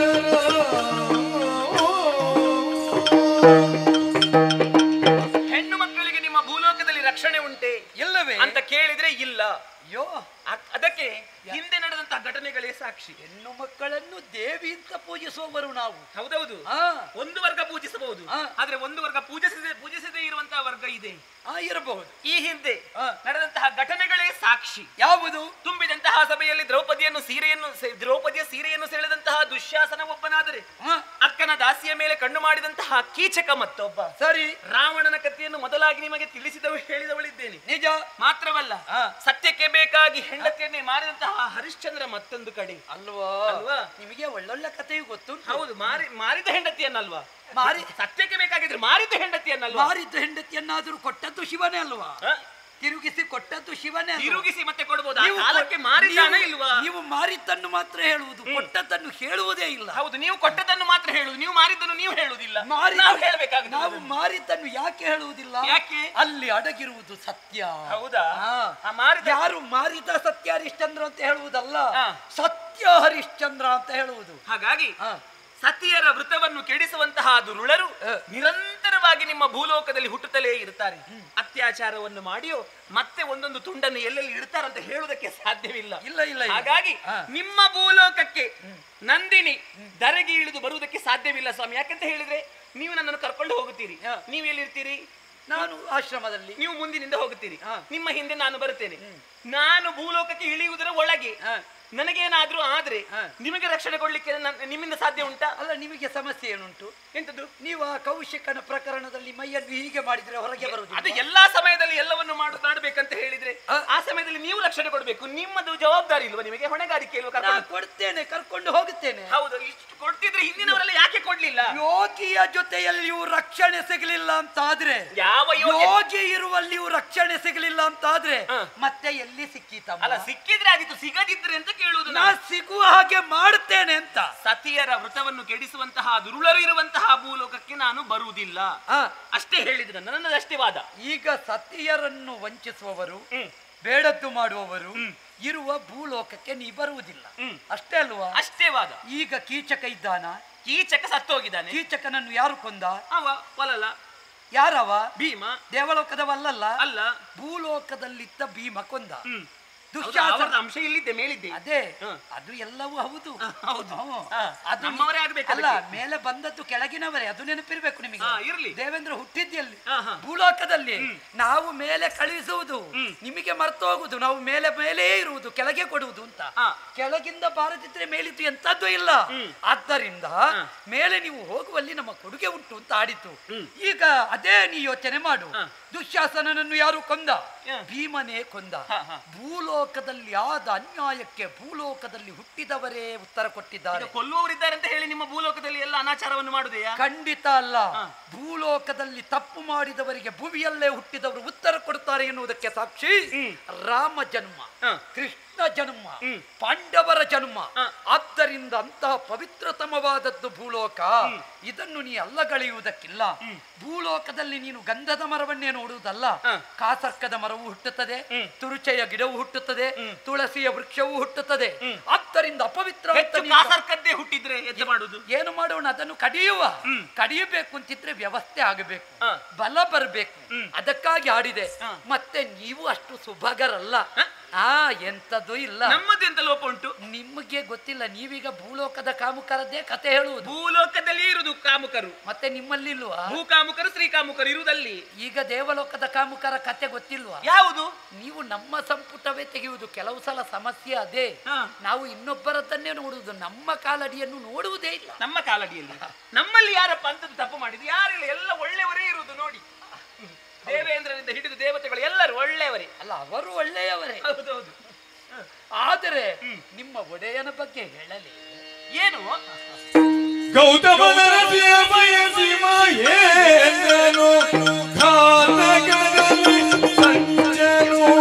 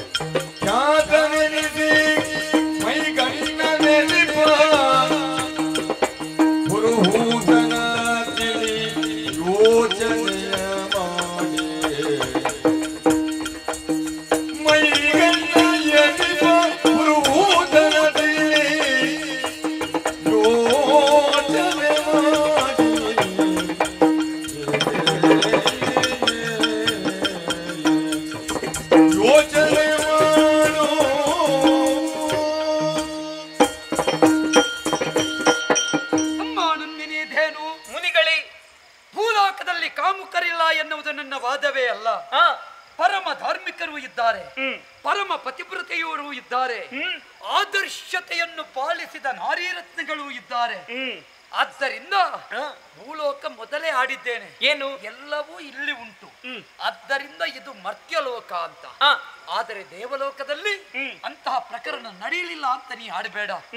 ದೇವೇಂದ್ರ ಒಬ್ಬನ ಚರಿತ್ರೆಯಲ್ಲೇ ಎಲ್ಲವನ್ನೂ ನಾವು ಕಾಣುವುದಕ್ಕೆ ಸಾಧ್ಯವಾಗುತ್ತದೆ ಅನ್ನುವಲ್ಲಿ ಅರ್ಥ ದೇವೇಂದ್ರ ಪಾಪಿ ಅಂತಲ್ಲ. ಮತ್ತೆ ಕೆಲವೊಂದು ಸಲ ಅಧಿಕಾರದ ಸ್ಥಿರೀಕರಣಕ್ಕೆ ಬೇಕಾಗಿ ಕೆಲವು ಅಧಿಕಾರದಲ್ಲಿದ್ದವರ ಒಳ್ಳ ಕತೆ ಕೇಳಲೇಬಾರದು. ನಾವು ಮೇಲಿನದ್ದು ಮಾತ್ರ ನೋಡ್ಬೇಕು.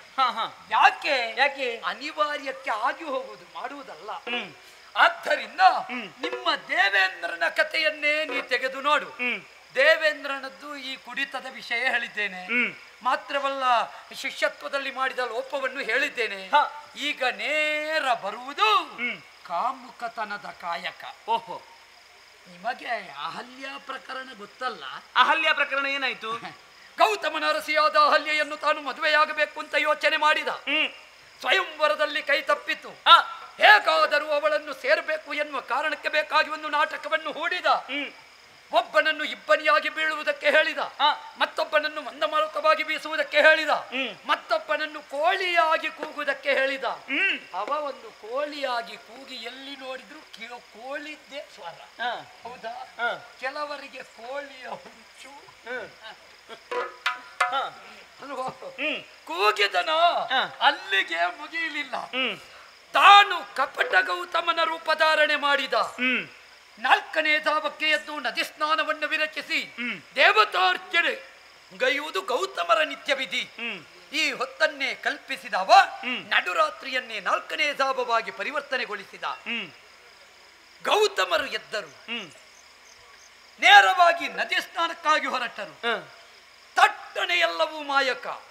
ಕಪಟ ಗೌತಮನ ಪ್ರವೇಶ. ಅಲ್ಲಿಯೇ ಪತಿಯೆಂದೇ ಅರಿತು ಸೇರಿದಳು. ಆ ಕಾಲಕ್ಕಾಗುವಾಗ ಗೌತಮರು ಬಂದರು.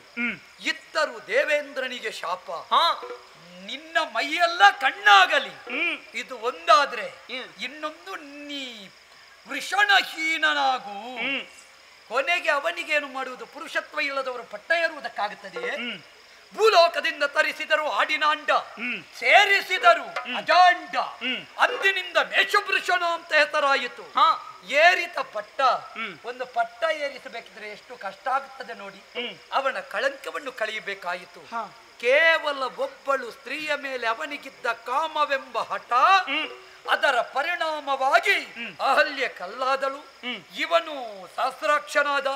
ಮಾತ್ರವಲ್ಲ, ಗೌತಮರು ಅನ್ವೇಷಣೆಯಲ್ಲೇ ತನ್ನನ್ನು ತೊಡಗಿಸಿಕೊಂಡರು. ಇಂತಹ ಕಾಮದ ಕಥಾನಕ ಕರಿವರೂತನ ಬಳಿಯಲ್ಲಿ ಇರುತ್ತಾ ಭೂಲೋಕದ ಕೆಟ್ಟವರ ಕಾಮುಕರ ಕಥೆಯನ್ನು ಯಾಕಮ್ಮ ನೀ ಹೇಳುವೆ? ಅಹಲ್ಯ ಕಥೆಯನ್ನು ಚೆನ್ನಾಗಿ ಹೇಳಿದ್ದೀರಿ ಸ್ವಾಮಿ. ಆದರೆ ಅಹಲ್ಯ ಸ್ವಯಂವರವು ದೇವೇಂದ್ರನಿಗೆ ಮೋಸವೇ ನಡೆದು ಹೋಯಿತು. ಯಾರು ಪ್ರಪಂಚ ಪರ್ಯಟನೆಯನ್ನು ಮೊದಲು ಮಾಡಿ ಬರುತ್ತಾರೋ ಅಂತವರಿಗೆ ನನ್ನ ಮಗಳನ್ನು ಕೊಟ್ಟು ಮದುವೆ ಮಾಡುವುದು ಎನ್ನುವ ಹಾಗೆ ನಿಶ್ಚಯಿಸಿದ್ರು. ಸರಿ, ಆದರೆ ಪಾಪ ನಮ್ಮ ದೇವೇಂದ್ರನಿಗೆ ಅದೆಲ್ಲ ಎಲ್ಲಿ ತಿಳಿಯಬೇಕು. ಅವ ಆನೆಯನ್ನು ಏರಿಕೊಂಡು ಪ್ರಪಂಚ ಪರ್ಯಟನೆ ಮಾಡ್ಲಿಕ್ಕೆ ಹೋದ. ಗೌತಮರು ಹಾಗಲ್ಲ, ದೇನುವನ್ನು ಸೂಚಿಸಿದ್ರು. ದೇನುವಿಗೆ ಪ್ರದಕ್ಷಿಣೆ ಬಂದ್ರೆ ಅದು ಪ್ರಪಂಚವನ್ನೇ ಪರ್ಯಟನೆ ಮಾಡಿದ ಹಾಗೆ ಎನ್ನುವ ಹಾಗೆ ತಿಳಿದು ಇವರು ದೇನುವಿಗೆ ಪ್ರದರ್ಶನ ಬಂದು ಅಹಲ್ಯೆಯನ್ನು ವರಿಸಿದ್ರು. ಆದ್ರೆ ನಮ್ಮ ದೇವೇಂದ್ರ ಪ್ರಪಂಚ ಪರ್ಯಟನೆ ಮಾಡುವಾಗ ನಮ್ಮ ಗೌತಮರ ವರಿಸಿ ಆಗಿತ್ತು. ಆದರೆ ನೀವೀಗ ಹೇಳಿದಿರಲ್ವಾ, ದೇವೇಂದ್ರ ಬಂದು ವೇಷ ಮರೆಸಿ ಅಹಲ್ಯೆಯನ್ನು ಸೇರಿದ ಎನ್ನುವ ಹಾಗೆ ಅಹಲ್ಯೆಗೂ ಮನಸ್ಸಿತ್ತು ದೇವೇಂದ್ರನ ಮೇಲೆ. ಅರಿಯದಾದಿರೇ ಕನ್ಯಾಂತರಂಗವ. ಹೌದಲ್ಲ, ಅಹಲ್ಯೆಗೂ ಶಾಪ ತಟ್ಟಿದೆ, ದೇವೇಂದ್ರನಿಗೂ ತಟ್ಟಿದೆ. ಆದರೆ ಇಲ್ಲಿ ಅಹಲ್ಯೆಯನ್ನು ಗುರುತಿಸುವುದಲ್ಲ, ಅಧಿಕಾರದಲ್ಲಿದ್ದ ಅಮರೇಂದ್ರನ ಹಠ, ಕಾಮದ ಚಟ ಇಲ್ಲಿ ಅಭಿವ್ಯಕ್ತವಾಗುತ್ತದೆ ಅಂತ ಆಡಿದ್ದು ನಾನು. ಇಲ್ಲಿ ನೀ ಚೆನ್ನಾಗಿ ಯೋಚಿಸಮ್ಮ. ಭೂಲೋಕದ ವ್ಯವಸ್ಥೆಯಲ್ಲಿ ಬದಲಾವಣೆ ಎನ್ನುವುದು ಆಗಿಯೇ ಆಗುತ್ತದೆ. ಬ್ರಹ್ಮನಿಗೆ ಗೊತ್ತಿಲ್ವೇ? ನಿಜವಾಗಿಯೂ ಗೌತಮರು ಹುಟ್ಟಿದ ಭೂಮಿಗೆ ನೀವು ಬರಬೇಕು. ನಿಮ್ಮಂತಹ ದೇನುವನ್ನು ಪ್ರಪಂಚದಲ್ಲಿ ಮೌಲ್ಯಯುತವಾದದ್ದು ಅಂತ ಕಾಣಿಸಿಕೊಟ್ಟವರವರು. ಒಂದು ದೇನುವಿನಲ್ಲಿ ಕೋಡುಗಳಲ್ಲಿ ಸೂರ್ಯಚಂದ್ರರನ್ನು, ಕಣ್ಣುಗಳಲ್ಲಿ ಮಹಾವಿಷ್ಣುವನ್ನು, ಕಂಠದಲ್ಲಿ ರುದ್ರನನ್ನು, ಹಣೆಯಲ್ಲಿ ಬ್ರಹ್ಮನನ್ನು, 4 ಸ್ತನಗಳಲ್ಲಿ ಚತುರ್ವೇದಗಳನ್ನು, ಹಾಲಿನಲ್ಲಿ ಅಮೃತದ ರಸಧಾರೆಯನ್ನು, ರೋಮದ ಕೂಪಗಳಲ್ಲಿ ತಿತ್ತೀಸ ಕೋಟಿ ಗೀರ್ವಾಣರನ್ನು, ಬಾಲಮೂಲದಲ್ಲಿ ಸರ್ವ ಸರ್ಪಸಂಕುಲವನ್ನು, ಪಾದದ 8 ಗೊರಸುಗಳಲ್ಲಿ ಅಷ್ಟ ದಿಕ್ಪತಿಗಳನ್ನು, ಚತುರ್ಪಾದಗಳಲ್ಲಿ ಧರ್ಮದೇವತೆಯ 4 ಸ್ಥಾನಗಳನ್ನು ಕಾಣಿಸಿಕೊಟ್ಟು ಗಾವೋ ವಿಶ್ವಸ್ಯ ಮಾತರಹ ಅಂತ ಕೊಂಡಾಡಿದವರು. ಹೆತ್ತ ತಾಯಿ ಹುಟ್ಟಿದ ಮಗುವಿಗೆ ವರುಷ 2ರ ಪರ್ಯಂತ ಹಾಲು ಕೊಟ್ಟಾಳು. ಆದರೆ ಒಂದು ಧೇನು ಹುಟ್ಟಿದಲ್ಲಿಂದ ಸಾಯುವಲ್ಲಿವರೆಗೆ ಹಾಲು ಕೊಡುವ ಮಹಾಮಾತೆ. ಆದ್ದರಿಂದಲೇ ಲೋಕಮಾತೆ ಅಂತ ಕಾಣಿಸಿಕೊಟ್ಟವರು. ಅಂತಹ ಗೋವನ್ನು ವಿಶ್ವಮಾತೆಯ ಸ್ಥಾನದಲ್ಲಿ ಕಾಣಿಸಿದ ಗೌತಮರು ಹುಟ್ಟಿದ ನೆಲಕ್ಕೆ ಬರುವುದಕ್ಕೆ ಯಾಕಮ್ಮ ಕೊಂಕು? ನಿಮ್ಮ ಭೂಲೋಕದವರು ಗೋವಿನ ಬಗ್ಗೆ ಇಷ್ಟು ಶುದ್ಧ ಮಾತಾಡ್ತೀರಿ, ಒಂದು ಗೋವಿಗೆ ಒಂದಿಷ್ಟು ಹುಲ್ಲು ಕೊಡುವವರು ನಿಮ್ಮ ಭೂಲೋಕದಲ್ಲಿ ಇಲ್ಲ. ಅದು ಕೆಲವರದ್ದಿರಬಹುದಮ್ಮ. ಗೋವನ್ನೇ ಹೇಳುವ ಬದಲು 4 ದನವನ್ನು ಸಾಕಿರ್ತಿದ್ರೆ ನಿಮಗೆ ಏನಾದ್ರೂ ಒಂದು ಪ್ರಯೋಜನ ಆಗುತ್ತಾ ಇತ್ತು. ಅಮ್ಮ, ನಮ್ಮಲ್ಲಿ ನಿಮ್ಮಂತ ದನಗಳ ಹೆಸರನ್ನೇ ಇಟ್ಟು ಪೂಜಿಸ್ತೇವೆ. ಹೆಸರು ಇಡುವುದು ಮಾತ್ರ, ಸಾಕ್ಲಿಕ್ಕಿಲ್ಲ. ಕಾಮಧೇನು, ನಂದಿನಿ, ನಮ್ಮ ಮಕ್ಕಳು ಕುಡಿಯುವ ಹಾಲಿಗೆ ನಂದಿನಿ ಅಂತ ಹೇಳ್ತೇವೆ ನಾವು. ಯಾಕೆ? ನಿಮ್ಮತ್ತು ನಮ್ಮಲ್ಲಿಯೇ ಪ್ರಚಾರಕ್ಕೆ ಬರುವುದು. ಹೌದಾ? ಅದು ಇರುವಾಗ ಮತ್ತೆ ಇಲ್ಲಿಗೆ ಯಾಕೆ ಬಂದದ್ದು ನೀವು? ನಿಮ್ಮನ್ನು ಈ ಸಲ ದರ್ಶನ ಮಾಡಿಸುವ ಅಂತ. ಹೌದಾ? ನಾ ಬರುದಿಲ್ಲ ಅಂತ ಹೇಳಿ ಆಯ್ತಲ್ಲ ನಿಮಗೆ. ಒಳ್ಳೆ ಅಂತ ಹೇಳ. ಯಾರಲ್ಲಿ ಹೇಳಿಸ್ತೀರಿ ನೀವು? ನೀವು ಒಂದು ವೇಳೆ ಬರುವುದಿಲ್ಲ ಅಂತ ಹೇಳಿದ್ರೆ ಕಳುಹಿಸಿದ ದೇವೇಂದ್ರನಿಗೆ ಅವಮಾನವಾಗುತ್ತದೆ. ಪರಶಿವ ಕುಣಿದಾಡಿದ ಪುಣ್ಯ ಭೂಮಿ, ಶ್ರೀಹರಿ ನಲಿದಾಡಿದ ಮೇದಿನಿ. ಆ ಕರ್ಮ ಪ್ರಪಂಚಕ್ಕೆ ಅಮರೇಂದ್ರನ ಹದನ ಬರಿತು ಬರಬೇಕಮ್ಮ. ಯಾರಲ್ಲಿ ಹೇಳಿಸ್ತೀರಿ ನೀವು? ದೇವೇಂದ್ರನಲ್ಲಿ. ದೇವೇಂದ್ರಲ್ಲಿ ಬರುವುದಿಲ್ಲ ಅಂತ ಅವನ ಮುಂಭಾಗದಲ್ಲಿ ಖಂಡಿಸಿ ಆಯ್ತಲ್ಲ. ಖಂಡ ಪರಶು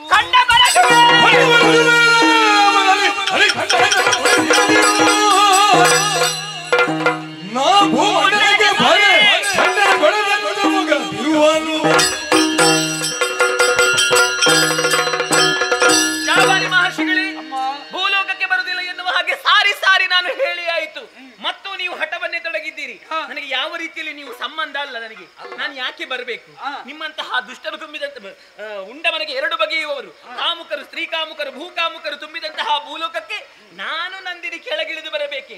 ಕಂಡ ಪರಶುವೇ ಬರಲಿ, ನಿಮ್ಮ ಭೂಲೋಕಕ್ಕೆ ಕೆಂಡದ ಮಳೆಯೇ ಸುರಿಯಲಿ, ನಿಮ್ಮ ಭೂಲೋಕ ಸೊಟ್ಟು ಕರಕಲಾಗಿ ಹೋಗಲಿ, ನಾನು ನಂದಿನಿ ಕೆಳಗೆ ಇಳಿದು ಬರಲಾರೆ ಬರಲಾರೆ ಬರಲಾರೆ.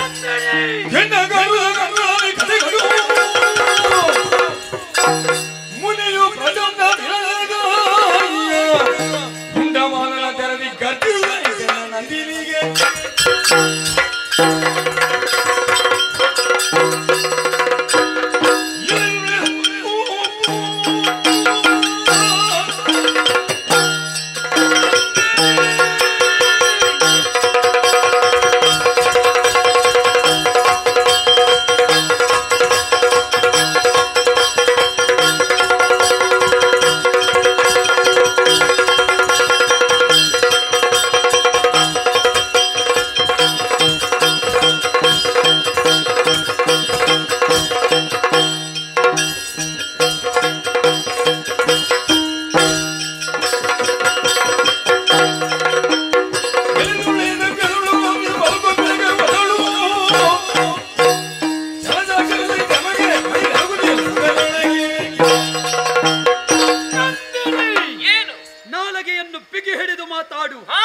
ಯಾರಲ್ಲಿ ಮಾತಾಡುತ್ತಿದ್ದೆ ಎನ್ನುವ ಪ್ರಜ್ಞೆ ನಿನಗೆ ಇರಲಿ.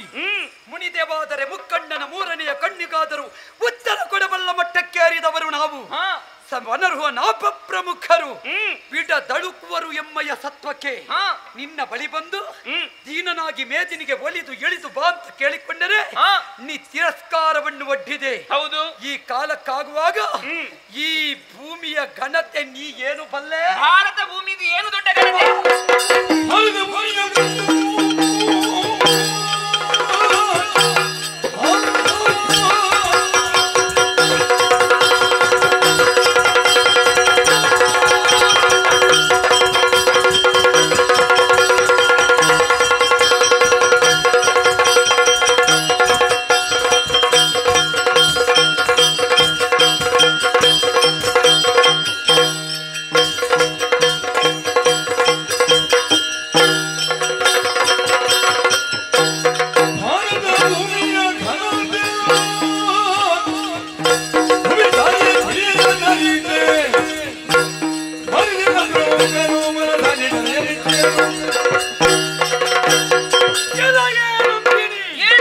ಭಾರತ ಭೂಮಿಯ ಘನತೆ ಹುಲ್ಲು ತೇನುವೆ ನೀನೇನರಿತೆ. ನಿನಗಿಂತ ನಮ್ಮ ಭೂಲೋಕದ ಹಟ್ಟಿಯಲ್ಲಿದ್ದ ಸಾಮಾನ್ಯ ಹಸುಗಳಾದರೂ ಪೂಜಾರ್ಹವಾದವು. ಸ್ವರ್ಗದಲ್ಲಿದ್ದೇನೆ ಎನ್ನುವ ಪ್ರಮತ್ತತೆ ನಿನಗೆ. ಭಾರತ ಭೂಮಿಯಲ್ಲಿ ಹುಟ್ಟಿದ ಪುಣ್ಯಾತ್ಮರ ಚರಿತ್ರೆ ಮರೆತು ಹೋಯಿತೆ ನಿನಗೆ. ಏನು ಮಹಾ ಸತ್ಯಕ್ಕೆ ಬೇಕಾಗಿ ಮಡದಿಯನ್ನಾದರೂ ಮಾರಿ ತನ್ನನ್ನು ತಾನು ತೆತ್ತುಕೊಂಡ ಹರಿಶ್ಚಂದ್ರ ಹುಟ್ಟಿದ ಭೂಮಿ. ಲೋಕ ಮೂರಕ್ಕೆ ನಳ ನೃಪತಿ, ಮೂರು ಲೋಕವನ್ನು ತನ್ನಲ್ಲಿಯೇ ಸ್ಥಾಪಿಸಿದಂತಹ ಪುಣ್ಯ ಭೂಮಿ ಭಾರತ. ಹೆಚ್ಚೇನು? ಏನು? ಮನು, ಭಗೀರಥ, ದಿಲೀಪ, ಸಬ್ಗರ ಇವರೆಲ್ಲ ವಿಶ್ವವನ್ನೇ ಗೆದ್ದು ಕೋವಿದಾರ ಧ್ವಜವನ್ನು ವಿಶ್ವಧ್ವಜ ಅಂತ ಮಾಡಿದ ಪವಿತ್ರ ನೆಲ ಅಯೋಧ್ಯೆ ಇರುವುದೇ ಭಾರತ ಭೂಮಿಯಲ್ಲಿ. ಹೆಚ್ಚೇನು? ಏನು? ಕರ್ತಾರನ ಕಮ್ಮಟ, ದೇವದೇವಿಯರ ಅವತಾರ ವೇದಿಕೆ, ಋಷಿಮುನೀಷಿಗಳ ಆಡುಂಬಳ, ಧರ್ಮದೇವತೆಯ ನಲಿವಿನ ಭೂಮಿ. ಅಂತಹ ಪರಮ ಪವಿತ್ರವಾದ ಭೂಮಿಯಲ್ಲಿ ಧರ್ಮರಾಯ ಆಳಿದ್ದರಿಂದ ಧರ್ಮ ಸಾಮ್ರಾಜ್ಯ, ರಾಮ ಆಳಿದ್ದರಿಂದ ರಾಮರಾಜ್ಯ, ಕೃಷ್ಣ ಕುಣಿದದ್ದರಿಂದ ನಂದ ಗೋಕುಲ. ಅಂತ ಪವಿತ್ರವಾದ ನೆಲೆಬೆಳೆಯನ್ನು ಕಂಡುಕೊಂಡಂತಹ ಪವಿತ್ರ ಭೂಮಿ. ಅಂತಹ ಭೂಮಿಯಲ್ಲಿ ಸತಿ ಸಾವಿತ್ರಿಯ ಕಥೆ ನಿನಗೆ ಗೊತ್ತಾಗುವುದಿಲ್ಲ. ಮೂರು ಮೂರ್ತಿಗಳನ್ನು ಮಕ್ಕಳಾಗಿ ಜೋಗುಳ ಪಾಡಿದ ಅನಸೂಯಾದೇವಿ ಹುಟ್ಟಿದ್ದು ಎಲ್ಲಿ? ಸ್ವರ್ಗದಲ್ಲಿ ಅಲ್ಲ ನಂದಿನಿ, ಭೂಲೋಕದಲ್ಲಿ. ಅರುಂಧತಿ, ಶಾಂಡಿಲಿನಿ ಇಂಥ ಪರಮ ಪವಿತ್ರತೆಯರು ಹುಟ್ಟಿ ಬೆಳೆದು ಬೆಳಗಿಸಿದ ಪುಣ್ಯ ಭೂಮಿ ಮೇದಿನಿ. ಅಂತಹ ಕುಂಭಿನಿಗೆ ಬರಲಾರೆನೆಂದು ಹಠ ಹಿಡಿದೆಯಾ? ಬರಲಾರೆಯಾ? ಹಳೆ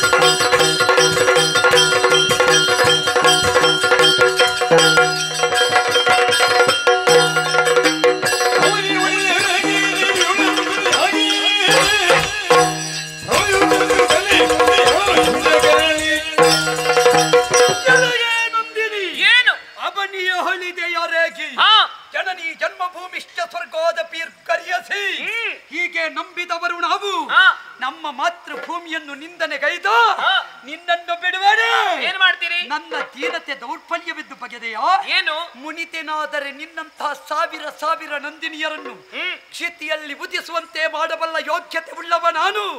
ಈ ಕಾಲಕ್ಕಾಗುವಾಗ ಮತ್ತೇರಿದ ನಿನಗೆ ಮದ್ದರೆಯದೇ ಇದ್ರೆ ನಾನು ಜಾಬಾಲಿಯಲ್ಲ. ಏನ್ ಮಾಡ್ತೀರಿ? ಆದ್ದರಿಂದ ಯಾವತ್ತು ನೀ ಬರಲಾರೆ ಬಲರಾರೆ ಅಂತ ಹೇಳಿದೆಯೋ ಅಂತಹ ಕುಂಭಿನಿಯಲ್ಲಿ ನೀ ನೀಲವಾಗಿ ಹರಿಯುವ ನದಿಯಾಗಲೇಬೇಕು. ಆದ್ದರಿಂದ ಒಡೆದು ಹೊಲತಂತಿರುವ ಇಳೆಯಲ್ಲಿ ಮುಂದಕ್ಕೆ ನೀನು ನದಿಯೋ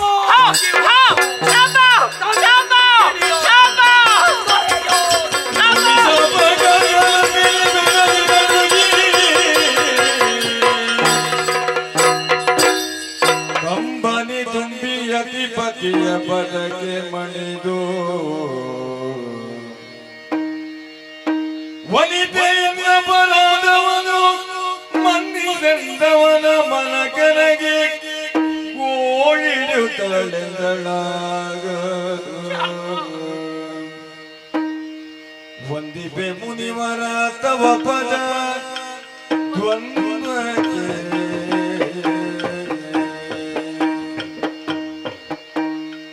ಮಂದಿ ಪೂಜೆಗಳು ಮಂದ ಮರಿತ್ವಗೆ ತವ ನೆಲೆ ಅಂದವ ನರಿಯದಾದೆ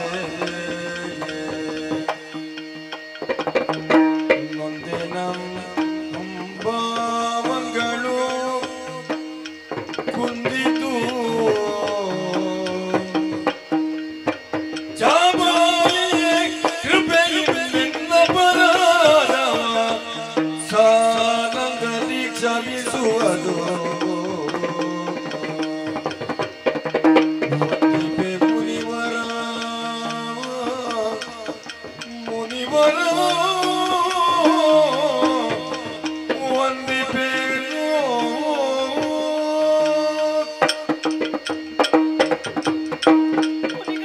ಮುನಿಗಳೇ ಶಾಪವನ್ನು ಕೊಟ್ಟು ಬಿಟ್ಟಿರಿ. ದೇವಲೋಕದ ದೇನು ಎನ್ನುವಂತಹ ಅಹಂಭಾವದಿಂದ ನಿಮ್ಮನ್ನು ನಿಂದಿಸಿದವಳು ಭೂಲೋಕವನ್ನು ನಿಂದಿಸಿ ಜರಿದು ಮಾತಾಡಿದೆ. ನಿಮ್ಮ ಮನಸ್ಸನ್ನು ನಾನು ನೋಯಿಸಿ ಬಿಟ್ಟೆ. ಕುಪಿತರಾದಂತಹ ನೀವು ನನಗೆ ಘನಘೋರವಾದಂತಹ ಶಾಪವನ್ನೇ ಕೊಟ್ಟಿರಿ. ನಂದಿನಿ, ನೀನು ಭೂಲೋಕದಲ್ಲಿ ನದಿಯಾಗಿ ಹರಿದು ಹೋಗು ಎನ್ನುವ ಹಾಗೆ. ನಿಜ ಮುನಿಪೋತ್ತಮ, ಏನು ನಿಮ್ಮ ನೆಲೆಯನ್ನು ತಿಳಿಯದೆ ಹೋದೆ ನಾನು, ಭೂಮಿಯ ನೆಲೆಯನ್ನು ಅರಿಯದೆ ಹೋದೆ ನಾನು.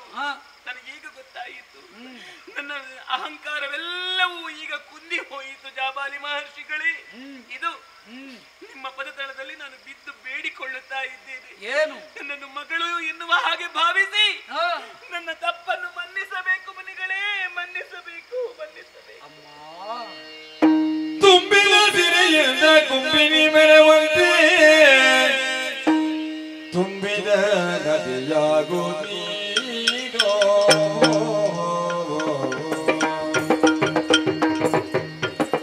ಕಂಬು ಕಟ್ಟಿನಿ ಕಾವಳಂಬಿಕೆ ದಿನವಲ್ಲಿ ಕಂಬು ಕಟ್ಟಿನಿ ಕಾವಳ ಅಂಬಿಕೆ ದಿನವಲ್ಲಿ ನಂಬು ಮುಕ್ತಿಯ ನೀನು ಪಡೆವೆ. ತುಂಬಿದ ಸಿರಿಯಿಂದ ಕುಂಬಿನಿ ಮೇಲೆ ಬರುತ್ತೆ ತುಂಬಿದ ನದಿಯಾಗು ನೀನು ನದಿಯಾಗು.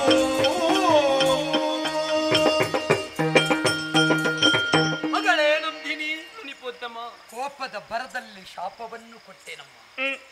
ನಾ ಆಡಿದೆ ಎನ್ನುವುದಕ್ಕಿಂತಲೂ ಈ ಮಾತೃಭೂಮಿಯ ಮೇಲೆ ನನಗಿದ್ದ ಅಭಿಮಾನವೇ ಇಂತಹ ಮಾತುಗಳನ್ನಾಡಿಸಿತು. ಈ ಪ್ರಪಂಚದಲ್ಲಿ ಯಾವುದನ್ನಾದರೂ ಸಹಿಸಿಕೊಳ್ಳಬಹುದು ತಾಯಿ. ತನಗೆ ಸಂಸ್ಕಾರ ಕೊಟ್ಟ ನೆಲ, ತನಗೆ ಅನ್ನ ಕೊಟ್ಟ ಭೂಮಿ, ತನಗೆ ಬದುಕು ಕೊಟ್ಟಂತಹ ಕ್ಷೇತ್ರ, ಅದು ಹೆತ್ತ ತಾಯಿಯ ಒಡಲಿಗಿಂತ ಕಡಿಮೆ ಅಲ್ಲವಮ್ಮ. ಮಾತೃಭೂಮಿಗೆ ದ್ರೋಹ ಬಗೆಯುವವ ಮಾತೆಗೆ ದ್ರೋಹ ಬಗೆದ ಅಂತ ಅರ್ಥ. ಆದ್ದರಿಂದ ಅಂತಹ ಪವಿತ್ರವಾದ ಭೂಮಿಯಲ್ಲಿ ಹುಟ್ಟಿದ್ದೇನಮ್ಮ ನಾನು.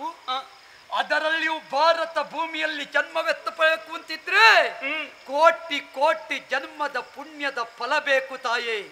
ಪುರಾಣ ಪುರುಷರು ಉದಿಸಿದ ಪುಣ್ಯ ಭೂಮಿ, ಧಾರ್ಮಿಕತೆಯ ನೆಲೆಬೀಡು, ದೇವ ದೇವಿಯರ ಅವತಾರ ವೇದಿಕೆಯಮ್ಮ ಇದು. ಈ ನೆಲವನ್ನು ನಿಂದಿಸುವುದನ್ನು ಕೇಳಿ ಸಹಿಸಿಕೊಳ್ಳಲಾಗದೆ ನಾ ಶಾಪವನ್ನು ಕೊಟ್ಟೆ. ಅಮ್ಮ, ಏನು ಶಾಪಕ್ಕೆ ಮುಕ್ತಿ ಇಲ್ಲ ಅಂತ ನೀ ಭಾವಿಸಬೇಡ. ಇದಕ್ಕೆ ಮುಕ್ತಿಯ ಮಾರ್ಗ ಹೇಗೆ ತಂದೆ? ಖಂಡಿತ ಇದೆಯಮ್ಮ. ನೀನು ನಿಂದಿಸಿದ್ದು ಸಾಮಾನ್ಯವಾದ ಕ್ಷೇತ್ರವನ್ನು ಅಂತ ಭಾವಿಸಬೇಡ. ಯತ್ಯ ವಾಕ್ಯ ಮಂತ್ರೋ ಸಾ ಋಷಿ. ಯಾರ ಮಾತು ಎಂದರೆ ಮಂತ್ರವೋ ಅವನೇ ಋಷಿ ಎನ್ನಿಸಲ್ಪಡ್ತಾನೆ. ಋಷಿ ವಾಕ್ಯ ಆಗುವುದಕ್ಕಿಲ್ಲ ತಾಯೇ. ಆದ್ದರಿಂದ ನೀನು ಮೇದಿನಿಯಲ್ಲಿ ನದಿಯಾಗಿ ಪ್ರವಹಿಸಲೇಬೇಕು. ಹೌದೇ?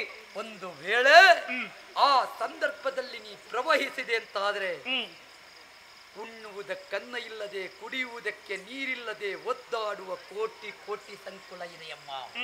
ಅಂತಹ ಜನಮಾನಸ ನಿನ್ನ ಆ ಜಲವನ್ನು ಕುಡಿದು ಒಕ್ಕೊರಳ ಸ್ವರವನ್ನು ಎಬ್ಬಿಸಿ ನಿನಗೆ ಶುಭವಾಗಲಿ ಅಂತ ಹೇಳಿದ್ರೆ ಕೋಟಿ ಕೋಟಿ ಸ್ವರಗಳೇ ನಿನಗೆ ಸ್ವರದ ದಾರಿಯನ್ನು ತೋರಿಸ್ತವಮ್ಮ. ಅಷ್ಟೇ ಸಾಕಾಗುವುದಿಲ್ಲ. ನೀ ನಿಂದಿಸಿದ್ದು ಮಹಾವಿಷ್ಣುವಿನ ಎರಡನೇ ಸತಿಯಾದ ಭೂದೇವಿಯನ್ನು ಮಗಳೇ. ಭೂಮಿ ತಾಯಿಯನ್ನು ನಿಂದಿಸಿದ ಪಾಪವನ್ನು ಕಳೆಯುವುದಕ್ಕೆ ಜೀವರಾದ ಯೋಗಿಗಳಾದ ನಮ್ಮಿಂದಲೂ ಸಾಧ್ಯ ಇಲ್ಲ. ಮತ್ತೆ ಪರಿಹರಿಸಬಲ್ಲ ಸರ್ವಶಕ್ತಳು ಅಂತ ಹೇಳಿದ್ರೆ ಆದಿಪರಾಶಕ್ತಿಯಾದ ದುರ್ಗಾ ಪರಮೇಶ್ವರಿ.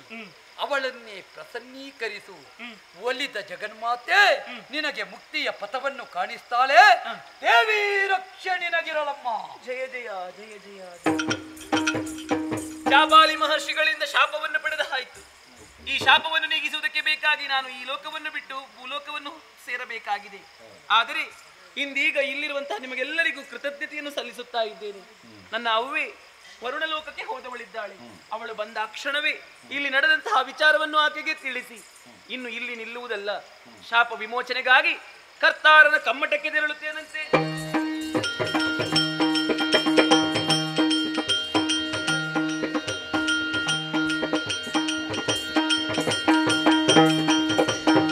ನೇರವಾಗಿ ಭೂಲೋಕಕ್ಕೆ ಇಳಿದು ಬಂದು ಬಳಿದ್ದೇನೆ. ಜಗನ್ಮಾತೆಯನ್ನು ನಾನು ಪ್ರಾರ್ಥಿಸಬೇಕಾಗಿದೆ. ತಡ ಮಾಡುವ ಸರಿಯಲ್ಲ. ಹೂಗಳ ಅಂಜಲಿಯಿಂದ ಜಗನ್ಮಾತೆಯನ್ನೇ ನುತಿಸುತ್ತೇನೆ. ಅಮ್ಮ ಜಗಜೀವಾಣಿಯ ಪೊರೆಮನ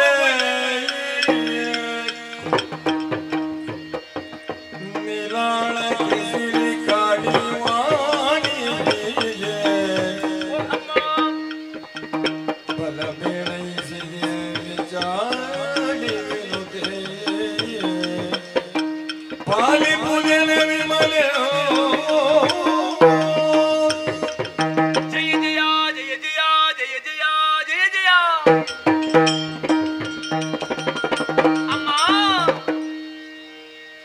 ಪವತರಿ ಗೊಲಿಯುತಿ ಯೋವೆ ಗತಿಯನೆ ದೋದೋ ದಿಟವಿರಾದರೆ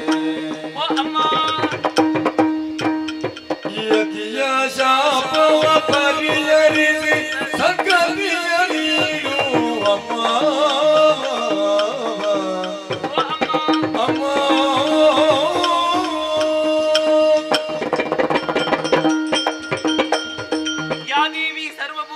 ಮಾತೃರೂಪೇಣ ಸಂಸ್ಥಿತ ನಮಸ್ತಸ್ಸೇ ನಮಸ್ತಸ್ಸೇ ನಮಸ್ತಸ್ಸೇ ನಮೋ ನಮಃ. ಅಮ್ಮ, ನನ್ನ ಬಾಹುಳ್ಯವಾದಂತಹ ಭಕ್ತಿಗೆ ಮೆಚ್ಚಿ ಮೈದೋರಿದೆಯಾ ತಾಯಿ? ನನಗೆ ಬಂದಂತಹ ಸಂಕಷ್ಟವನ್ನು ನಾನು ಏನೆಂದು ನಿವೇದಿಸಿಕೊಳ್ಳಲಿ? ಭೂಲೋಕಕ್ಕೆ ಬಂದಂತಹ ಬರಗಾಲವನ್ನು ನೀಗಿಸುವುದಕ್ಕೆ ಬೇಕಾಗಿ ನಂದಿನಿ ಧರೆಗೆ ಇಳಿದು ಬಾ ಎನ್ನುವ ಹಾಗೆ ಜಾಬಾಲಿ ಮಹರ್ಷಿ ಕೇಳಿಕೊಂಡಾಗ ನಾನು ಅಹಂಕಾರದ ನುಡಿಗಳನ್ನು ಮಾತಾಡಿ ಜಾಬಾಲಿ ಮಹರ್ಷಿಯನ್ನು ಭೂಲೋಕವನ್ನು ನಿಂದಿಸಿದೆ. ಕುಪಿತಗೊಂಡಂತಹ ಮಹರ್ಷಿಗಳು ಘನಘೋರವಾದಂತಹ ಶಾಪವನ್ನಿತ್ತಿದ್ದಾರೆ. ನಂದಿನೇ ಭೂಲೋಕದಲ್ಲಿ ನದಿಯಾಗಿ ಹರಿದು ಹೋಗು ಎನ್ನುವ ಹಾಗೆ ನನ್ನ ತಪ್ಪಿನ ಅರಿವು ನನಗಾಯಿತು.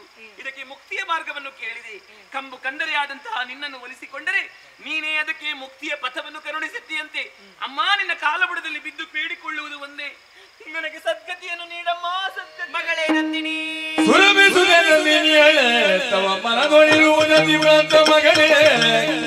ಕರೆಯು ಸ್ವರ ಪಾತಾಳದಿ ಸ್ವಾತಿಗಳ ಗೊಳನೆಯುವುದಿಲ್ಲಿ ಜವದೆ. ಸುರಬಿಸುವೆ ನಂದಿನಿ.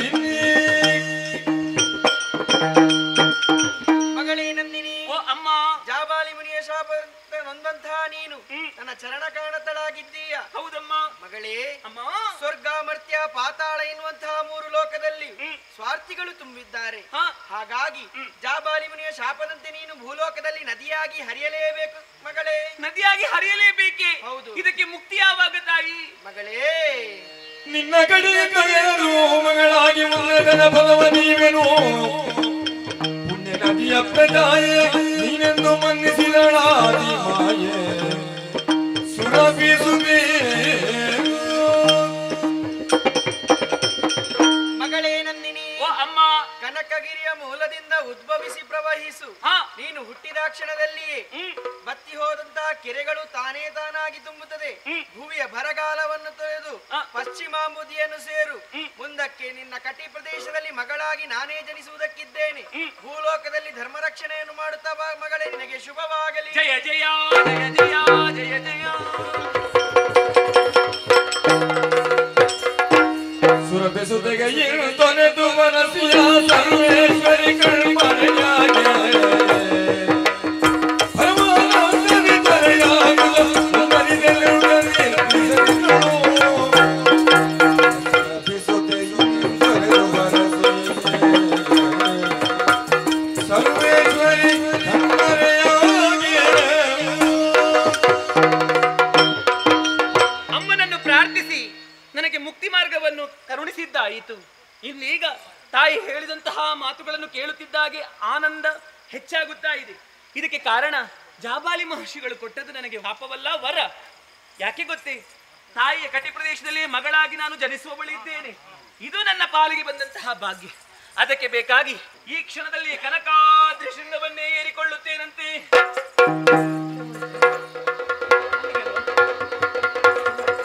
ಆಗಸದ ಬೆಳುಗೊಡೆಯಡಿಗೆ ಆಗಸದ ಬೆಳುಗಡೆಯಡಿಗೆ ಸೊಗಸಾಗಿರುವ ಕನಕಾದ್ರಿ ಶೃಂಗದಿ. ಆಗಸದ ಬೆಳುಗೊಡೆ ಅಡಿಗೆ ಸೊಗಸಾಗಿರುವ ಕನಕಾದ್ರಿ ಶೃಂಗದಿ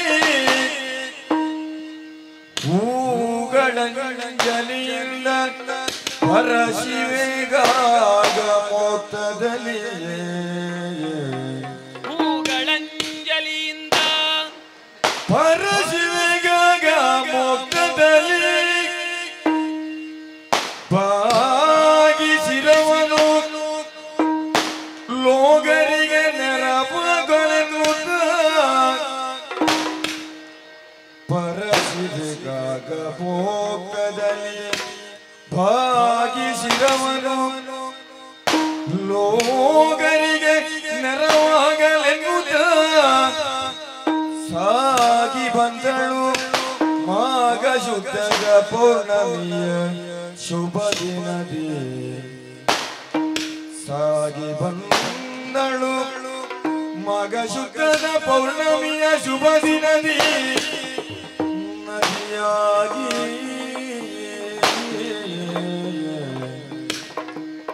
ಮಾಘ ಶುದ್ಧದ ಪೌರ್ಣಮಿಯ ಶುಭ ದಿನದಿ ಸಾಗಿ ಬಂದಳು ನದಿಯಾಗಿ ನದಿಯಾಗಿ ನದಿಯಾಗಿ. ಮಾಘ ಶುದ್ಧದ ಪೌರ್ಣಮಿಯ ಶುಭ ದಿನದಿ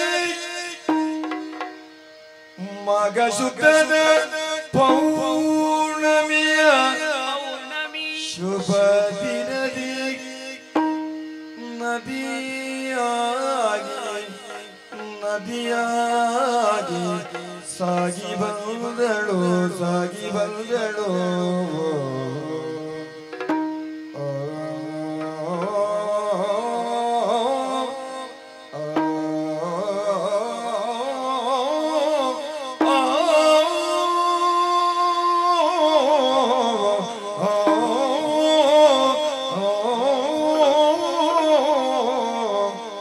ನದಿಯಾಗಿ ನದಿಯಾಗಿ ಸಾಗಿ ಬಂದಳು.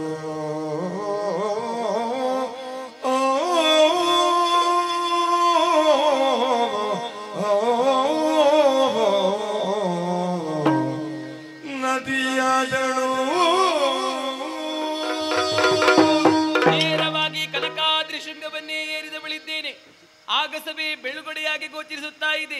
ಪರ್ವತ ಶಿಖರಗಳೆಲ್ಲವೂ ಕೂಡ ಕಂಬಗಳಾಗಿ ಕಾಣುತ್ತಾ ಇದೆ. ಆಹಾ, ಇಲ್ಲಿಂದಲೇ ಪರಶಿವಿಗೆ ಹೂಗಳ ಅಂಜಲಿಯನ್ನು ಅರ್ಪಿಸಿ ಕೈ ಮುಗಿದವಳಿದ್ದೇನೆ. ಸರಿ ಸರಿ, ಚಂದ್ರನನ್ನೊಮ್ಮೆ ನೋಡಿದರೆ ಮಾಘ ಶುದ್ಧದ ಪೌರ್ಣಮಿಯ ಶುಭ ದಿನವಿದು. ಭೂಲೋಕಕ್ಕೆ ಬಂದಂತಹ ಬರಗಾಲವನ್ನು ನೀಗಿಸುವುದಕ್ಕೆ ಬೇಕಾಗಿ ನಾನು ನಂದಿನಿ ನದಿಯಾಗಿ ಹರಿಯಲೇಬೇಕು. ಪಶ್ಚಿಮಾಬ್ದಿಯಲ್ಲಿ ನಾನು ಪ್ರವಹಿಸಿ ಆಮೇಲೆ ಪಡುಗಡಲ ತಡಿಯನ್ನು ಸೇರಿ ಪರಶುರಾಮ ಸೃಷ್ಟಿಯಲ್ಲಿ ಇಳಿಯುವವಳಿದ್ದೇನೆ. ಭೂಲೋಕಕ್ಕೆ ಬಂದಂತಹ ಬರಗಾಲವನ್ನು ನೀಗಿಸುವುದಕ್ಕೆ ಬೇಕಾಗಿ ಮಾಘ ಶುದ್ಧದ ಪೌರ್ಣಮಿಯ ಶುಭ ದಿನದಂದು ದೇವದೇನುವಾದಂತಹ ಈ ನಂದಿನಿ ನದಿಯಾಗಿ ಹರಿಯುತ್ತೇನಂತೆ, ನದಿಯಾಗಿ ಹರಿಯುತ್ತೇನಂತೆ, ನದಿಯಾಗಿ ಹರಿಯುತ್ತೇನಂತೆ.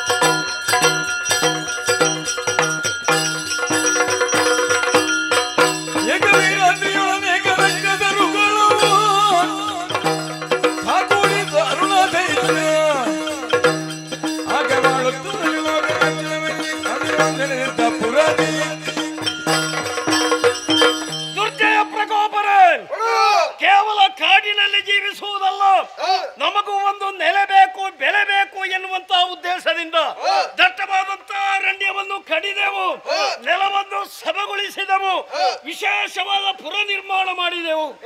ಏಕವೀರಾದ್ರಿಪುರ ಎನ್ನುವ ಹಾಗೆ ನಮ್ಮವರೆಲ್ಲ ಹೇಳುತ್ತಾ ಇದ್ದಾರೆ.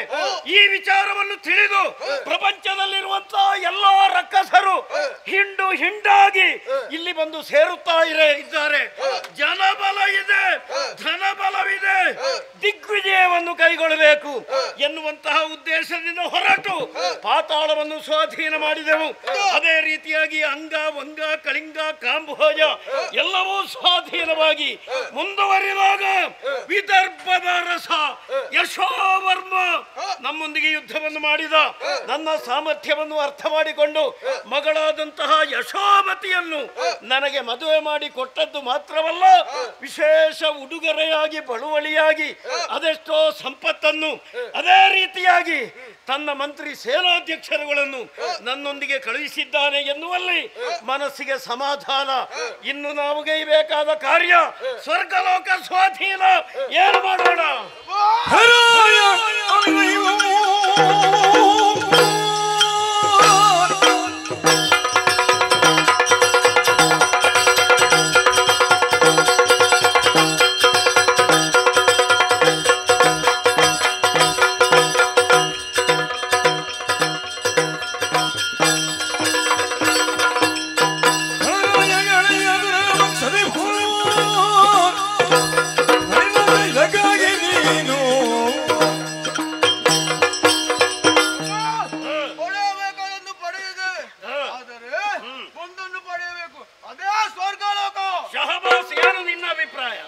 ದೊರೆಯ ಬಿಲ್ಲವ ನೀನು ದುರಗೆಂದು ಪೊರಡುವ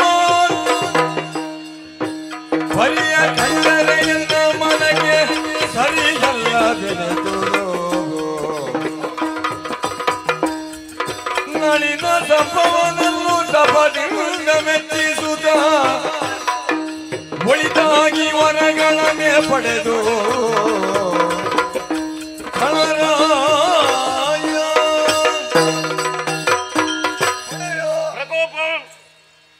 ಸ್ವರ್ಗವನ್ನು ಏರುವ ಮೊದಲು ಒಂದು ವಿಷಯವನ್ನು ನೀವು ತಿಳಿದುಕೊಳ್ಳಬೇಕು. ಏನದು? ಮೊದಲಾಗಿ ಕಾಡನ್ನು ಸೇರಿ ಬ್ರಹ್ಮದೇವರನ್ನು ಮೆಚ್ಚಿಸಿ ಆ ಮೂಲಕವಾಗಿ ವರವನ್ನು ಸಂಗ್ರಹಿಸಿ ಸುರಪತಿಯನ್ನು ಬಡಿದಟ್ಟುವುದಕ್ಕೆ ಸುಲಭ ಸಾಧ್ಯವೇ ಸರಿ. ಆದ್ದರಿಂದ ನೀವು ತಪಸ್ಸನ್ನ ಆಚರಿಸಬೇಕು. ಸರಿಯಾದಂತ ಅಭಿಪ್ರಾಯ. ಕಾಲಿಡುವುದಕ್ಕೆ ಮುಂಚಿತವಾಗಿಯೇ ಕಣ್ಣಿಡಬೇಕು. ಆಮೇಲೆ ನಾವು ಯೋಚಿಸಿ ಪ್ರಯೋಜನವಿಲ್ಲ. ಬ್ರಹ್ಮದೇವನನ್ನು ತಪಸ್ಸಿನ ಮೂಲಕ ಮೆಚ್ಚಿಸಿ ವಿಶೇಷವಾದಂತ ಅವರ ಪ್ರಸಾದಗಳನ್ನು ನಾನು ಪಡೆಯಬೇಕು. ಈಗಲೇ ಅರಣ್ಯಕ್ಕೆ ತೆರಳುತ್ತೇನೆ. ಪುರದ ರಕ್ಷಣೆಯ ಜವಾಬ್ದಾರಿ ನಿಮಗೆ.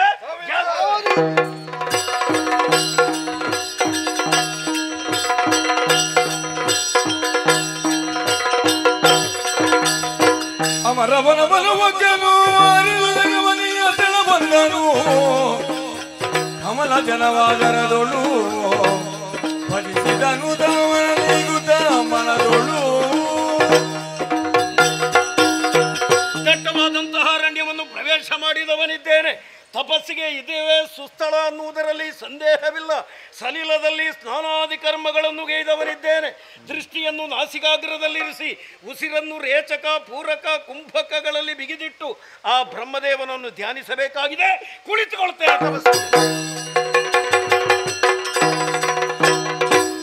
ಶರಜರಮಣ ಭವನೆ ನೀನು ಮೈದೋರಿ ಬರಿಸಣ್ಣ ಭಾವನೆ ಹೃದಯ ಮಾರಿ ಶರಣರ ಉದಾರಿಯ ಕಲ್ಪವೃಕ್ಷ ಶಾರದಾ ರಮಣ. ಓ ಸತ್ಯಲೋಕೇಶ್ವರನೇ, ಓ ವಾಣಿ ದೇವಿಯ ರಮಣನೆ, ಓ ಬ್ರಹ್ಮದೇವನೇ, ಇದೋ ನಿನ್ನ ಭಕ್ತನಾದಂತಹ ಅರುಣಾಸುರ ಅನನ್ಯ ಭಕ್ತಿಯಿಂದ ನಿನ್ನನ್ನು ಆರಾಧಿಸುತ್ತಾ ಇದ್ದಾನೆ. ಆದಷ್ಟು ಬೇಗನೆ ಮೈದೋರಿ ಈ ಭಕ್ತನ ಅಭೀಷ್ಟಗಳನ್ನು ಈಡೇರಿಸು. ಜಯ ಜಯ ಜಯ ಜಯ.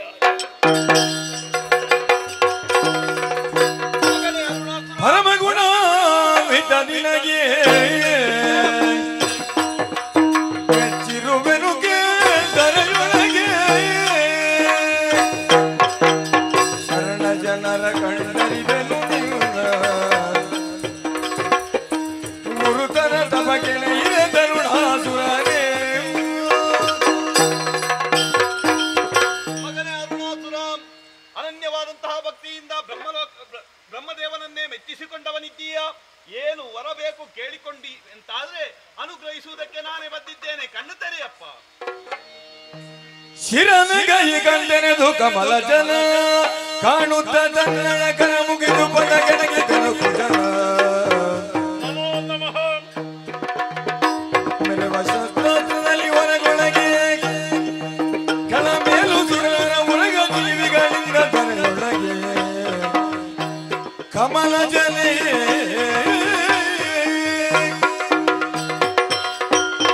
ಕಣ್ಣ ಮುಂದೆ ನಿಂತಿರುವುದು ಸತ್ಯಲೋಕೇಶ್ವರನಾದಂತಹ ಬ್ರಹ್ಮದೇವ. ನಾನೇ. ಮತ್ತೊಮ್ಮೆ ಪಾದಾರವಿಂದಗಳಿಗೆ ಪ್ರಣಾಮಗಳು. ಶುಭವಾಗಲಿ. ನಾನು ಕೇಳಿದ್ದನ್ನು ಕೊಡುವುದಕ್ಕೆ ನೀವು ಸಿದ್ಧರಿದ್ದೀರಿ. ಖಂಡಿತವಾಗಿಯೂ ಮಗನೇ. ನೀವು ಕೊಡುತ್ತೀರಿ ಎನ್ನುವಂತಹ ಕಾರಣಕ್ಕಾಗಿ ನಾನು ಏನೇನನ್ನೋ ಕೇಳುವುದಕ್ಕೆ ಸಿದ್ಧನಿಲ್ಲ. ಮತ್ತೆ ನಾನು ಕೆಲವೆಲ್ಲ ನಿರ್ಣಯವನ್ನು ಮಾಡಿಯೇ ಇಲ್ಲಿಗೆ ಬಂದಿದ್ದೇನೆ. ಅವರ ಪ್ರಸಾದವನ್ನು ಕೊಡಬೇಕು. ಆ ರೀತಿಯದ್ದು 2 ಕಾಲಿನ ಪ್ರಾಣಿಗಳಿಂದ 4 ಕಾಲಿನ ಪ್ರಾಣಿಗಳಿಂದ ಅದೇ ರೀತಿಯಾಗಿ ಹೊರಗೆ ಒಳಗೆ ಮೇಲೆ ಕೆಳಗೆ ಹಗಲು ರಾತ್ರಿ ಯಾವುದೇ ಪ್ರಾಣಿಗಳಿಂದ ಯಾವುದೇ ಆಯುಧಗಳಿಂದ ಇಂದ್ರಾದಿ ದೇವತೆಗಳಿಂದ 3 ಮೂರ್ತಿಗಳಾದಂತಹ ನಿಮ್ಮಿಂದ ಅದೇ ರೀತಿಯಾಗಿ ರಮೆ ಉಮೆ ವಾಣಿ ಇವರಿಂದ ನನಗೆ ಮರಣ ಬರಬಾರದು. ಅಷ್ಟೇ ಅಲ್ಲ, ತಥಾಸ್ತು, ಅನುಗ್ರಹಿಸಿದ್ದೇನೆ. ಧನ್ಯನಾದೆ. ಹಾಗಿದ್ರೆ ನಾನಿನ್ನು ಮುಂದುವರಿಸ್ತೇನೆ. ಕೇಳು ಮೋಹನ ಗನ್ನ ಎನ್ನ ವಲ್ಲಭನಿಂದ ಕೇಳಿ ಪಡೆದ ವರದಂತೆ ಕೇಳದೆ ಗಾಯತ್ರಿಯುಪದೇಶವಿದು ನಿನ್ನ ಶೀಲಕ್ಕೆ ಮೆಚ್ಚಿಕೊಟ್ಟೆನು ಮೋಹನ ಕಂದ. ಒಂದು ಧ್ವನಿ ಕೇಳಿತು ಮಗನೇ ಎನ್ನುವ ಹಾಗೆ. ನಾನು ಬ್ರಹ್ಮದೇವರು ಮಾತ್ರ ಬಂದದ್ದು ಅಂತ ಎಣಿಸಿದ್ದು. ನೀವು ಅವರ ಹಿಂದೆ ಇದ್ದವರು. ನಾನು ನೋಡ್ಲಿಲ್ಲ ತಾಯೇ, ಕ್ಷಮಿಸಬೇಕು ಮತ್ತೊಮ್ಮೆ ವಂದನೆಗಳು. ಆದಿತ್ಯ ಮಗನೇ ಅರುಣಾಸುರ, ನನ್ನ ವಲ್ಲಭನಿಂದ ಬೇಕಾದಂತಹ ವರಗಳನ್ನು ಕೇಳಿ ಪಡೆದುಕೊಂಡಿದ್ದೀಯ. ಎಲ್ಲವನ್ನು ಕೊಟ್ಟಿದ್ದಾರೆ. ಹೌದು ತಾನೆ, ಆದ್ರೆ ಕೇಳದೆ ನಿನ್ನನ್ನು ನಾನು ಅನುಗ್ರಹಿಸಿ. ನನಗೆ ಬೇಡ, ನನಗೆ ಬೇಕಾದಷ್ಟನ್ನು ನಿಮ್ಮ ಪತಿದೇವರು ಕೊಟ್ಟಿದ್ದಾರೆ, ಇನ್ನು ನನಗೆ ಏನು ಬೇಡ. ಆದ್ರೆ ನಾನು ಕೊಡುವುದಕ್ಕೆ ಇದ್ದೇನೆ. ಯಾಕೆ ಕೊಡುವುದು? ನಿನ್ನ ಶೀಲ ಗುಣಗಳಿಗೆ ಮೆಚ್ಚಿ ಮಗನೇ. ಇದೊಂದು ವಿಶೇಷ. ನಾನು ಶೀಲವಂತ ಅಂತ ನನ್ನನ್ನು ಪ್ರಪಂಚದಲ್ಲಿ ಇದುವರೆಗೆ ಯಾರೂ ಹೇಳಿದ್ದಿಲ್ಲ. ನಾನು ಹೇಳ್ತಾ ಇದ್ದೇನೆ, ನನ್ನ ಜೀವನ ಸಾರ್ಥಕವಾಯಿತು, ಧನ್ಯವಾಯಿತು. ಮಗನೇ, ಏನು ಮಂತ್ರವೊಂದನ್ನು ಉಪದೇಶ ಮಾಡುತ್ತೇನೆ. ಮಂತ್ರ? ನನಗೆ ಮಂತ್ರ ಎಲ್ಲ ಯಾಕಮ್ಮ, ನಮಗೆ ಪುರುಸೊತ್ತು ಹೇಳುವುದೇ ಇಲ್ಲ ಮಗನೇ. ನಿದ್ರೆ ಮಾಡುವುದಕ್ಕೆ ಪುರುಸೊತ್ತಿಲ್ಲ, ಮತ್ತೆ ನೀವು ಮಂತ್ರ ಕೊಟ್ಟು ನಾನೇನು ಮಾಡ? ಹಾಗೆಲ್ಲ ಮಾತಾಡಿದ್ರೆ ಆಗುವುದಿಲ್ಲ. ಮತ್ತೆ ಮಂತ್ರ ಬೇಕೇ ಬೇಕು. ಇದು ಸಾಮಾನ್ಯ ಮಂತ್ರವಲ್ಲ, ಪರಮ ಪಾವನವಾದಂತಹ ಗಾಯತ್ರಿ ಮಂತ್ರ. ಏನು ಅದರ ವಿಶೇಷತೆ? ಈ ಮಂತ್ರವನ್ನು ತ್ರಿಸಂಧಿಗಳಲ್ಲಿ ಪಠಿಸಬೇಕು. ಪಠಿಸಿದೆ ಎಂದಾದರೆ ಒಮ್ಮೆ ಹೇಳಿದ್ರೆ ಸಾಕಾಗುವುದಿಲ್ವಾ? ಒಂದು 4 ಸಲ, 3 ಹೊತ್ತು ಬೆಳಿಗ್ಗೆ ಪ್ರಾರಂಭಿಸಿ ಮಂತ್ರ ಹೇಳಿದ್ರೆ ಮಧ್ಯಾಹ್ನ ಮಧ್ಯಾಹ್ನ ಪುನರಪಿ ಪಠಿಸಬೇಕು. ಕತ್ತಲಾಗ್ತದೆ, ಕತ್ತಲೆ ಪುನರಪಿ ಪಠಿಸಬೇಕು. ಮರುದಿವಸ ಬೆಳಿಗ್ಗೆ ಆಗ್ತದೆ. ನಮಗೆ ಹೊರಗೆ ಹೋಗ್ಲಿಕ್ಕೆ ಇಲ್ವಾ ಆಗಿದ್ರೆ? ಆದ್ರೆ ನಿನ್ನ ಜೀವನ ಸುಗಮವಾಗಿ ಸಾಗುತ್ತದೆ ಮಗನೇ. ಅದರಿಂದ ಏನು ಪ್ರಯೋಜನ? ಆತ್ಮವರ್ಚಸ್ಸು, ದೇಹ ವರ್ಚಸ್ಸು ವೃದ್ಧಿ ಆಗ್ತದೆ ಮಗನೇ. ಅನುಗ್ರಹಿಸಿ ತಾಯಿ, ಅನುಗ್ರಹಿಸಿ. ಮಂತ್ರವನ್ನು ಮರೆಯಕೂಡದು. ಏನೋ ವಿದ್ಯುತ್ ಸಂಚಾರವಾದಂತ ಅನುಭವ ನನಗಾಗುತ್ತಾ ಇದೆ. ಆಗಲಿ ತಾಯೇ, ಗಾಯತ್ರಿ ಮಂತ್ರವನ್ನು ಅನುನಿತ್ಯವೂ ಪಠಿಸಿ ನನ್ನದಾದಂತಹ ಶರೀರ ವರ್ಚಸ್ಸನ್ನು, ಆತ್ಮ ತೇಜಸ್ಸನ್ನು ವೃದ್ಧಿಸಿಕೊಳ್ಳುತ್ತೇನೆ. ಆಶೀರ್ವಾದ. ಈ ಸಂತೋಷದ ವಿಚಾರವನ್ನು ನಮ್ಮವರಿಗೆ ತಿಳಿಸಬೇಕಾಗಿದೆ.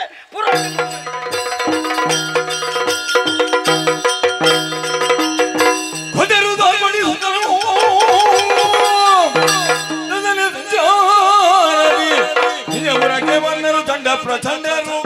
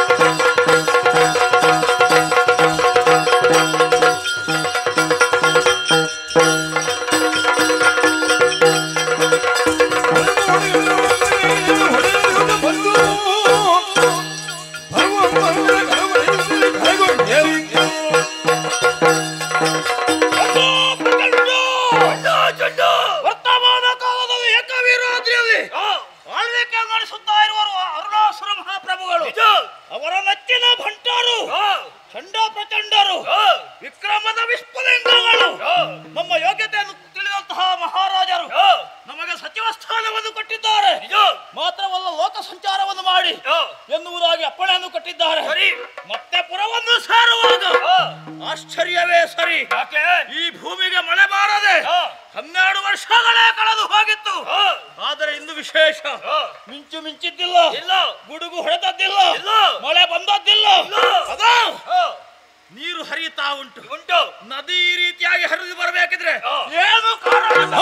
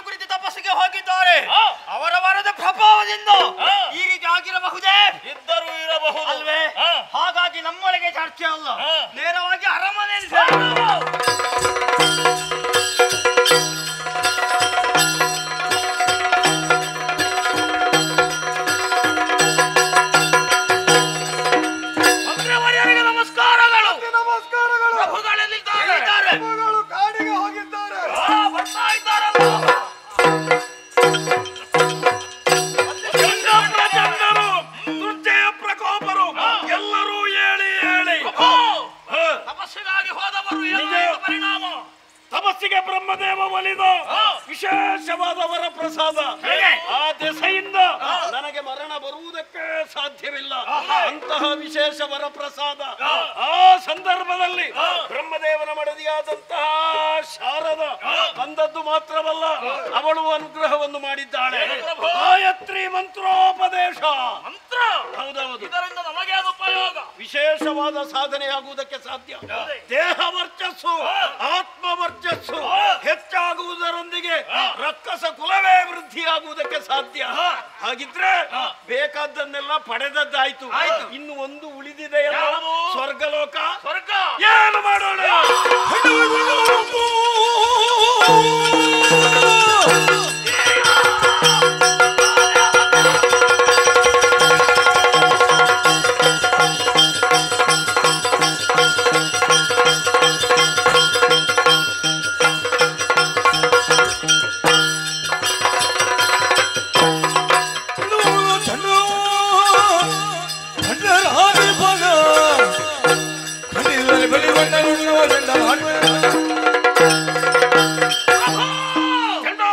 ಆದಿಯಿಂದಲೂ ನಮ್ಮವರಿಗೆ ಅನ್ಯಾಯವನ್ನು ಮಾಡಿದವರು ದೇವತೆಗಳು.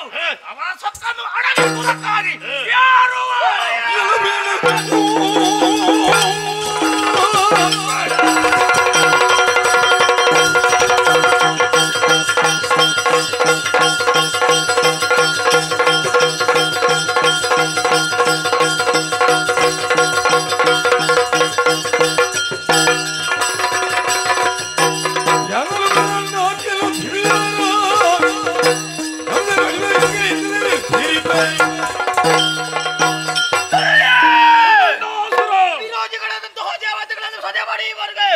ಒಳ್ಳೆಯ ಅವಕಾಶ ಕೊಡು ಅಪ್ಪಣೆ. ಎಲ್ಲರೂ ಉತ್ಸುಕರಾಗಿದ್ದಾರೆ, ತಡ ಮಾಡುವುದಲ್ಲ, ಜಯ ಭೇರಿ ಬಾರಿಸರಿ ಏರೋಣ.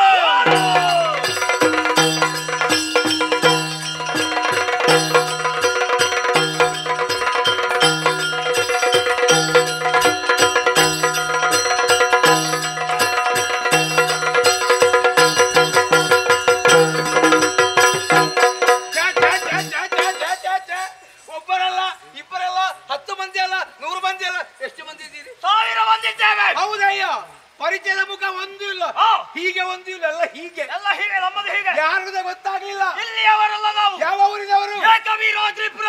ಏಕೆ ವೀರಾದ್ರಿ? ಏಕವೀರಾದ್ರಿ. ಏನಾಯ್ತು ಅಲ್ಲಿ? ಅಲ್ಲಿ ಏನಾಗ್ಲಿಲ್ಲ. ಅದೇ ಸ್ವರ್ಗಲೋಕವನ್ನು ಪಡೆಯುವ ಉದ್ದೇಶದಿಂದ ಬಂದಿದ್ದೇವೆ. ಯಜಮಾನರು ಇದ್ದಾರ ಒಳಗೆ? ಇದ್ದಾರಾ? ಹೌದೌದು. ಅವರಲ್ಲಿ ಹೋಗಿ ಹೇಳು. ಏನು ಅಂತ? ಒಳ್ಳೆಯ ಮಾತಿನ ಅಧಿಕಾರವನ್ನು ಅರುಣಾಸುರನಿಗೆ ಕೊಡುವುದಕ್ಕೆ ಹೇಳು. ಕೊಡದಿದ್ದರೆ ಬರಲಿ ಸಮರಕ್ಕೆ. ಸಮರಕ್ಕೆ ಪರಿಣಾಮ ಏನೆಂಬುದು ಅರೆ ಗಳಿಗೆ ಗೊತ್ತಾಗ್ತದೆ. ನಿರೀಕ್ಷಿಸಿ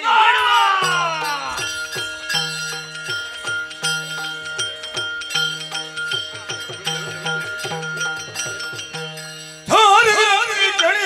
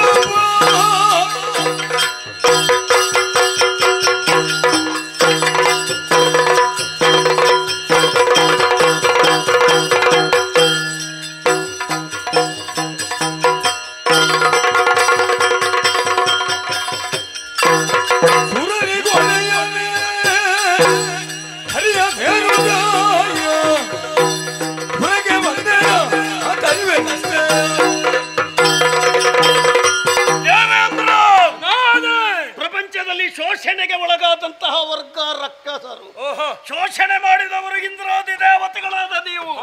ನಮ್ಮಡೆಯಲಾದಂತಹ ಶುಂಭಾತ್ಯ ಆತ ನಾಶವಾಗುವುದಕ್ಕೆ ಕಾರಣೀಭೂತನಾದವ. ಮೂಲ ಕಾರಣ ನೀನು. ಮಾಡಿದ್ದು ಅಪರಾಧವಾಯಿತು ಎನ್ನುವ ಹಾಗೆ ಅರುಣ ದೈತ್ಯನ ಕಾಲಿಗೆ ಬಿದ್ದರೆ ಬಿಡುತ್ತೇನೆ, ಇಲ್ಲವಾದರೆ ಜಾಗ್ರತೆ.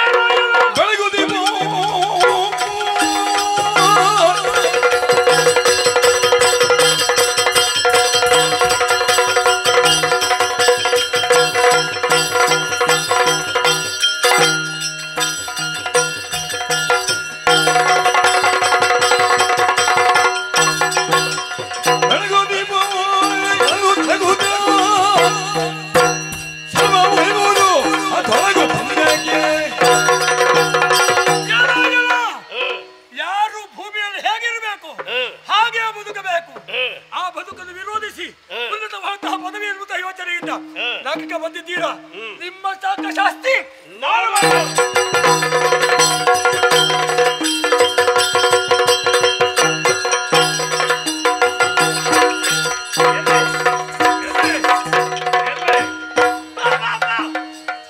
ಹಾಗೆ ನಮಸ್ಕಾರ ಮಾಡು. ಯಾರಿಗೆ? ನಿಮ್ಗೆ. ದೇವೇಂದ್ರ, ಯುದ್ಧದ ಪರಿಣಾಮ ಏನಾಗಿದೆ? ಸೋಲು. ಸೆರೆ ಹಿಡಿದವನಿದ್ದೇನೆ. ಹೌದು. ಇನ್ನು ಮುಂದೆ ನಾನು ಹೇಳಿದ ಹಾಗೆ ನೀನು ಕೇಳತಕ್ಕದ್ದು. ನೀವು ಹಿರಿಯರು, ನಾನು ಕಿರಿಯರು. ಸ್ವರ್ಗಲೋಕ ನನ್ನ ಸ್ವಾಧೀನವಾಗಿದೆ. ಹೌದು. ಹಾಗೆಂದು ಸ್ವರ್ಗಲೋಕದ ಅಗತ್ಯ ನನಗಿಲ್ಲ. ನನ್ನ ಪರವಾಗಿ ನೀನೇ ಆಳ್ವಿಕೆ ಮಾಡು. ಹಾಗೆಂದು ನನ್ನ ಪ್ರಭುತ್ವವನ್ನು ನೀನು ಒಪ್ಪಿಕೊಳ್ಳಬೇಕು. ಧಾರಾಳ ನನ್ನ ಅಡಿಯಾಳಾಗಿ ಸಂತೋಷ ನೀನಿನ್ನು ಜೀವಿಸಬೇಕು. ಸರಿ. ಎಲ್ಲಿಯಾದರೂ ನಮಗೆ ಮೋಸ ವಂಚನೆ ನೀನು ಮಾಡಿದೆ ಎಂದಾದ್ರೆ ಮೋಸ ವಂಚನೆ ಮಾಡುವುದಿಲ್ಲ. ಪರಿಸ್ಥಿತಿ ಕೆಟ್ಟದಾದೀತು. ಖಂಡಿತ ಇಲ್ಲ. ಆಗಲಿ, ಸ್ವರ್ಗಲೋಕದಲ್ಲಿ ನೀನೇ ಇರು. ನಿನ್ನ ಹೆಸರನ್ನು ನಾನಿರ್ತೇನೆ. ಸರಿ. ನಮ್ಮ ಜೀವನದ ಅತ್ಯಂತ ಸಂತೋಷದ ದಿನ ಸ್ವರ್ಗಲೋಕದ ಸ್ವಾಧೀನವಾಗಿದೆ. ಹಾಗೆಂದು ನಿಮ್ಮೊಂದಿಗೆ ಕಾಲಯಾಪನೆ ಮಾಡುವುದಕ್ಕೆ ನಾನು ಸಿದ್ಧನಿಲ್ಲ. ಅಮ್ಮ ಹೇಳಿದ್ದಾಳೆ 3 ಹೊತ್ತು ಗಾಯತ್ರಿ ಪಠಣ ಮಾಡಬೇಕು. ನೆನಪಾಗುತ್ತಾ ಇದೆ. ನಾನು ಆ ಕಾರ್ಯದತ್ತ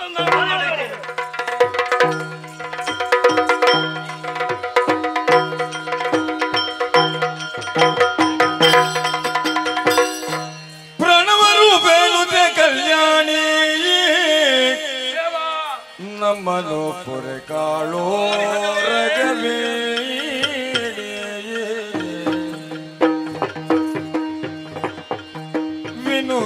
ಮೂರ್ತಿ ತ್ರಯ ಸಹಿತ ಶಿವೆಯನು ನೆನೆಯಲು ಕೈ ಜೋಡಿಸುತ್ತ ಪ್ರಣವ ರೂಪೇ ನಿಮ್ಮೆಲ್ಲರನ್ನೂ ಕೂಡಿಕೊಂಡು ಈ ಮಡಿಶೈಲಕ್ಕೆ ಬಂದಿದ್ದೇವೆ. ಒಮ್ಮತದಿಂದ ಶುದ್ಧ ಭಕ್ತಿಯಿಂದ ಆ ಪ್ರಣವ ರೂಪವನ್ನು ಧ್ಯಾನಿಸೋಣ. ಜಯ ಜಯ ಜಯ ಜಯ ಜಯ ಜಯ.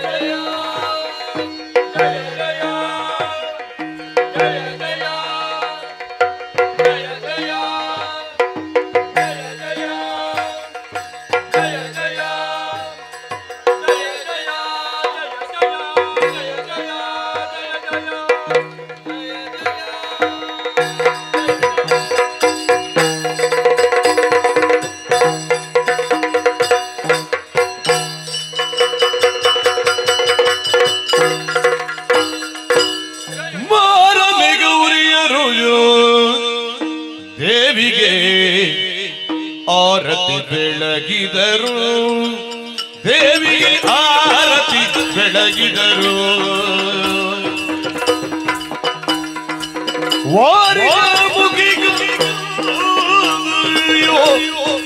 ಸುರಗಳ ತೇರುತ್ತಿದಿರೋ ನ್ಯಾದೋ ಮಾರಮೆಗಳಿಯರು ದೇವಿಗೆ ಆರತಿ ಬೆಳಗಿದರು ಗೌರಿಯರು ಆರತಿ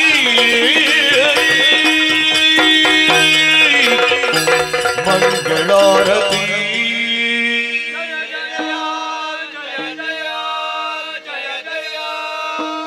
ಎನಿದೆನಿದು ಲಕ್ಷ್ಮೀ ರಮಣ ಖೇದಗಾಡುತ್ತಲಿದೆ ಮಾರಯರಡ ಮೌನವೇನೈ ಬೊಮ್ಮ ತಾನಿದ್ದ ಸಂಪತ್ತು ಊನವಿನಾಗ ದಾನವರಿ ಪೂವೆ ಏನಿದೆನಿದು ಲಕ್ಷ್ಮೀ ರಮಣ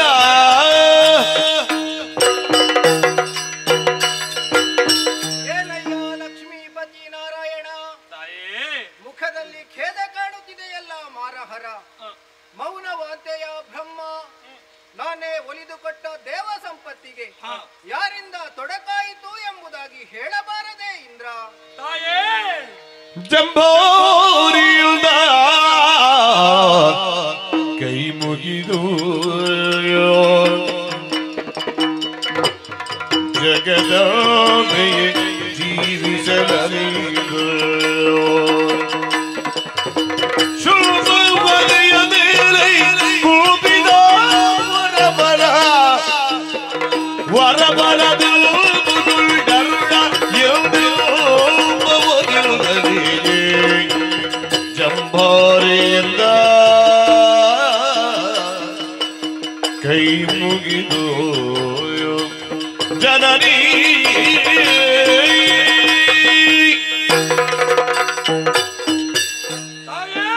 ಇಂದ್ರ ಸನ್ನಿಧಾನದಲ್ಲಿ ಭಿನ್ನ ತಾನೆ ನಾನೇನೋ ಜಂಬಾರಿ ಇರಬಹುದು ಆದರೇನು ಮಾಡೋಣ ದರೆಯಲ್ಲಿ ಶುಂಭಾಸುರನ ಈ ಹಿಂದೆ ಮಂತ್ರಿಯಾಗಿದ್ದಂತಹ ಅರುಣ ವೈದ್ಯ ಬ್ರಹ್ಮನ ಬರಬಲಿದ ಕೊಬ್ಬಿ ಅಜಯನಾದ ಮದೋನ್ಮತ್ತನಾದ ಮೂರ್ಲೋಕವನ್ನು ಬಾಧಿಸುತ್ತಾ ಇದ್ದಾನೆ. ಅಂತಹ ಅರುಣಾಸುರನು ಕೊಂದು ನಮಗೆಲ್ಲ ಲೋಕಕ್ಕೆಲ್ಲ ಕ್ಷೇಮವನ್ನು ಒದಗಿಸುತ್ತಾಯೇ ಒದಗಿಸು.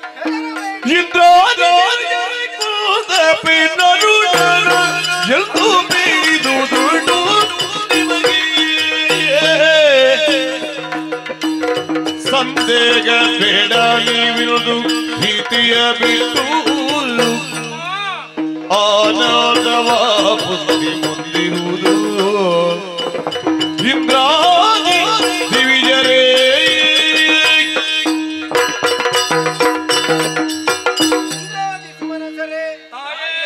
ಶುಂಭಾವಧ ಪ್ರಕರಣದಲ್ಲಿ ತಲೆಮರೆಸಿಕೊಂಡಂತಹ ಅರುಣಾಸುರನನ್ನು ವಧಿಸಿಕೊಡುತ್ತೇನೆ ಎನ್ನುವ ಹಾಗೆ ಅಭಯವಾಕ್ಯ ಧೈರ್ಯವನ್ನಿತ್ತವಳೇನೋ ಸತ್ಯ. ಹೌದಮ್ಮ.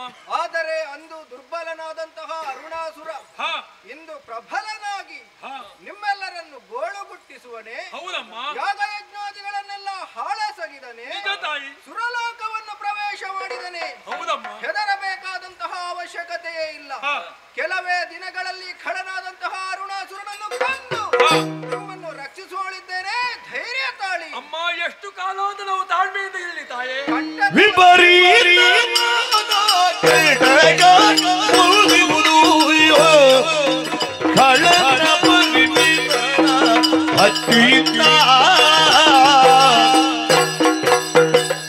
ಜಪಿಸುತ್ತಲಿರುವ ಗಾಯತ್ರಿ ಮಾತವನು ಪೇಳಿತಂತ್ರವನು ಇಂದಾದಿ ವಿಜರೆ ಕೊಂದಪೆ ನರುಡನ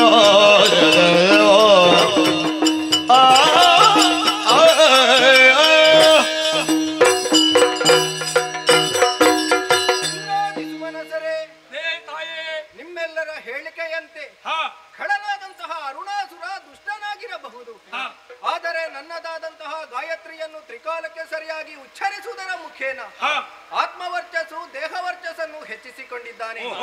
ಅನವರತವು ಗಾಯತ್ರಿ ಜಪವನ್ನು ಮಾಡುವ ಕಾರಣ ಅವನನ್ನು ವಧಿಸುವುದು ಕಷ್ಟ ಸಾಧ್ಯವೇ ನಿಜ. ಅದಕ್ಕಾಗಿ ನಿನ್ನ ಗುರುವಾದಂತಹ ಬೃಹಸ್ಪತಿ ಆಚಾರ್ಯನನ್ನು ನೇರವಾಗಿ ಅರುಣಾಸುರನ ಬಳಿಗೆ ಕಳುಹಿಸಿಕೊಡು. ಅವ ಮಾಡುತ್ತಿರುವಂತಹ ಗಾಯತ್ರಿಯಿಂದ ವಿಮುಖತೆಯನ್ನು ಹೊಂದಿದ ಎಂದಾದ್ರೆ ಕೆಲವೇ ಸಮಯದಲ್ಲಿ ಅರುಣಾಸುರನನ್ನು ಕೊಂದು ನಿಮ್ಮೆಲ್ಲರನ್ನು ಪೂರೈಸುತ್ತೇನೆ. ನಿಮಗೆ ಶುಭವಾಗಲಿ ಮಕ್ಕಳೇ.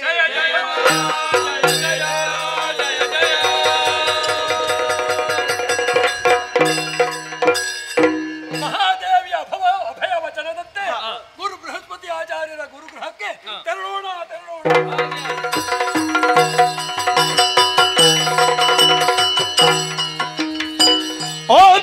ಆದಿವಾಯಿಯೋ ಬಳಿಕ ಅತಿ ಚೆಲುವಾದ ಮೋಹಿನಿ ರೂಪವಾದಳು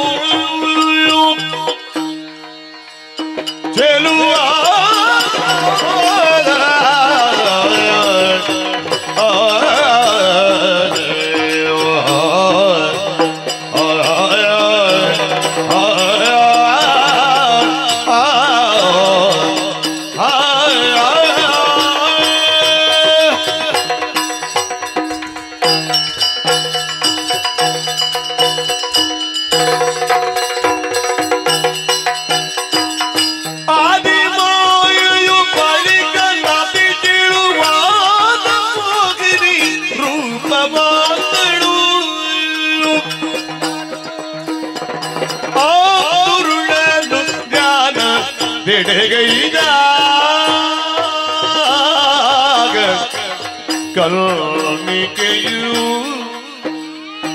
ಆದುರುಳೆ ನೃತ್ಯನ ದಿಡಗೈದಾಗ ಕರುಣಿಕೆಯು ಮೋಹಿನಿಯು ಕರುಣಿಕೆಯು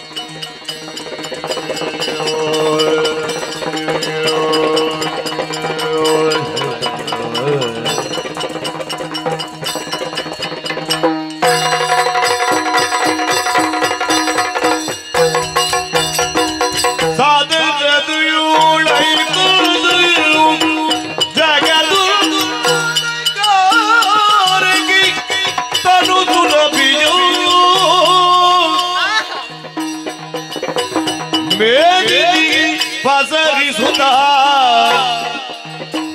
ಮೇದಿನಿಗೆ ಪಸರಿಸುತ್ತ ಎಸೆದಳನೋಟ ಶೋಭೆಯಲಿ ಆದಿಮಾಯೇ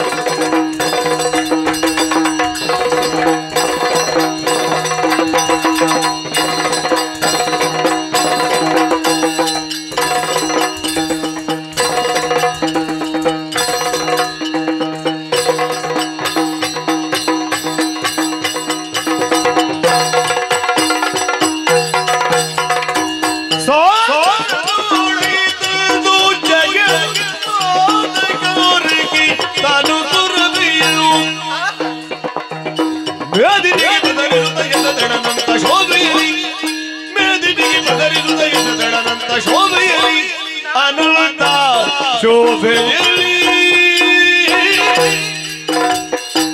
ಆದಿಮಾಯಿಯು ಬಳಿಕಲತಿ ಕೆಲವು ಮೋಹಿನಿ ರೂಪವಾತಳು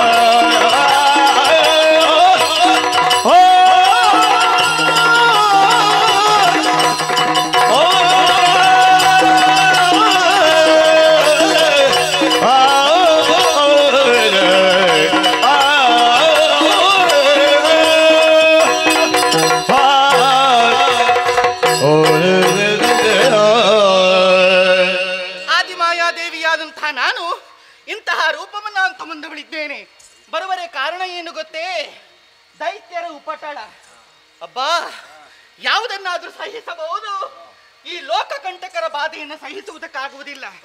ಹಾಗಿದ್ದರೆ ಅವರ ನಾಶವಾಗಲೇಬೇಕು. ಯಾರದು? ಅರುಣದಾನವ. ಅವನ ನಾಶವಾಗಬೇಕು. ಹಾಗಿದ್ದರೆ ನಾನು ಅವನ ಬಳಿಗೆ ಹೋಗಿ ಅವನನ್ನು ನಾಶ ಮಾಡುವುದೇ? ಖಂಡಿತವಾಗಿ ಅಲ್ಲ. ಅವನು ನನ್ನ ಬಳಿಗೆ ಬರಬೇಕು. ಆ ಕಾರಣದಿಂದಲಾಗಿ ಆದಿಮಾಯಾದೇವಿಯಾದಂತಹ ನಾನು ಅತಿ ಚೆಲುವಾದ ಮೋಹಿನಿ ರೂಪ. ಹಾಗಿದ್ದರೆ ಈ ರೂಪ ಇಲ್ಲಿರುವುದು ಗೊತ್ತಾಗಬೇಕು ಅವರಿಗೆ. ಆ ಕಾರಣದಿಂದಲಾಗಿ ಗಾಯನವನ್ನು ಪಾಡ್ತೇನೆ. ತಾಳ ಶ್ರುತಿ ಲಯಬದ್ಧವಾಗಿ ಹಾಡ್ತೇನೆ. ಹಾಗಾಗಿ ಗಾಯನವನ್ನು ಪಾಡುತ್ತಾ ವಿಶಾಲವಾಗಿಯೂ ಸ್ವಚ್ಛಂದವಾಗಿ ಹರಿಯುವಂತ ನಂದಿನಿ ನದಿಯ ದಡದ ಮೇಲೆ ಸರಿಯ ಬಂಡೆ ಒಂದು ಕಾಣ್ತಾ ಇದೆ. ಬಂಡೆ ಮೇಲೆ ಏರಿಕೊಳ್ತೇನೆ. ಕಾಲುಗಳನ್ನು ನದಿಗೆ ಹಾಕುತ್ತೇನೆ. ಆಟವಾಡ್ತೇನೆ.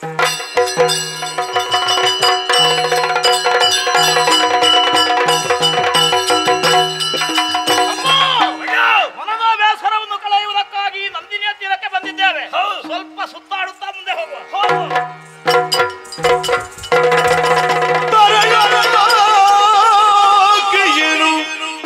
ಬಂದು ಕಂಡ ಕಂಡ ಚಂಡ ಕಂಡ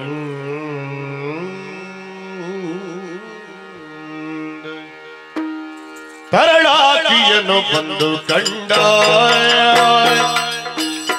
ಕಂಡ ಚಂಡ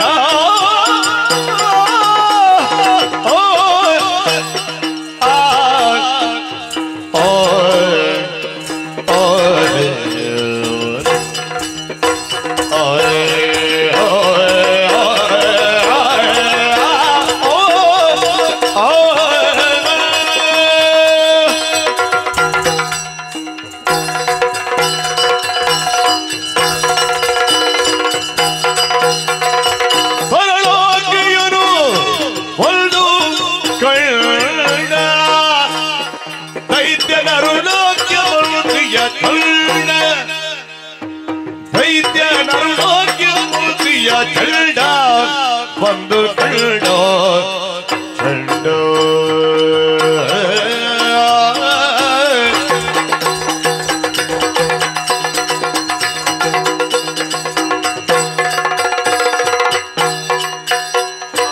ಪರಮ ರೂಪಿನ ಸವಿಯುಂಡ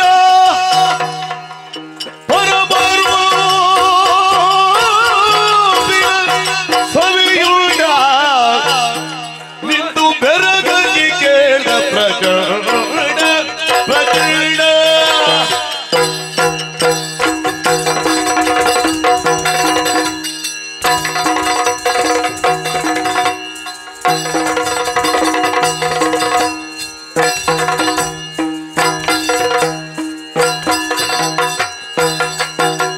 ಪರಿಣಾಮಗಳು ಬಂದು ಕಂಡ ರೈತರು ರಾಜ್ಯ ಮಂತ್ರಿಯ ಕಂಡ ಕಂಡ ಮಂತ್ರಿ ಕಂಡ ಕಂಡ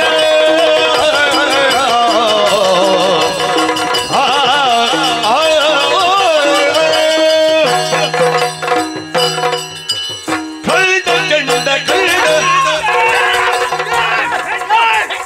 ಬರುವಾಗ ಸರಿ ಇತ್ತು ಏನಾಯ್ತಾ ಈಗ ಮೈ ಮೇಲೆ ಬಂತು ಹೆಣ್ಣು ಎಲ್ಲಿ ಉಂಟು ಇಲ್ಲಿ ಕಣ್ಣಿಗೆ ಬಿತ್ತು ಹೌದು ಅದೇಂತದ್ದು ಕೀಟವ ಕಣ್ಣಿಗೆ ಬೀಳುವುದಕ್ಕೆ ಮತ್ತೆ ಕಣ್ಣಿಗೆ ಹೆಣ್ಣು ಕಾಣಿಸಿಕ್ಕಿದ್ದು ಹೌದು ಇಲ್ಲಿ ಹೆಣ್ಣು ನೋಡ್ಬೇಕು ತಮ್ಮ ಹರಿಯುತ್ತಿರುವ ನದಿಯ ಮಧ್ಯಭಾಗದ ಕರಿಬಂಡೆಯ ಮೇಲೆ ಹೆಣ್ಣು ಹೆಣ್ಣು ಹೆಣ್ಣು ಹೆಣ್ಣು ಬಾ ಬಾ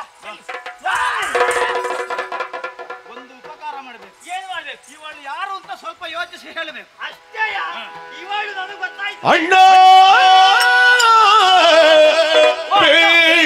ಇವಳ್ಯಾರೋ ಸಿರಿಯೋ ಅಣ್ಣ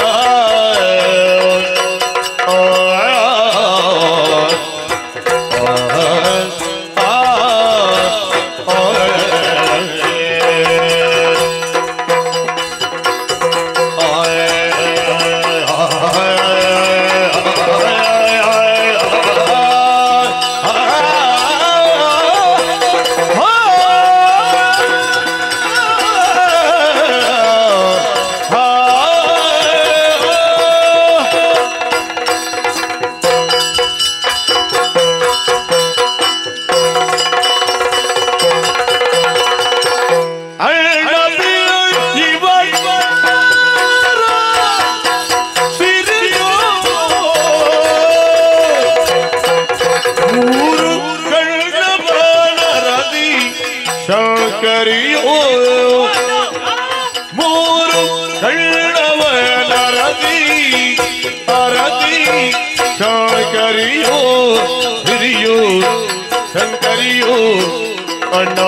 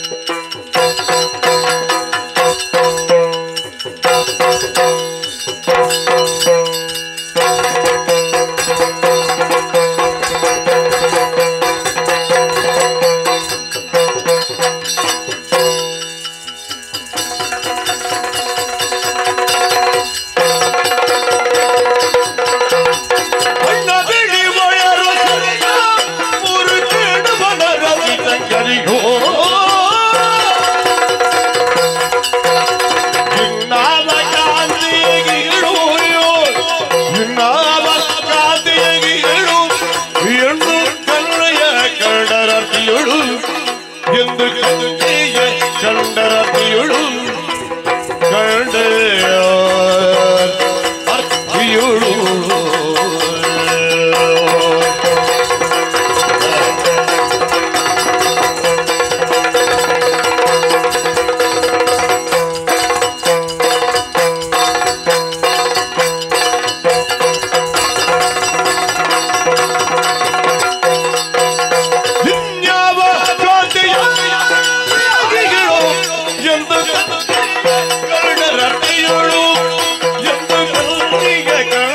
ಅರ್ತಿಯುಳು ಕಾತೆಯಗಿಗಳು ಅಣ್ಣ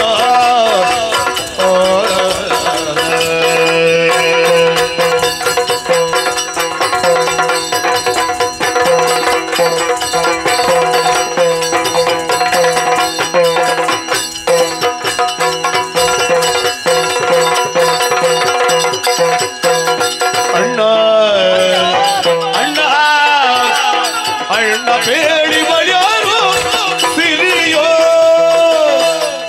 ಮೂರು ಕಣ್ಣವ ಮೂರು ಕಣ್ಣವ ಅರದಿಗೆ ಶಂಕರಿಯೋ ಅರದಿ ಶಂಕರಿಯೋ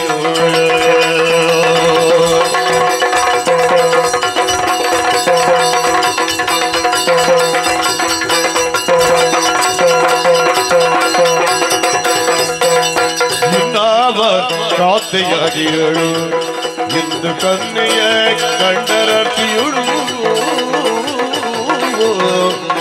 ದಿನ್ನದೆ ದಿನ್ನದೆ ದಿನ್ನದೆ ದಿನ್ನದೆ ದಿನ್ನದೆ ದಿನ್ನದೆ ದಿನ್ನದೆ ದಿನ್ನದೆ ದಿನ್ನದೆ ದಿನ್ನದೆ ದಿನ್ನದೆ ದಿನ್ನದೆ ದಿನ್ನದೆ ದಿನ್ನದೆ ದಿನ್ನದೆ ವಿನದಿ ತದರಿ ವಿನದಿ ತದರಿ ವಿನದಿ ತದರಿ ತದರಿ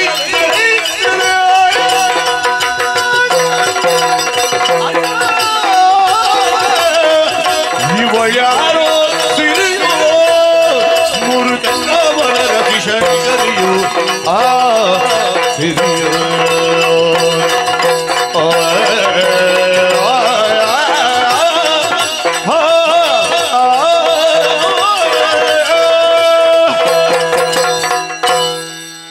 ಸಿರಿಯೋ ಶಂಕರಿಯೋ ಇವರು ಯಾರೆಂಬುದನ್ನು ಬಲ್ಲೆ ನಮ್ಮ ವಿರೋಧಿಯಾದಂತಹ ಆ ಹರಿಯ ಮಾಡಿದ ಸಿರಿ ಆಗಿರಬಹುದೇ ಸಿರಿಯೇ ಹೌದು ಹೌದು ಆಗುವುದಕ್ಕೆ ಸಾಧ್ಯ ಉಂಟು ಯಾಕೆ ಇಲ್ವಾ ಹಾಗಾದ್ರೆ ಶಂಕರಿಯೇ ಶಂಕರಿ ಈಗ ಹರಿಹರ ಹೆಂಡತಿದ ನೀವು ಹೇಳುವುದು ಹರಿಹರ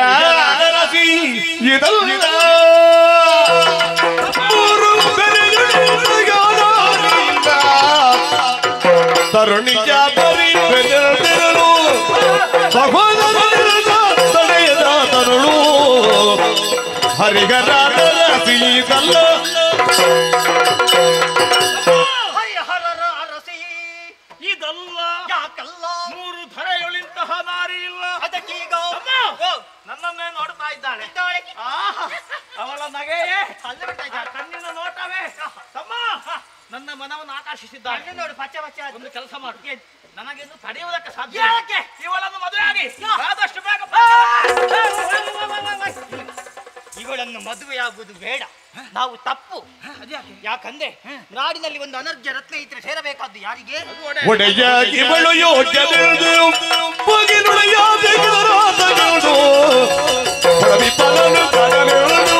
ಒಂದು ಒಡೆಯರಗಳು ಬೇಡರಂದು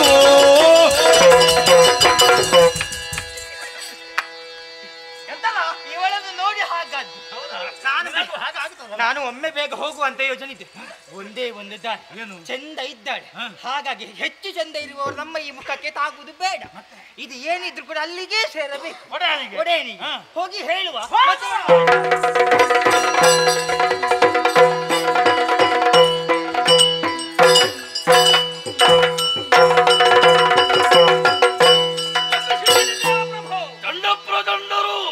ನನ್ನ ಆಳ್ವಿಕೆಯ ಬಗ್ಗೆ ತಿಳಿದುಕೊಳ್ಳುವುದಕ್ಕಾಗಿ ತೆರಳಿದವರು ಏನಾಯಿತು ಹೇಗೆ ಹೊಗಳುತ್ತಾ ಇದ್ದ ಒಡೆ ನನಗೆ ಉತ್ತಲೊಡನೆ ಬೇಡರುವುದು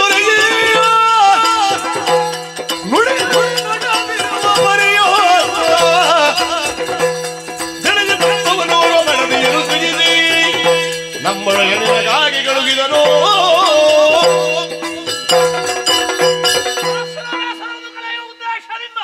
ಮಂದಿರ ತೀರದಲ್ಲಿ ಸಂಚರಿಸುತ್ತಾ ಇದ್ದಂತಹ ಸಂದರ್ಭ ಒಂದು ವಿಶೇಷ ಪ್ರಭು.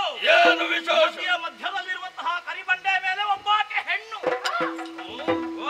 ಸಾಮಾನ್ಯ ನಮ್ಮ ಊರಿನ ಹೆಂಗಸರಿರಬಹುದು. ಎಲ್ಲರ ಪರಿಚಯ ನನ್ನಲ್ಲಿ ಉಂಟು. ಮತ್ತೆ ಎಲ್ಲ ಬಟ್ಟೆ ಹಾಗಾದ್ರೆ ಈಗಲ್ಲಿರುವವಳು ಸಾಮಾನ್ಯಲ್ಲ. ನಾವೇ ತರ್ಕಿಸಿದ್ದೇವೆ.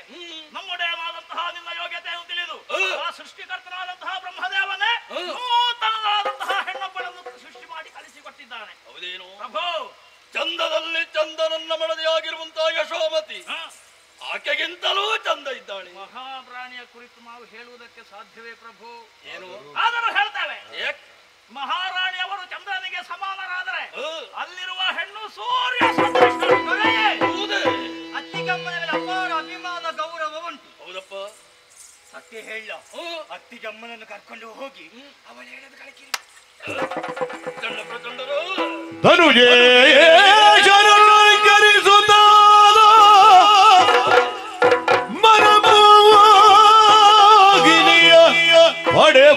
படைவாசையுதிரனாகள்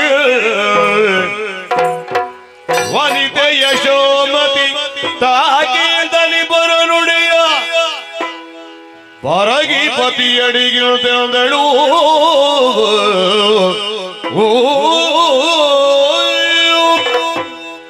ಅಪ್ರತಿಮವಾಗಿರುವಂತಹ ಸೌಂದರ್ಯವತಿ ಹೆಣ್ಣೊಬ್ಬಳು ನನ್ನ ಕಾರ್ಯವ್ಯಾಪ್ತಿಯಲ್ಲಿ ಇದ್ದಾಳ ಅಂತ ಗೊತ್ತಾದ ಮೇಲೆ ನಾನು ಹೋಗಿ ನೋಡಿದರೆ ಅಪರಾಧವೇನು? ತಪ್ಪು ಯಾಕಾಗುತ್ತದೆ? ಹೋಗುವುದು ಎಂಬುದನ್ನು ತೀರ್ಮಾನಿಸಿದ್ದಾಗಿದೆ. ಆಕೆಯು ನನ್ನನ್ನು ಗಮನಿಸುವ ರೀತಿಯಲ್ಲಿ ಬೇಕು. ನನ್ನ ಶೃಂಗಾರ ನವನವೀನವಾಗಿರುವಂತಹ ವಸನಾದಿಗಳನ್ನು ತೊಟ್ಟುಕೊಳ್ಳುತ್ತೆ ಸಾಲದು. ಪರಿಮಳ ದ್ರವ್ಯಗಳನ್ನು ಲೇಪಿಸಿಕೊಂಡ ಹಾಗಾಯಿತು. ಆದಷ್ಟು ಶೃಂಗರಿಸಿಕೊಂಡು ಅತ್ತ ಕಡೆ ಹೋಗುತ್ತೇನೆ.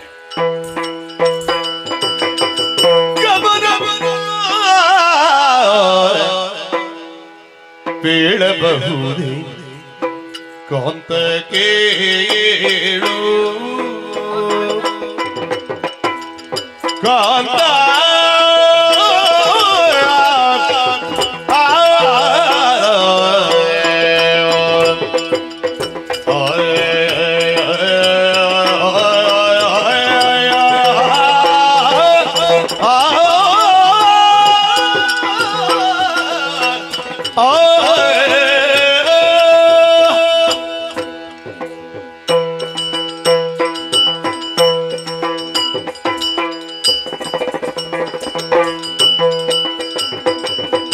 ಗಮನವಿದ್ದ ಪೇಳಬಹುದೇ ಕಾಂತ ಕೀಳು ಪದಕಿ ನಮಿಪ ಚರಣ ದಾಸಿಯೊಡನೆ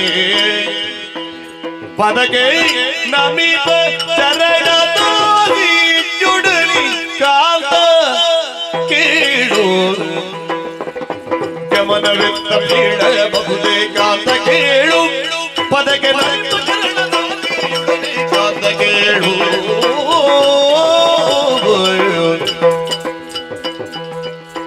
ಅರಸು ಕಾರ್ಯ ಇಹುದೋ ತಿಳಿ ಅರಸು ಕಾರ್ಯ ಇಹುದೋ ತಿಳಿ ಕಾಂತ ಕೇಳು ದೊರೆಗಳು ನಿಧಿಯ ಕಾಣಿ ದೊರೆಗೈ ನಿಧಿಯ ಕಾಣಿ ಕಾಂತ ಕೇಳು ಅರಸು ಕಾರ್ಯ ಬಿಹುದು ಕೇಳು ಕಾಂತ ಕೇಳು ದೊರೆಗಳ ರಸಿ ಕೋಪ ನಿಧಿಯ ಕಾಣಿ ಕಾಂತ ಕೇಳು ಕಾಂತ ಬರಲು ಬಹುದೇ ಜತೆಗೆ ಸತಿಯು ಕಾಂತ ಕೇಳು ಬರಲು ಬಹುದೇ ಜತೆಗೆ ಸತಿಯು ಕಾಂತ ಕೇಳು ಎನ್ನೋಳ್ ಅರುಗು ನಂದನದ ವಿಶೇಷ ಎನ್ನೋಳ್ ಅರುಗು ನರ್ದನದ ವಿಶೇಷ ಕಾಂತ ಕೇಳು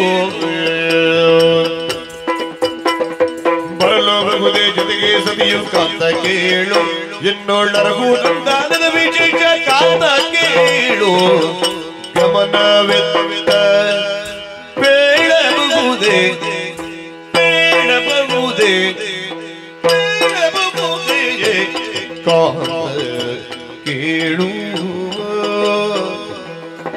ಕಾಂತ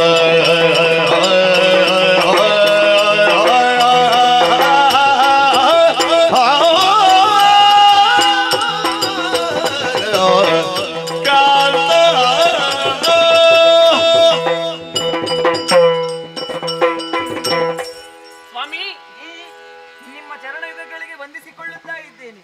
ಎದ್ದೇಳು. ಏನೇ ಇದು? ನೂತನವಾದಂತಹ ಶೃಂಗಾರ. ತದೇಕ ಚಿತ್ತದಿಂದ ನನ್ನನ್ನೇ ನೋಡುತ್ತಾ ಇದ್ದೀಯಲ್ಲ. ಹೌದು. ಯಾಕೆ? ನೂತನವಾದಂತಹ ಶೃಂಗಾರವನ್ನು ಧರಿಸಿದ್ದೀರಲ್ವಾ? ಇದಕ್ಕಿಂತ ಮೊದಲು ನೀನು ನನ್ನನ್ನು ಈ ರೀತಿ ನೋಡಿದ್ದೇ ಇಲ್ವೇ? ನೋಡಿದ್ದೇನೆ. ಯಾವಾಗ ಅಂತ ಕೇಳಿದ್ರೆ ನಮ್ಮ ಮದುವೆ ಮಂಟಪದಲ್ಲಿ. ಹೌದೇ? ಹೌದು.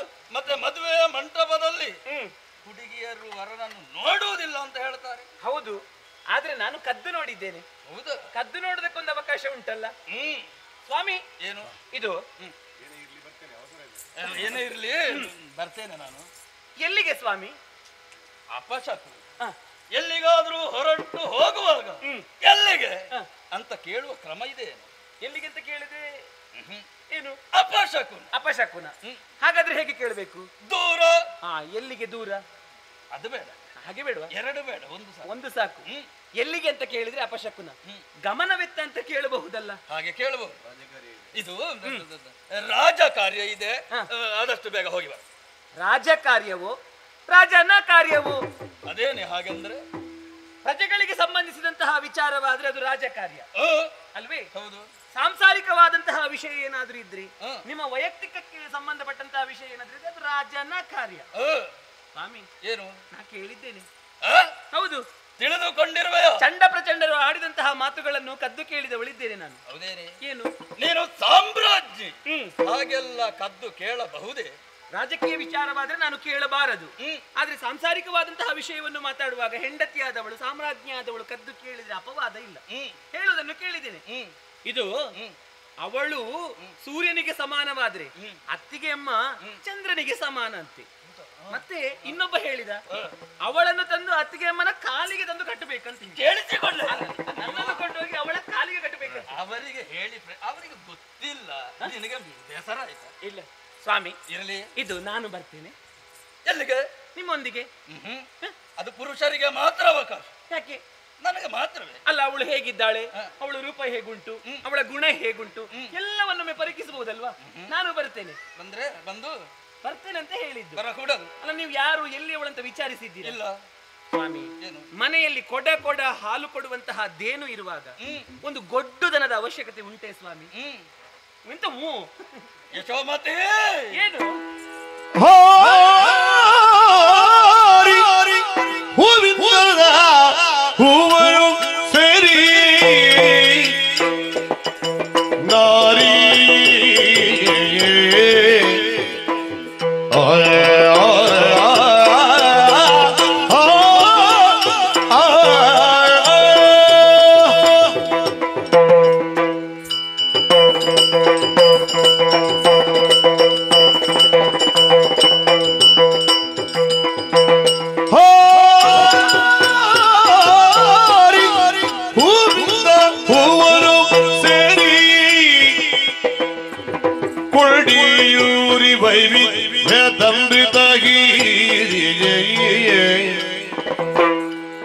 ಆರಡಿ ಉಲ್ಲಾಸದ ಬಳಿಯೇರಿ ಇರುವ ರೀತಿ ಸುಖವಿದೆ ನಾರಿ ನಾರಿ ಹರಿ ಮುರಿದ ಭುವನು ಸೇರಿ ಕೊಂಡಿಯೂರಿ ವೈವಿಧ್ಯ ಸಮೃದ್ಧಗಿರಿಯೇ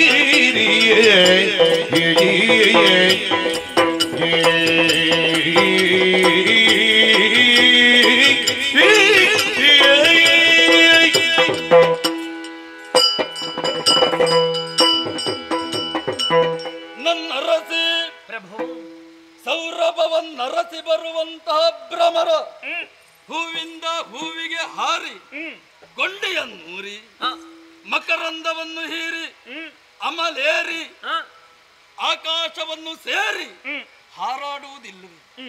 ಅಂತಹ ದುಂಬಿಗಳು ಮತ್ತೊಂದು ಮಗದೊಂದು ಹೂವನ್ನು ಅಪೇಕ್ಷಿಸಿದರೆ ಬಯಸಿದರೆ ಅಪರಾಧವಾಗುತ್ತದೆ ಹೇಳು. ಆಗುವುದಿಲ್ಲ. ನನ್ನ ಕಾರ್ಯ ವ್ಯಾಪ್ತಿಗೊಳಪಟ್ಟಿರುವಂತಹ ಪ್ರದೇಶದಲ್ಲಿ ಸರ್ವಾಂಗ ಸೌಂದರ್ಯವತಿ ನಾರಿಯೊಬ್ಬಳಿದ್ದಾಳೆ ಎನ್ನುವುದನ್ನು ಕೇಳಿ ತಿಳಿದೆ. ಅವಳು ಯಾರು, ಎಲ್ಲಿಂದ ಬಂದವಳು, ಅವಳ ಪೂರ್ವಾಪರ ತಿಳಿದುಕೊಂಡರೆ ಅಪರಾಧ ಹೇಗಾಗುತ್ತದೆ ಹೇಳು. ನನ್ನ ಕರ್ತವ್ಯವಲ್ಲವೇ? ಅದಕ್ಕಾಗಿ ಹೊರಟು ನಿಂತಿದ್ದೇನೆ. ಆದಷ್ಟು ಬೇಗ ಹೋಗಿ ಬರುತ್ತೇನೆ. ಆಗದೆ ಸ್ವಾಮಿ, ಕತೆ ಮುಗಿಸಿದ್ರ ಬೇಗ ನೀವು.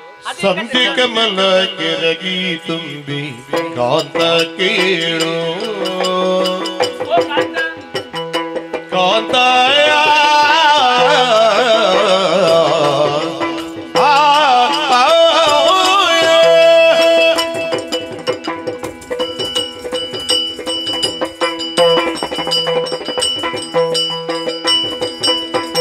ಸಂಧಿ ಕಮಲ ಕೆರಗಿ ತುಂಬಿ ಕಾಂತ ಕೇಳು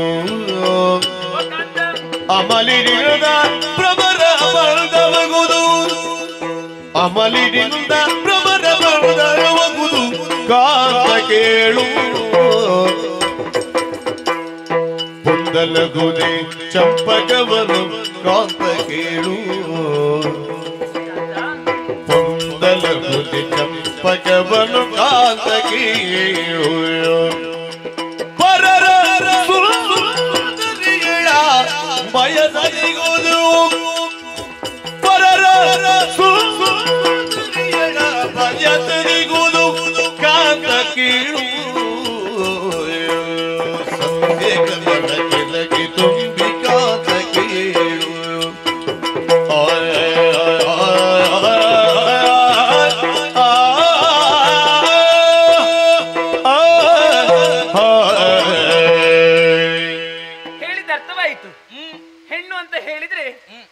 ಹಾಗೆ, ಗಂಡು ಅಂತ ಹೇಳಿದ್ರೆ ದುಂಬಿಯ ಹಾಗೆ. ದುಂಬಿ ಹೇಗೆ ಮಕರಂದವನ್ನು ಹೀರುತ್ತದೋ ಹಾಗೆ ಗಂಡಾದವನು ಅರಸಿಕೊಂಡು ಹೋದದ್ರಲ್ಲಿ ಯಾವ ತಪ್ಪು ಇಲ್ಲ ಅಲ್ವಾ? ಹೂವಿಂದ ಹೂವಿಗೆ ಹಾರಿ. ಸ್ವಾಮಿ, ಏನು ಅದೇ ಕಥೆಯನ್ನು ನಾನು ಮುಂದುವರಿಸ್ತೇನೆ. ಹೇಗೆ? ದುಂಬಿ ಮಕರಂದವನ್ನು ಹೀರುವುದಕ್ಕೆ ಬೇಕಾಗಿ ಹೂವಿಂದ ಹೂವಿಗೆ ಹಾರುತ್ತದೆ, ಕೊಂಡಿ ಊರಿ ಆ ಮಧುವನ್ನು ಹೀರುತ್ತದೆ.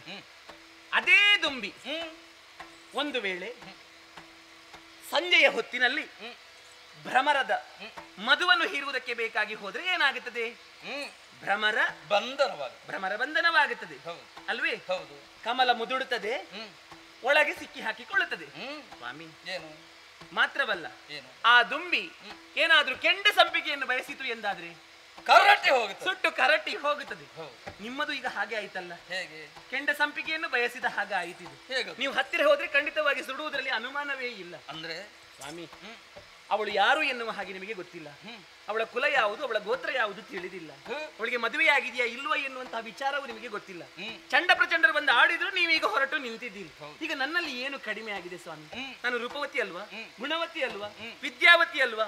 ಎಲ್ಲವೂ ಇರುವಾಗ ನೀವು ಆ ಹೆಣ್ಣನ್ನು ಬಯಸಿದ್ದೀರಿ. ಅದಕ್ಕಿಂತಲೂ ಮಿಗಿಲಾಗಿ ಒಂದು ವೇಳೆ ಆಕೆ ಏನಾದರೂ ಅನ್ಯ ಸತಿ ಆಗಿದ್ದರೆ ಏನು ಮಾಡುತ್ತೀರಿ ಸ್ವಾಮಿ?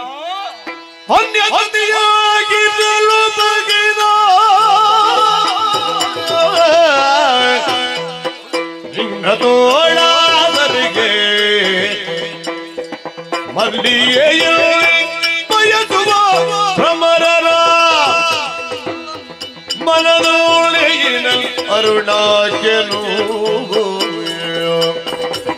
ಅರಸಿ ಮುನದಿ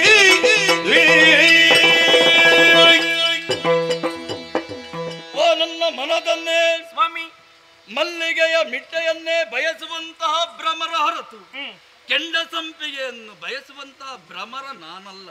ನಿನಗೆ ಗೊತ್ತಿದೆಯಲ್ಲ, ಅಲ್ಲಿರುವಂತಹ ಸ್ತ್ರೀ ಅನ್ಯ ಸತಿ, ಅನ್ಯ ಪುರುಷನ ಕೈ ಹಿಡಿದವಳು ಹೌದು ಅಂತಾದ್ರೆ ಖಂಡಿತವಾಗಿಯೂ ಅಲ್ಲಿ ನಿಲ್ಲಲಾರೆ, ಅವಳನ್ನು ನೋಡಲಾರೆ, ಮಾತನಾಡುವುದು ಖಂಡಿತ ಇಲ್ಲ. ಅಲ್ಲಿಂದ ಓಡೋಡಿಕೊಂಡು ಬರುತ್ತೇನೆ, ಎರಡು ತೋಳುಗಳಿಂದ ನಿನ್ನನ್ನು ಬಿಗಿಯಾಗಿ ಆಲಂಗಿಸಿಕೊಂಡು ನಿನ್ನ ಜೊತೆಯಲ್ಲಿಯೇ ಕಾಲಹರಣ ಮಾಡುತ್ತೇನೆ. ಹೆದರಬೇಡವೆ, ಹೋಗಿ ಬರುತ್ತೇನೆ ಸ್ವಾಮಿ. ಸುಖಗಿ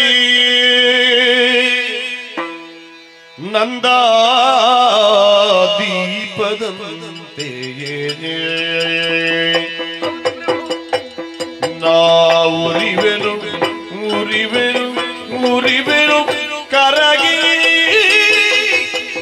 ಸೋದವತಿ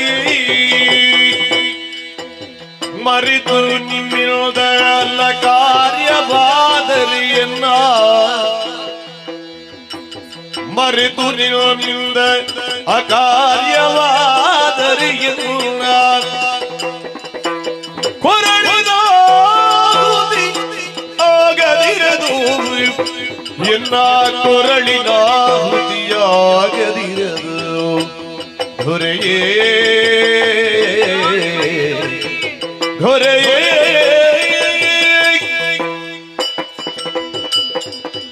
ಸ್ವಾಮಿ, ಯಶೋಮತಿ ಹೆಣ್ಣನ್ನು ಉಭಯ ಕುಲ ದೀಪಗಳು ಎನ್ನುವ ಹಾಗೆ ಕೊಂಡಾಡುತ್ತಾರೆ. ಸತ್ಯ. ಹುಟ್ಟಿದ ಮನೆಯನ್ನು ಹೊಕ್ಕ ಮನೆಯನ್ನು ಬೆಳಗುವಂತಹ ಹೊಣೆಗಾರಿಕೆ ಅವಳಿಗಿದೆ. ನಾ ಹುಟ್ಟಿದ ಮನೆಯನ್ನು ಬೆಳಗಿದವಳಿದ್ದೇನೆ, ನಾ ಸೇರಿದಂತಹ ಈ ಮನೆಯನ್ನು ಬೆಳಗಿದವಳಿದ್ದೇನೆ ಎನ್ನುವಂತಹ ಆತ್ಮವಿಶ್ವಾಸ ನನಗಿದೆ ಸ್ವಾಮಿ. ಪ್ರಭು, ಏನು ಮತ್ತಿನ್ನೇನು ಅಲ್ಲ, ಈ ಹೊತ್ತಿನಲ್ಲಿ ನೀವು ಆಡುವಂತಹ ಮಾತುಗಳನ್ನೆಲ್ಲವನ್ನು ಕೇಳಿದಾಗ ನೀವು ಆ ತರುಣಿಯನ್ನು ಬಯಸಿದ್ದೀರಿ ಎನ್ನುವುದು ಸತ್ಯ, ನೀವು ಹೋಗುತ್ತೀರಿ ಎನ್ನುವುದು ಸತ್ಯ. ಆದ್ರೆ ಒಂದು ವಿಚಾರ, ಏನೇ, ಒಂದು ವೇಳೆ ಆಕೆ ಅನ್ಯ ಸತಿಯಾಗಿದ್ದರೆ ನೀವೇನಾದರೂ ಅವಳನ್ನು ಬಯಸಿದ್ದು ಹೌದೇ ಆದಲ್ಲಿ ಅನ್ಯ ಸತಿಯಾದವಳನ್ನು ಬಿಟ್ಟು ಬರುತ್ತೀರಿ ಎನ್ನುವ ಹಾಗೆ ಹೇಳಿದಿರಿ. ನನ್ನ ತೋಳಾಸರೆಯನ್ನು ಸೇರುತ್ತೀರಿ ಎನ್ನುವ ಹಾಗೆ ಹೇಳಿದಿರಿ. ಮರೆತು ನಿಮ್ಮಿಂದ ಅಕಾರ್ಯ ಏನಾದರೂ ನಡೆದು ಹೋಯಿತು ಎಂದಾದರೆ ಸ್ವಾಮಿ, ಏನೇ, ಈ ಯಶೋಮತಿ ಪ್ರಾಣವನ್ನೇ ಕಳೆದುಕೊಳ್ಳುತ್ತಾಳೆ ಸ್ವಾಮಿ. ಹಾಗೆಲ್ಲ ಹೇಳಬೇಡವೆ, ಹೇಳಕೂಡದೆ. ಈ ಮನೆಯಲ್ಲೊಂದು ಅಸ್ತು ದೇವತೆ ಅಂತ ಇರ್ತದೆ, ಅದು ಅಸ್ತು ಅಸ್ತು ಅಂತ ಹೇಳ್ತಾ ಇರ್ತದೆ. ನಾವು ಹೇಳಿದ್ದೆಲ್ಲ ಒಂದೊಂದು ಸಲ ಸತ್ಯವಾಗಲು ಬಹುದು, ಸತ್ಯವಾಗುತ್ತದೆ. ಅದಕ್ಕೆ ಬೇಕಾಗಿ ಹಾಗೆಲ್ಲ ಆಡಬಾರದು. ಬೇರೆ ಏನಾದ್ರೂ ಒಂದು ವೇಳೆ ಅವಳು ಅನ್ಯ ಸತಿಯಾಗಿ ಖಂಡಿತವಾಗಿಯೂ ಅವಳ ತಂಟೆಗೆ ಹೋಗುವುದು. ನನಗೆ ನೇರವಾಗಿ ಬರ್ತೇನೆ ನಾನು. ನನಗೆ ನಂಬಿಕೆ ಬರ್ತದೆ. ನಂಬೆ ನನ್ನನ್ನು. ನನಗೆ ಆಣೆ ಪ್ರಮಾಣ ಮಾಡಿದ್ರೆ ನಂಬಿಕೆ ಬರುತ್ತದೆ. ಈ ಆಣೆ ಪ್ರಮಾಣ ಎಲ್ಲ ನಮಗೆ ಎಲ್ಲ ಅದು ಹೇಳಿಸಿದಲ್ಲ, ಮತ್ತೆ ಯಾರಿಗೆ ಹೇಳಿಸಿದ? ಅದೇ ಎಲ್ಲವಾಗಲೂ ಸುಳ್ಳು ಹೇಳ್ತಾ ಇರುವವರಿಗೆ ಮಾತ್ರ. ಇಲ್ಲ, ನನ್ನ ಕೊರಳು ಮುಟ್ಟಿ ಆಣೆ ಮಾಡಿ, ಕೊರಳು ಮುಟ್ಟಿ ಆಣೆ ಮಾಡಿ. ನಿಮ್ಮ ಕೊರಳು ಮುಟ್ಲಿಕ್ಕೆ ಹೇಳಿದ್ದಲ್ಲ, ನನ್ನ ಕೊರಳು ಮುಟ್ಟಿ ಅಂತ. ನಿನ್ನ ಕೊರಳು ಮುಟ್ಟಿ ಅಷ್ಟೂ ನಂಬಿಕೆ ಇಲ್ವೇ? ಇದು ನಿನ್ನ ಕೊರಳು ಮುಟ್ಟಿ ಹೇಳ್ತಾ ಇದ್ದೇನೆ. ಅಲ್ಲಿರುವಂತ ಸ್ತ್ರೀ ಅನ್ಯ ಸತಿ ಹೌದು ಅಂತಾದ್ರೆ, ಅನ್ಯ ಸತಿ ಅಂತ ಹೌದು ಅಂತಾದ್ರೆ ಖಂಡಿತವಾಗಿಯೂ ಅವಳಲ್ಲಿ ನೋಡುವುದಿಲ್ಲ, ಮಾತನಾಡುವುದಿಲ್ಲ. ಬರುತ್ತೆ. ಸರಿ ಸ್ವಾಮಿ, ನಾನು ಬರ್ತೇನೆ. ನೀನು ಯಾಕೆ ಬರುದು? ಒಂದು ಕೆಂಪು ಸೀರೆ, ಒಂದು ಚೆಂಡು ಮಲ್ಲಿಗೆ, ಒಂದು ಸಿಹಿಯಾಳ, ಇವನ್ನೆಲ್ಲ ಹಿಡ್ಕೊಂಡು ಬರ್ತೇನೆ. ಕೆಂಪು ಕೆಂಪು ದಾಸವಾಳದ ಹೂ ಹಿಡ್ಕೊಂಡು. ಹೆಣ್ಣು ಹೆಣ್ಣು ಹೆಣ್ಣು ನೋಡುವ ಶಾಸ್ತ್ರ. ಹೌದು, ಅದೆಲ್ಲ ಅವಳಿಗೆ ಪ್ರಿಯವಾದ್ರೆ ಅದನ್ನೆಲ್ಲ ಮುಡಿಸಿ ಬರುವುದು. ಬೇಡವೇ? ಅಷ್ಟೆಲ್ಲ ಮುಂದುವರಿಯುವುದಕ್ಕ ನಾನು ಹೋಗುವುದಲ್ಲ, ಕೇವಲ ನೋಡುವುದು. ಹೌದು ಅಂತಾದ್ರೆ ಆಗುತ್ತದೆ ಅಂತಾದ್ರೆ ಸ್ವಲ್ಪ ಆಲೋಚನೆ, ಇಲ್ಲದಂದ್ರೆ ಬರ್ತೇನೆ ನಾನು. ಸರಿ, ಆಯ್ತು, ಹೋಗು. ನಿಮಗಾಗಿ ಕಾಯ್ತಾ ಇರ್ತೇನೆ. ಬರಬೇಕು, ಆದಷ್ಟು ಬೇಗ ಬರ್ತೇನೆ. ಆದಷ್ಟು ಬೇಗ ಬರಬೇಕು. ಯಶೋಮತಿ ಕಾಯ್ತಾ ಇರ್ತಾಳೆ. ಆಯ್ತು, ಹೋಗಿ. ಬರ್ತೀರಲ್ವ ನೀವು? ನಾನೀಗ ಹೋಗುವುದಕ್ಕೆ ಬಿಡುವುದಿಲ್ಲ ನೀವು. ಎಷ್ಟು ಮುಗ್ಧೆ! ಯಾರಾದರೂ ಯಾವುದರಲ್ಲಿ ಆದರೂ ಪಾಲು ಕೊಡ್ತಾರಂತೆ. ಇನ್ನೊಂದು ಹೆಣ್ಣನ್ನು ನೋಡುವುದರಲ್ಲಿ, ಮಾತನಾಡುವುದರಲ್ಲಿ, ಪಾಲು ಕೊಡುವುದರಲ್ಲಿ ಹೆಂಡತಿಯಾದವಳು ಸಹಿಸಿಕೊಡುವುದಿಲ್ಲ. ಆದ್ರೆ ಆಕೆ ಆಡಿದಳಲ್ಲ, ಅನ್ಯ ಸತಿ ಅಲ್ಲದೇ ಇದ್ರೆ ನಾನು ಬರ್ತೇನೆ, ನೀವು ಒಪ್ಪಿ ಕರ್ಕೊಂಡು ಬನ್ನಿ. ಎಂಥ ಮನಸ್ಸು! ಆದಷ್ಟು ಬೇಗ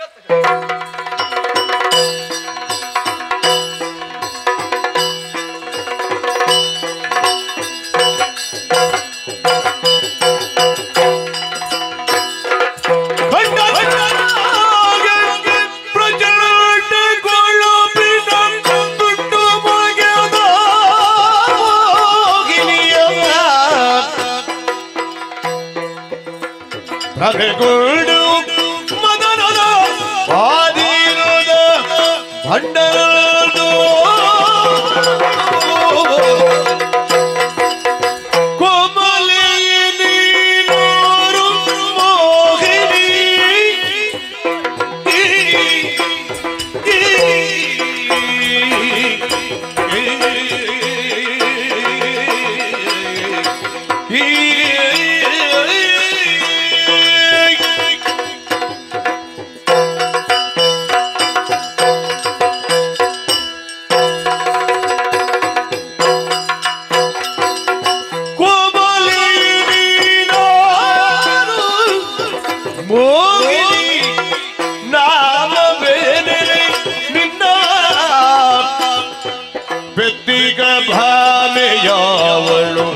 ಪಿತನದಾನೆಲೆ ಭಾವಿನಿಯಳೆ ಪೆತ್ತಿಗೆ ಭಾವಿಯಾವಳು ಪಿತನದಾರೆಲೆ ಭಾವಿನಿಯಳೆ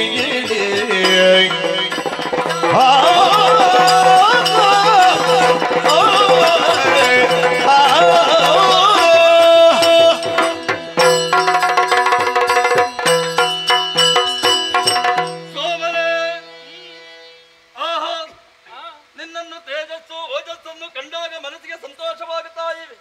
ಹರಿಯುತ್ತಿರುವಂತಹ ನದಿ ಬಂಡೆ ಕಲ್ಲಿನ ಮೇಲೆ ಕುಳಿತಿರುವೆ. ಯಾರು ನೀನು? ಎಲ್ಲಿಂದ ಬಂದವಳು? ಯಾಕಾಗಿ ಇಲ್ಲಿ ಕುಳಿತಿರುವೆ? ನಿನ್ನ ಹೆಸರೇನು ಹೇಳುವೆಯಾ? ಪರಿಚಯ ಬೇಕೇ? ಎನಲು ಬೀಳ್ದಳು ಕಳನೆ ಜನನಿ ಜನಕರ ಅರಿ ಅರಿ ಅರಿಯೇ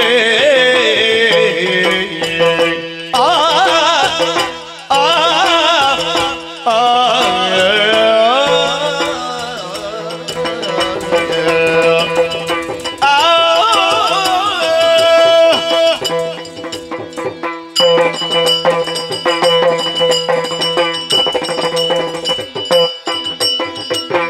ಎನಲು ಬೆಳೆದಳು ಕಳನೆ ಜನನಿ ಜನಕರ ಅರಿಯೇ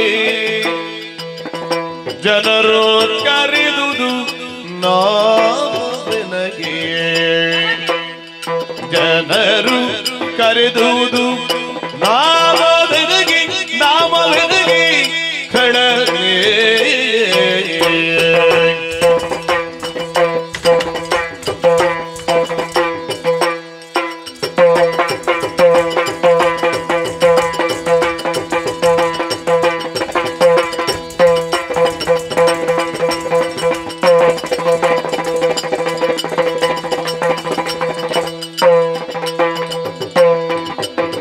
ಜನ್ಮ ಭೂಮಿಗಳಿಲ್ಲ ನಾಡಿರದ ಕಡೆಯಿಲ್ಲ ಜನ್ಮ ಭೂಮಿಗಳಿಲ್ಲ ನಾಡಿರದ ಕಡೆಯಿಲ್ಲ ತನುಜ ಧರೆಯನ್ನು ತೊಡಲು ದಿಗಿರು ಹೇ ತನುಜ ಧರೆಯನ್ನು ತೊಡಲು ದಿಗಿರು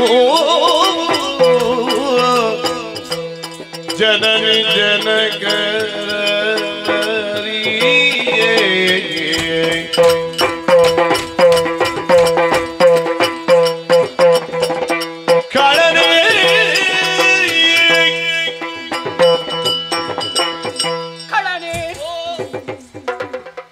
ಏನು ಬಾವಿಗೆ ಬಿದ್ದದ್ದು ನೀನು? ಏನಾಯ್ತು? ಸ್ವಲ್ಪ ದೂರ ನಿಂತು ಮಾತಾಡ್ಬೇಕು. ನೀನು ದೂರವ? ಹಾಗಲ್ಲ, ನನಗೆ ಯಾರ ಹತ್ತಿರ ನಿಂತು ಮಾತಾಡಿ ಅಭ್ಯಾಸವೇ ಇಲ್ಲ. ನನಗೆ ದೂರ ನಿಂತ್ರೆ ಮಾತಾಡ್ಲಿಕ್ಕೆ ಆಗುವುದಿಲ್ಲ. ನಾನು ಹೇಳಿದ್ದೇನೆ, ನೀನು ಅಭ್ಯಾಸ ಮಾಡಿಕೊ. ನಿನಗೂ ಸ್ವಲ್ಪ ಅಭ್ಯಾಸ ಮಾಡಬಹುದಲ್ಲ? ಬೇಡ ಬೇಡ ಬೇಡ, ನನ್ನ ಪರಿಚಯವನ್ನ ಕೇಳ್ತಾ ಇದ್ದೀಯ. ಇವತ್ತು ಹೇಗೆ ಆರಂಭಿಸಬೇಕು ಅಂತ ಗೊತ್ತೇ ಆಗ್ತಾ ಇಲ್ಲ. ಹೇಗಾದ್ರೂ ಮಾಡಿ ಮುಗಿಸುವ. ಹಾಗಲ್ಲ, ನನ್ನ ಮೂಲದಿಂದ ಹೇಳುವುದು, ನನ್ನ ಮೂಲವೇ ಗಟ್ಟಿ ಇಲ್ಲ. ಮೂಲ ಸರಿ ಇಲ್ವ? ನಂಗೆ ಆಗೋಲ್ಲ, ಸ್ವಲ್ಪ ಗೊತ್ತಾಯ್ತು. ಹಾಗಲ್ಲ ಹೇಳಿದ್ದು ನನಗೆ. ಹಿಂದೆ ಮುಂದೆ ಹೇಳುವವರು ಕೇಳುವವರು ಯಾರು ಇಲ್ಲ ಎನ್ನುವ ಹಾಗಾಡಿದ್ದು. ಯಾರು ಇಲ್ಲವೇ? ಹೌದು, ಅದ್ಯಾಕೆ? ನನ್ನ ಅಪ್ಪ ಅಪ್ಪ ಗೋವಿಂದ. ಗೋವಿಂದನ ಮಗಳ? ಮೊದಲಿದ್ದ, ಈಗ ಆ ಗೋವಿಂದ ಅಲ್ಲ ಹೇಳಿದ್ದು ನಾನು. ಮತ್ತೆ ಗೋವಿಂದನ ಪಾದ ಸೇರಿಕೊಂಡ್ರು ಅಂತ ಹೇಳಿ. ಆ ಇಹ ಲೋಕವನ್ನು ಬಿಟ್ಟು ಪರಲೋಕ. ಹೌದೌದು, ಸೇರ್ಲಿ ಬಿಡು. ನನ್ನ ಅಮ್ಮ ಉಮ್ಮ. ಓ, ಉಪ್ಪನ ಮಗಳು ಉಮ್ಮ. ಆ ಉಮ್ಮ ಅಲ್ಲ ಹೇಳಿದ್ದು ನಾನು. ಮತ್ತೆ ಉಮ್ಮ ಗೊತ್ತಿಲ್ಲ ಗೊತ್ತಿಲ್ಲ ಅಂತ ಹೇಳಿ ನನ್ನನ್ನು ಹೆತ್ತಂತಹ ಹಸೆಯಲ್ಲಿ ತುಸು ಹೊತ್ತಿನಲ್ಲಿ ಹಸು ನುಯ್ಗಿದಳು ತಾಯಿ. ತಂದೆ ತಾಯಿಯನ್ನ ಕಳ್ಕೊಂಡಿದ್ದೇನೆ. ಎಂತಹ ಪ್ರಾರಬ್ಧಕ್ಕೆ ಹುಟ್ಟಿದೆ ನೀನು. ಹುಟ್ಟಿದ ಕ್ಷಣವೇ ತಂದೆ ತಾಯಿಯನ್ನು ಕಳ್ಕೊಂಡೆ. ಹೌದು, ಅವ್ರಿಗೊಂದು ಗತಿ ಕಾಣಿಸಿದೆ. ಗತಿ ಕಾಣಿಸಿದಲ್ಲ ನಾನು. ನನಗೆ ಆ ಯೋಗ ಇಲ್ಲ, ನಾನೇನು ಮಾಡಿಕೊಳ್ಳುವುದು? ನಾನು ಇಷ್ಟು ಎತ್ತರಕ್ಕೆ ಬೆಳೆದದ್ದು ಹೇಗೆ? ಅದು ಹೇಗೆ? ಊರಿನ ಸುಜನರು ನನ್ನನ್ನು ಪಡೆದಿದ್ದಾರೆ. ಸಂಜಯನ ತಮ್ಮ ಯಾರು? ಸುಜನ. ಹಾಗಲ್ಲ ಹೇಳಿದ್ದು ನಾನು. ಊರಿನ ಅಂದ್ರೆ ಒಳ್ಳೆಯ ಮನಸ್ಸಿರುವಂತಹ ಸುಜನರು ಪಡೆದಿದ್ದಾರೆ. ಒಳ್ಳೆ ಮನಸ್ಸಿರುವ ತಾವುನ್ನುವಂತಹ ಒಂದೊಂದು ತುತ್ತಿನಲ್ಲಿ ಮಗಳಿನ್ನುವಂತಹ ಮಮಕಾರದಿಂದ ನನಗೆ ಕೊಟ್ಟು ಬೆಳೆಸಿದವರಿದ್ದಾರೆ. ಆ ಕಾಲದಿಂದ ಇಷ್ಟ ಎತ್ತರಕ್ಕೆ ಬೆಳೆದುಕೊಂಡು ಬೆಳಿದ್ದೇನೆ. ಒಬ್ಬ ಒಂದೊಂದು ತುತ್ತಿನಿಂದ ಇಷ್ಟು ಎತ್ತರ ಬೆಳೆದೆ, ಇನ್ನು ಇಷ್ಟಿಷ್ಟು ಕೊಡ್ತಿದ್ರೆ ಎಷ್ಟು ಬೆಳೆಯಿತು? ಹಾಗಲ್ಲ, ನನಗೆ ಪ್ರೀತಿಯಿಂದ ಕರೆಯುವುದಕ್ಕೊಂದು ಹೆಸರನ್ನಿಟ್ಟಿದ್ದಾರೆ. ಹೇಗದು? ಅದು ಅದೆಂತದ್ದು? ತಿರುಗಿಸುವುದು. ನನ್ನನ್ನು ಕೆಲವರು ಒಂದೊಂದು ರೀತಿಯಲ್ಲಿ ಕರೀತಾರೆ. ಹೌದಾ? ಹೌದೌದು, ಬೇರೆ ಬೇರೆ ಹೆಸರು ಬೇರೆ ಬೇರೆ ಹೆಸರುಂಟು. ಹೇಗದು? ಕೆಲವರು ಹೇಳುವುದು ಹೇಗೆ ಗೊತ್ತಾ? ಹೇಗೆ? ಕಾಳಿ ಕಾಳಿ ಕಾಳಿ ಕಾಳಿ. ಅವರ ಕಣ್ಣು ಸಾರಿ ಇಲ್ಲದಾಗಿ. ಅಲ್ಲದಿದ್ರೆ ನೀನು ಬಿಳಿಯಾಗಿದ್ದಿ, ನಿನ್ನನ್ನು ಕಾಳಿ ಅಂತ ಹೇಳಿ ಬಣ್ಣ ನೋಡಿ ಹೇಳಿದ್ದಲ್ಲ. ಕೆಲವರು ಪಾಪ ಪ್ರೀತಿಯಿಂದ ಕರೀತಾರೆ. ಕರೀಲಿ ಬಿಡಿ. ಮತ್ತೆ ಇನ್ನು ಕೆಲವರು ಹೇಳುವುದು ಹೇಗೆ? ಚಂಡಿ ಬಂದ್ಲು ಚಂಡಿ. ನೀನು ಬಾವಿಗೆ ಬಿದ್ದಿದ್ಯಾ? ಯಾಕೆ ಚಂಡಿ ಆಗ್ಲಿಲ್ಲ?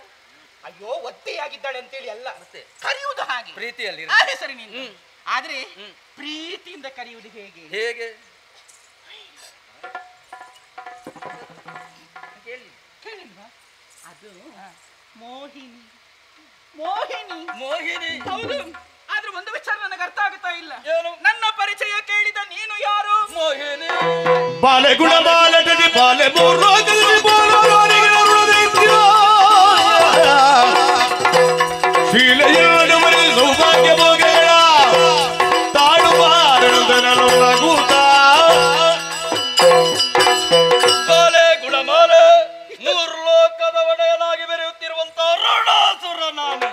ಅರುಣಾಸುರ ಹಾಳಾಗಿ ಹೋಗ. ನಿನ್ನ ಶಾಪ ಹಾಗಲ್ಲ, ನಿನ್ನ ಬಗ್ಗೆ ಅದೆಷ್ಟೋ ಕೇಳಿ ತಿಳಿದುಕೊಂಡಿದ್ದೇನೆ ನಾನು. ಕೇಳಿರುವಂತಹ ವ್ಯಕ್ತಿ ಎದುರು ಬಂದು ನಿಂತು ಮಾತಾಡುವಂತಹ ಸಮಯದಲ್ಲಿ ಈ ಮುಖ ಪರಿಚಯ ನನಗಾಗ್ಲಿಲ್ಲ ಅಲ್ವೇ? ನನ್ನ ಬುದ್ಧಿಗೆ ಹೇಳಿಕೊಂಡು ಬೇಸರ ಮಾಡಬೇಡ, ನಿನ್ನ ಭಾಗ್ಯದ ಬಾಗಿಲು ತೆರೆಯಿತು. ಅಂದ್ರೆ ಅರುಣದಾನು ನಾನು. ನೀನು ನನ್ನ ಜೊತೆಯಲ್ಲಿ ನನ್ನ ಅರಮನೆಗೆ ಬಂದೆ ಅಂತಾದ್ರೆ ನಿನಗೆ ಯಾವ ರೀತಿಯಲ್ಲಿ ಬದುಕಬೇಕು, ಯಾವ ರೀತಿಯಲ್ಲಿ ನಡೆದಾಡಬೇಕು, ಎಲ್ಲಾ ವ್ಯವಸ್ಥೆಗಳನ್ನು ನಾನು ಮಾಡುತ್ತೇನೆ. ಬಾ ನನ್ನ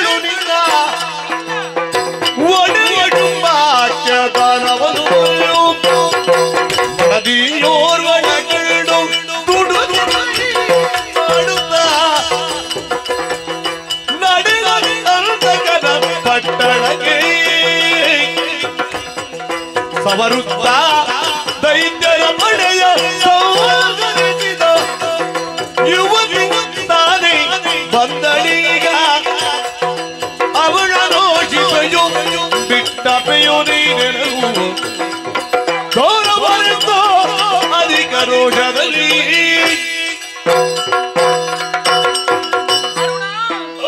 ನಿನ್ನ ಹೆಸರು ಕೇಳುವಾಗ ನನಗೆ ಹಳೇ ಕತೆ ಒಂದು ನೆನಪಾಗುತ್ತಾ ಇದೆ. ನೀನು ಕತೆ ಓದಿ ತಿಳಿದಿದ್ಯಾ? ಹೌದು, ಅದು ಯಾವುದು ಕತೆ? ಎಲ್ಲರಿಗೂ ಕೂಡ ಗೊತ್ತಿರುವ ಕತೆ ಇದು. ದೊಡ್ಡ ಕತೆ, ಸಣ್ಣದಾಗಿ ಹೇಳ್ತೇನೆ. ಈ ಹಿಂದೆ ಶುಂಭ ಎನ್ನುವವನಿದ್ದನಂತೆ. ಶರಣು ಶರಣು, ನನ್ನ ಆರಾಧ್ಯ ದೇವರು, ಆರಾಧ್ಯ ಮೂರ್ತಿ ಅವರು. ಏನು ಮಾಡೋಣ? ಉಳಿಸಿಕೊಳ್ಳುವುದಕ್ಕೆ ನಮಗೆ ಯೋಗ ಇಲ್ಲ, ಭಾಗ್ಯ. ಅದನ್ನೇ ಹೇಳುವುದಕ್ಕೆ ಬಂದವಳು. ಅವನು ಬಯಸಿದ್ದು ಯಾರನ್ನ? ಕಾನನದಲ್ಲಿರುವಂತಹ ಕಾಮಿನಿಯನ್ನ ಮೋಹಿಸುವುದಕ್ಕೆ ಮುಂದಾಗಿ ಅವಳ ಮೇಲೆ ಕೈ ಮಾಡುವುದಕ್ಕೆ ಹೋದಂತಹ ಕಾಲದಲ್ಲಿ ಆ ಕಾಮಿನಿಯ ಅಂತಕನ ಆಲಯದತ್ತ ಅಟ್ಟಿದ್ದಾಳೆ ಎನ್ನುವ ವಿಚಾರವನ್ನ ಕೇಳಿದ್ದೇನೆ. ಆ ಕಾಲದಲ್ಲಿ ಅವನ ಅಮಾತ್ಯನಾಗಿದ್ದಂತಹ ಒಬ್ಬ ಅರುಣ ಓಡಿದ್ದಾನಂತೆ. ಓಡಿದ್ದೇನಲ್ಲ, ಅವನಿಗೆ ತಪ್ಪಿಸಿಕೊಂಡು ಎರಡು ಒಂದೇ. ಅದೇಕೆ ಓಡಿದ್ದವರು? ಸುಮ್ಮನೆ. ನಿನ್ನ ಈ ಅರುಣ ಎನ್ನುವಂತಹ ಹೆಸರಿಗೂ ಆ ಹೆಸರಿಗೂ ಸ್ವಲ್ಪ ಸಾಮ್ಯತೆ ಉಂಟು ಅಂತ ನಾನು ಹೇಳಿದ್ದು ಅಷ್ಟೇ. ಅರುಣ ಬೇರೆ, ಈ ಅರುಣ ಬೇರೆ. ಅಂದ್ರೆ ಇಬ್ಬರಿದ್ದಾರ? ಮೂರು ಲೋಕದ ಒಡೆಯನಾಗಿ ವರ್ತಮಾನ ಕಾಲದಲ್ಲಿ ಮೆರೆಯುವ ಇವನು ಬೇರೆ. ಹೌದಾ? ಒಂದು ವೇಳೆ ನಿನ್ನಲ್ಲೇ ಒಂದು ಮಾತು ಕೇಳ್ತೇನೆ. ಶುಂಭನನ್ನ ಕೊಂದಂತಹ ಶುಂಭಾಂತಕ್ಕೆ ನಿನ್ನ ಕಣ್ಣ ಎದುರು ಬಂದ್ರೆ ನೀನು ಏನು ಮಾಡುವೆ?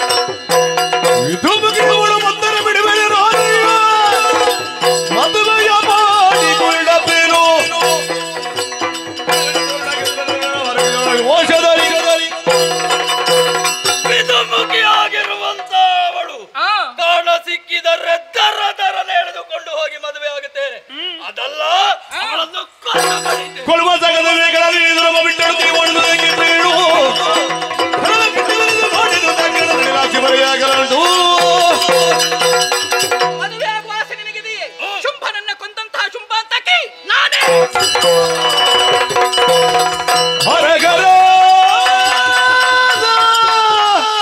ಹೊರಗರ ಈ ದುರುಳೆಯರು ಚಿರವರಿಯು ದುಡಿದರು ಮೋಸವಾಯಿತು ದೊರಕುವಳೇ ನಮ್ಮ ಮಾಯಕವಾದ ಜ್ಯೋತಿವಳು ದೊರೆಯು ಶುಂಭಾಸುರನ ಋಣವನ್ನು ಪರಿಹರಿಸಲು ಸಾಧ್ಯವೋ ಪರಮ ಸಂಕಟವಾಯಿತು ಏನು ತರುಣಾಕ್ಕೆ ಜ್ಯೋತಿಸಲು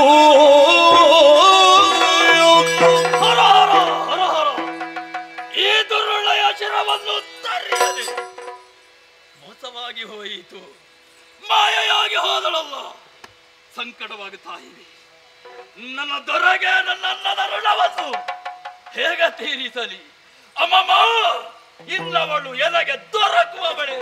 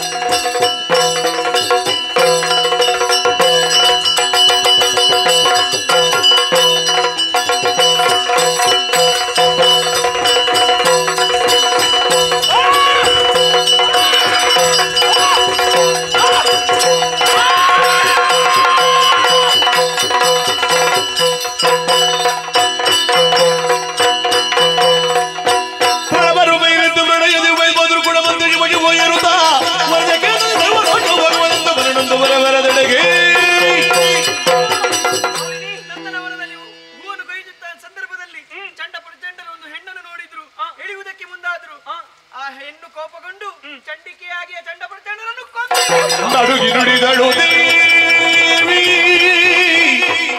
ವಿಪ್ರವೆಯಳಸಿದೆ ತಪ ಪತಿಗೆ ಪೂಜಿಸಿ ಅಡಿಗಳಾಶಯ ಪಡೆವ ರೂಪವ ಕಾಮಿಪುದೆ ಮರುಳೆ ಕೆಡುವ ಕಾಲದ ಬುದ್ಧಿ ಬಂತ ಬೆಳಗಿ ಚಂಡಿಕೆಯನಲು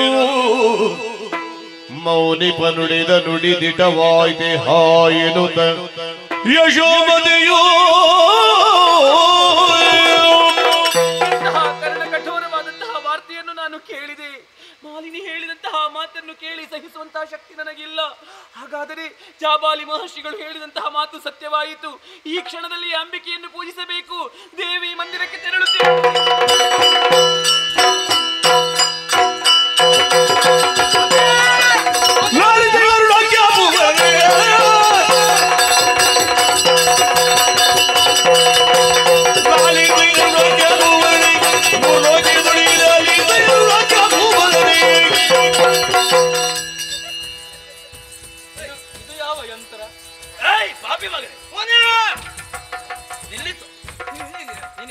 ನನ್ನ ಅದು ನನ್ನ ಅದ್ಯಾರು ನನ್ನ? ಅದು ನನ್ನ ಅದು ನನ್ನ ಅರುಣಾಸುರ ತೆನ್ನ ಮಂದಿ ಅಯ್ಯ ಚೆಂಡೆ ಬಂದೆ ತೆನ್ನ ಮಂದಿನವಾಯ್ತು.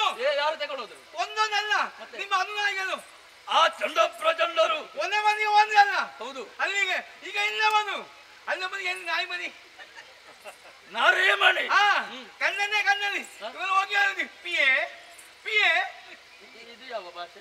ಪಿಯೆ ಏನು ಹೇಳ್ತೇವೆ? ಪಿಯೆ ಪ್ರಿಯೆ ಮಾ ಮಾ ಅಮ್ಮ ಅಂತ ಹೇಳುದಾ? ಮಾ ಅಯ್ಯೋ ಹಾಗೆ ಹಾಕ್ತೇವೆ ಮಾ ಬಾ ಮಾ ಹಂಗೇನೆ ಮೊದಲು ಅದೇ ಇದು ಇವಾಗ ಬಿಟ್ಟಲ್ಲ ಕಿತ್ತು ಬಂತು ಮುತ್ತಲೆ ಕೈ ಹಾಕಿದ್ದು ಅದ್ಯಾವುದು ಮುದ್ದಾಳೆ?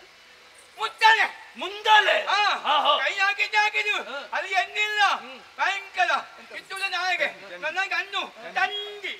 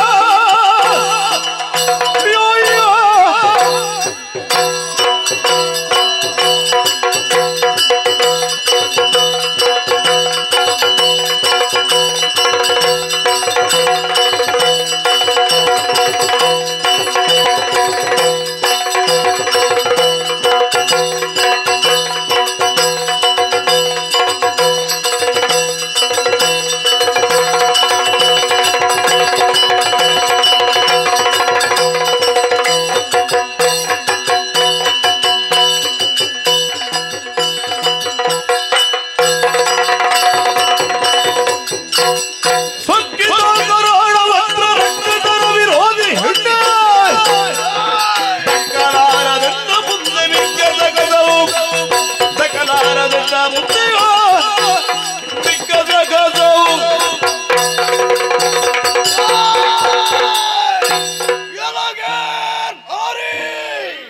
ನಮ್ಮದಾದಂತ ರಾಕ್ಷಸಾನ್ವಯಕ್ಕೆ ವೈರಿ ಸದೃಶ್ಯಳಾಗಿರುವವಳು ನೀನು.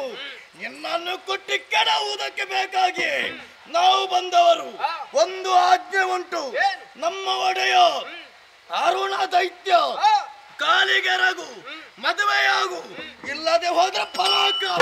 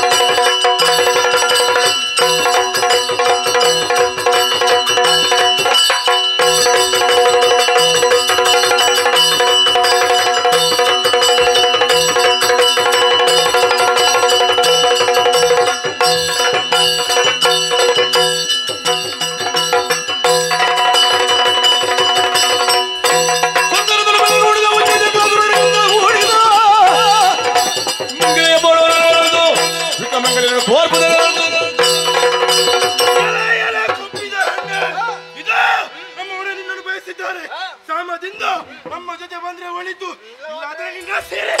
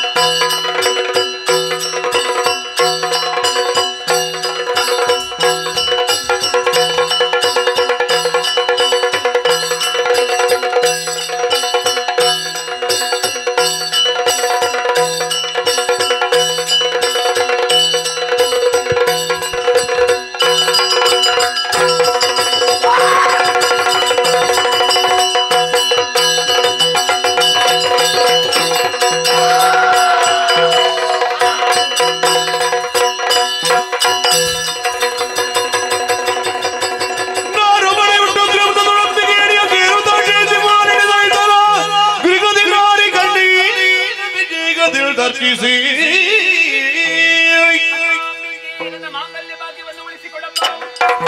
ಅಯ್ಯೋ ಸ್ವಾಮಿ, ಪ್ರಭು, ಪ್ರಭು, ಸ್ವಾಮಿ.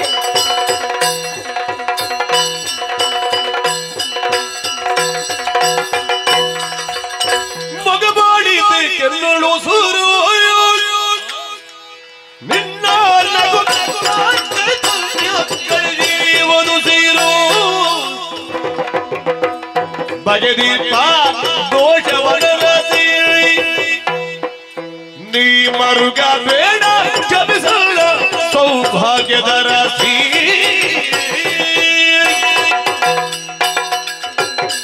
ನನ್ನ ಚಿನ್ನ, ನಿನ್ನ ಮುಖ ನೋಡುವಾಗ ಆಶ್ಚರ್ಯವಾಗುತ್ತಾ ಇವೆ. ಕಣ್ಣುಗಳಿಂದ ನೀರು ಇಳಿಯುತ್ತಾ ಇದೆ. ಮುಖ ಬಾಡಿ ಹೋಗಿದೆ.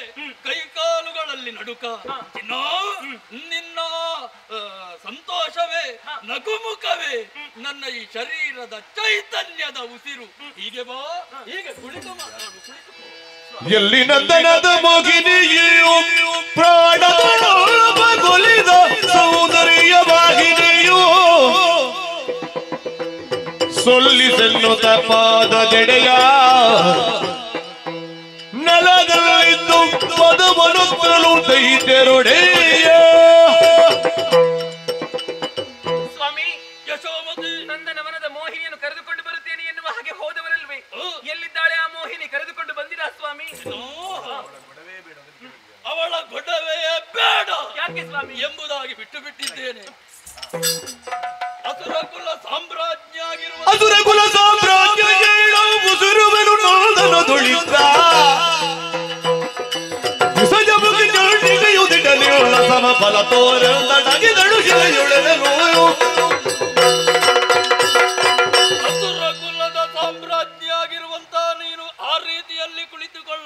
ಚಿನ್ನ ಬಾರದು. ಏನು ಮಾಡೋಣ ಹೇಳು? ನಿನ್ನನ್ನು ವಂಚಿಸಿಯಾದ್ರೂ ಹಣ್ಣನ್ನು ಬಯಸಿ ಹೋದೆ. ಆದರೆ ಅಲ್ಲಿರುವಂತ ಬೀಸಜಗಂಧಿ ಕೇವಲ ಹೆಣ್ಣಲ್ಲ, ನಮ್ಮ ಈ ಅಸುರ ಕುಲವನ್ನೇ ಸರ್ವನಾಶ ಮಾಡುವುದಕ್ಕಾಗಿ ಬಂದಿರುವಂತಹ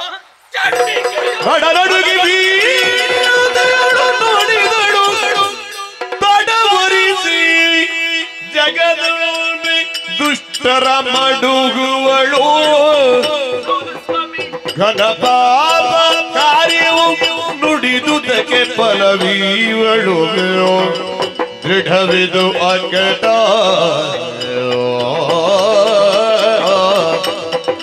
ಕಾಂತ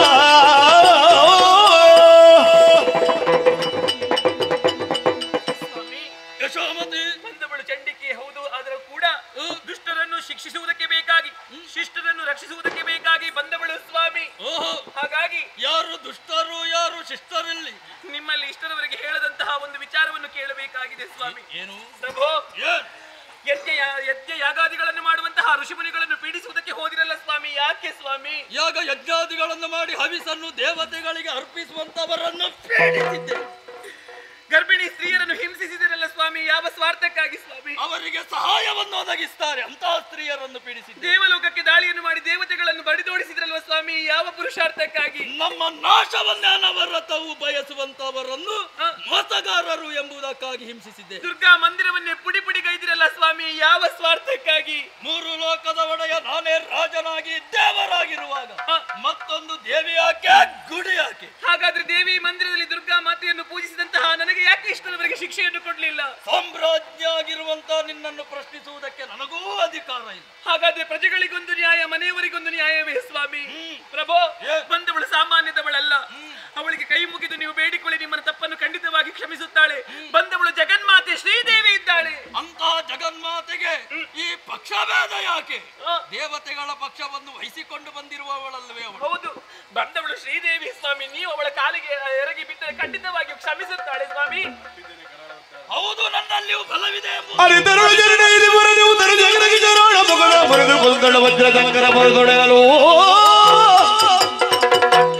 ನಾನು ನಮ್ಮವರನ್ನು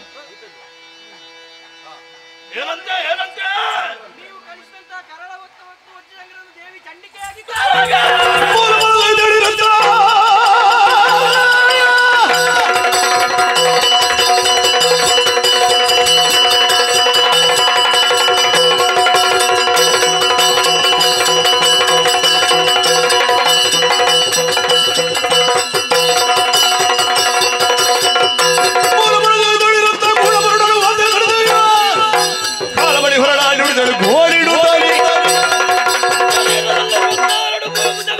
ಕಣ್ಣುಗಳಂತಿದ್ದವರಂತ ಅವರನ್ನು ಕೊಂದು ಕಳೆದರೆ ಹೇಳಿರಿ, ಎದ್ದೇಳಿರಿ, ಮೂಲ ಬಲ ಸಹಿತ ಹೇಳಿರಿ, ಈಗಲೇ ಹೊರಟು. ಚಂಡಿಕೆಯುಳಿಗಾದು ತಜೆಯ ಗೊಂಡ ಪೆನೆಯುವ ದಂಡಲೆದಿ ಮುಂಡು ತರವೆ ನಿಮ್ಮವರು ದಂಡ ಪರಾಕ್ರಮರು ದಿರಡು ಗೆಡದರಿ ಹದವ ಗಂಡ ನುಳಿಯದ ದಿರುಡಿ ಗಂಡದಲ್ಲಿ ಹೋಗಿರುವ ಗಂಡ ಬೆರಡದರಲು ತಡೆಯಿರಿ ಸ್ವಾಮಿ, ತಡೆಯಿರಿ. ಇನ್ನು ನೀವು ಯುದ್ಧಕ್ಕೆ ಹೊರಟಿದ್ದೀರಾ? ನೀವು ಹೋಗಬೇಡಿ ಸ್ವಾಮಿ. ನಾನು ಹೋಗುವಳಿದ್ದೇನೆ, ನಾನು ಹೋಗುವಳಿದ್ದೇನೆ. ನೀನು ಹೋಗುತ್ತೀಯೇ? ವೀರವನಿತೆ ಅರುಣಾಸುರನ ಮಾಡದಿ ನೀನು ಒಳಿತಾದ ಮಾತನ್ನಾಡಿದೆ. ಹಿಡಿ ಖಡ್ಗವನ್ನು ಸ್ವಾಮಿ. ಹೋಗು, ನಮಗೆ ಹಗೆಯಾಗಿರುವಂತವಳನ್ನು ಇಲ್ಲ ಸ್ವಾಮಿ, ದೇವಿಯೊಡನೆ ಯುದ್ಧವನ್ನು ಮಾಡುವುದಕ್ಕೆ ಹೋಗುವವಳಲ್ಲ. ಮತ್ತೆ ಅವಳ ಪದಕ್ಕೆರಗಿ ಬೇಡುತ್ತೇನೆ. ಅಮ್ಮ, ನನ್ನ ಓಲೆ ಭಾಗ್ಯವನ್ನು ಉಳಿಸಿಕೊಡು, ಮಾಂಗಲ್ಯ ಭಾಗ್ಯವನ್ನು ಉಳಿಸಿಕೊಡು ಎನ್ನುವ ಹಾಗೆ ಬೇಡುತ್ತೇನೆ ಸ್ವಾಮಿ. ಖಂಡಿತವಾಗಿ ಅವಳು ಹರಸುತ್ತಾಳೆ. ಯಶೋಮತಿ, ಬೇಡುವುದಕ್ಕಾಗಿ ಹೋಗುತ್ತಾ ಇರು. ಹೌದು ಸ್ವಾಮಿ. ಹಾಗಾದ್ರೆ ನಿನ್ನ ಗಂಡನ ಪರಿಸ್ಥಿತಿ ನಾನೇನು ಮಾಡಬೇಕು? ನೀವು ಇಲ್ಲಿಯೇ ಮನೆಯಲ್ಲಿ ಉಳಿದುಕೊಳ್ಳಿ.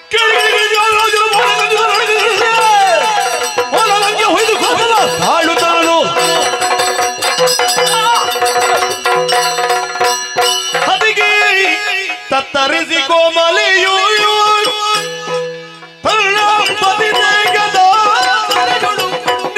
ದೊರೆಯೋ ಹತನಾಗಿ ಕರಗಿ ಚಿನ್ನ ಮಹಾಸತಿ ಕಂಡು ವೀರ ಕಡ ತೋಳಿಗೆ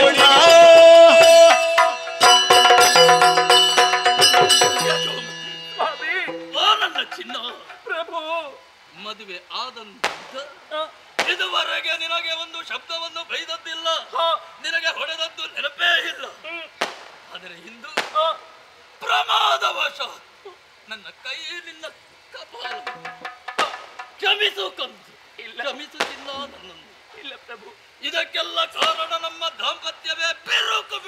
ಇದಕ್ಕೆ ಕಾರಣ ಮತ್ಯಾರಲ್ಲ, ಆಕೆಯೇ ಇಷ್ಟನ್ನೆಲ್ಲ ಮಾಡಿಸಿದ್ದಾಳೆ ಎನ್ನುವುದರಲ್ಲಿ ಯಾವ ಅನುಮಾನವಿಲ್ಲ. ಅಂತಹ ಅವಳಲ್ಲಿ ಕ್ಷಮೆ ಯಾಚಿಸುವುದಕ್ಕಾಗಿ ಹೊರಡುತ್ತೇನೆ ಅಂತ ಹೇಳ್ತೀಯಲ್ಲ, ನಿನಗೇನು ಹುಚ್ಚು ಹಿಡಿದಿದೆ ಹೇಳು? ಇಲ್ಲ, ಹುಚ್ಚು ಸ್ವಾಮಿ, ಹುಚ್ಚು. ನಿಮ್ಮನ್ನು ಉಳಿಸುವಂತಹ ಹುಚ್ಚು ಸ್ವಾಮಿ, ನಿಮ್ಮನ್ನು ಉಳಿಸುವಂತಹ ಹುಚ್ಚು. ಚಿನ್ನ, ಹಾಗಾಗಬೇಕು ಅಂತಾದ್ರೆ ಹೌದು, ಈಗ ಹೋಗುತ್ತೇನೆ. ಅಲ್ಲಿ ಆಕೆಯೊಡನೆ ಕಾಳಗವನ್ನು ಮಾಡುತ್ತೇನೆ. ಒಂದು, ಅವಳನ್ನು ದರನೆ ಎಳೆದು ಅಲ್ಲ ಕೊಂದು ಬರುತ್ತೇನೆ. ಅದಲ್ಲದೆ ಇದ್ರೆ ಮತ್ತೇನು ತಿರುಳು. ಆದರೆ ಒಂದು, ನಿನ್ನದಾಗಿರುವಂತಹ ಸಹಾಯ ಬೇಕು.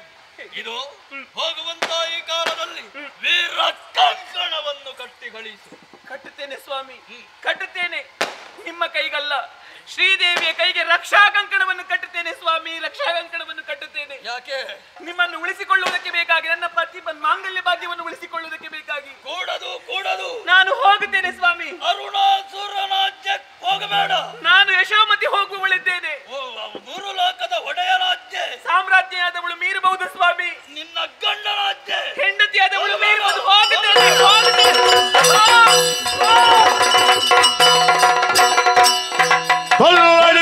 ನೀರ ನಡುವೆ ಪ್ರಬುದ್ಧೇನರಿರದ ಮುಖದ ನಲ್ಲೆಯುತ್ತಿರಂತ ಮದ ರವಿಗಳು ದಾನವರು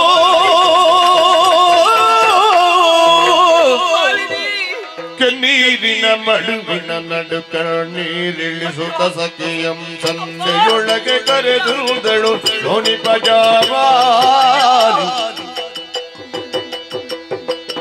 ತನ್ನಯ ನುಡಿ ನುಡಿದುದ ಪದಿಗೂ ನದ ಪದ ಕೊಡಿಸಲಿ ಮಗಳೇ ಎನ್ನುತ್ತ ಕೊನೆಯಲಿಗೆಯ ಪೇಳೆನುತ್ತ ಕಾಂತನನು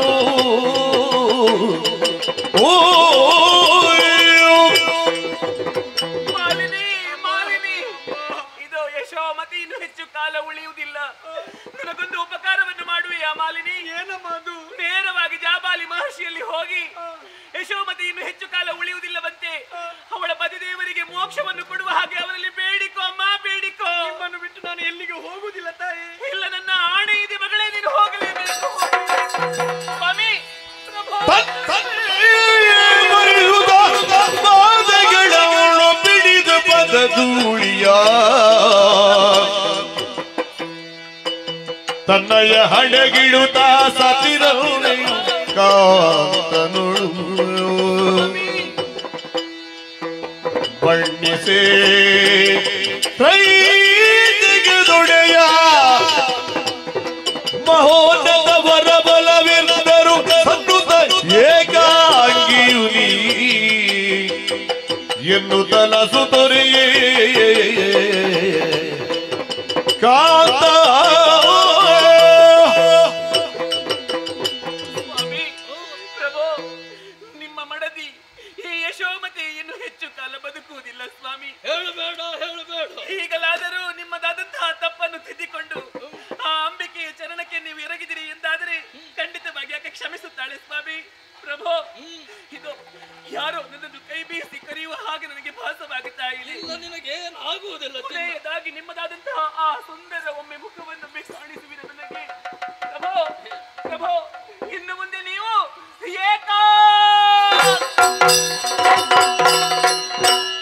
ಕಳಕುಲ ಭಾಗ್ಯದ ಭಾಸ್ಕರ ಮುಳುಗುವ ತೂಗಾಸನ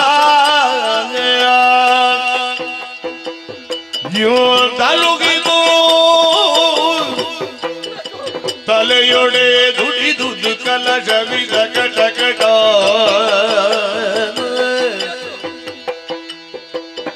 ಒಲಿದು ಪಿಡಿದ ಕರ ದಯವಿರದಳಿಸಿತು ಕ್ಷಮಿಸು.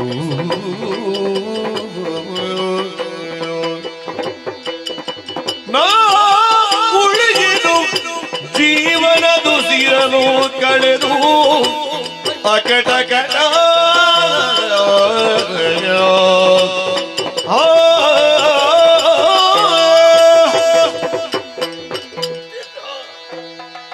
ಯಶೋಮತಿ, ನನ್ನ ಪ್ರಾಣ ಕಾಂತಿ, ಹೇಳೆ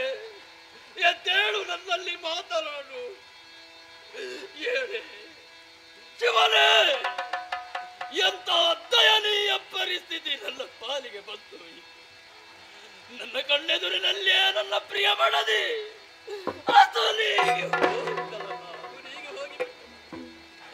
ಅದರ ಕುಲ ಸಾಮ್ರಾಜ್ಯದ ಬಾಲ ಭಾಸ್ಕರನೇ ಹಸ್ತಗತರಾಗಿ ಅಲ್ಲ, ನನ್ನ ನಂದಾದೀಪವೇ ಕಬರಿ ಹೋಯಿತು. ಇದುವರೆಗೆ ನಿನ್ನ ಆ ಪ್ರೋತ್ಸಾಹದಿಂದ ಸಹಾಯದಿಂದಲೇ ಅರುಣದಾನವನಾಗಿ 3 ಲೋಕದಲ್ಲಿ ಪ್ರಸಿದ್ಧಿಯನ್ನು ಪಡೆದಿದೆ. ಅಂತಹ ನಿನ್ನನ್ನು ಈ ಕಾಲದಲ್ಲಿ ನನಗೆ ಉಳಿಸಿಕೊಳ್ಳುವಂತ ಭಾಗ್ಯ ಇಲ್ಲದಾಗಿ ಹೋಯಿತಲ್ಲ. ಹೇಳಿ, ಎದ್ದೇಳು ಚಿನ್ನ, ಮಾತನಾಡು. ಹೌದು, ಈ ರೀತಿಯಾಗಿ ಮಡದಿ ಸತ್ತವೆದ ಕಾರಣವನ್ನಾಡುತ್ತಿರುವುದು ಯಾಕೆ? ಯಾರು ನಾನು? ಗಾಯತ್ರಿ ಮಂತ್ರವನ್ನೇ ಪಠಿಸುವುದರ ಮೂಲಕ ಬ್ರಹ್ಮತ್ವವನ್ನು ಏರಿದವರು. ಹಾಗಾದರೆ ಈಕೆಯನ್ನು ಬದುಕಿಸಿಕೊಳ್ಳುವುದಕ್ಕೆ ನನಗಾಗುವುದಿಲ್ವೇ? ಶೋಮತಿ, ಯಶೋಮತಿ, ಏಳು ಎದ್ದೇಳು. ಅರುಣಾಸುರನಾಜ್ಞೇಳು ಎದ್ದೇಳು. ಸಾಮ್ರಾಟನಾಗಿರುವಂತ ಅರುಣದಾನವನಾಗಿ ಏಳು. ಹೇಳುವುದಿಲ್ವೇ? ಹೇಳುವುದಿಲ್ವೇ?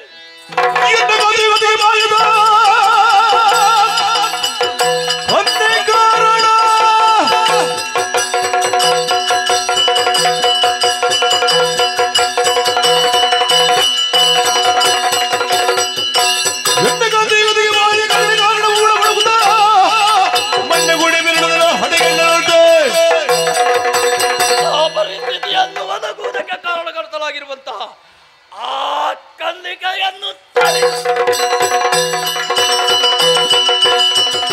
ಸದ್ದಿದ್ದು ಸಾಧ್ಯ ಬೆಳೆದಾಗ ಬಿಂದು ನಿಮಿತ್ತ ಬೆಳೆದು ಬೆಳೆದಲ್ಲಾಟಿದಳು. ಏನು ಯಶೋಮತಿ ಅಮ್ಮನವರ ಅಡಿವಾಗಿದೆ, ಅವರ ಗಂಡನಿಗೆ ಮೋಕ್ಷವನ್ನು ಕೊಡಿಸಿದ್ದಾಳೆ.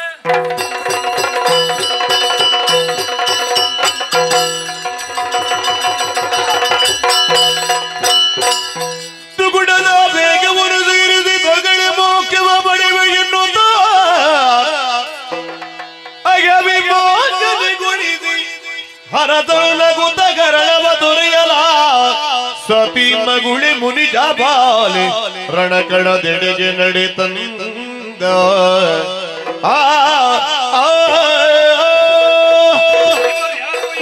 ಅರ್ಥ ಮಾಡಿಕೊಂಡೆ.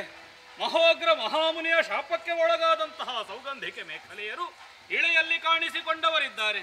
ಯಶೋಮತಿಯಾಗಿ ಮಾಲಿನಿಯರಾಗಿ ತಮ್ಮ ಜೀವನ ಯಾತ್ರೆಯನ್ನು ಮುಗಿಸಿದವರಿದ್ದಾರೆ. ನನ್ನಿಂದಲಾಗಿ ಇವರಿಗೆ ಸದ್ಗತಿ, ಪುನರಪಿ ಗಂಧರ್ವಲೋಕವನ್ನು ಸೇರಿಕೊಳ್ಳುವ ಯೋಗ್ಯತೆಯನ್ನು ಒದಗಿಸುವುದಕ್ಕೆ ಬೇಕಾಗಿ ಕಮಂಡಲೋದಕವನ್ನು ಸಂಪ್ರೋಕ್ಷಿಸ್ತೇನೆ. ಸರಿ ಸರಿ,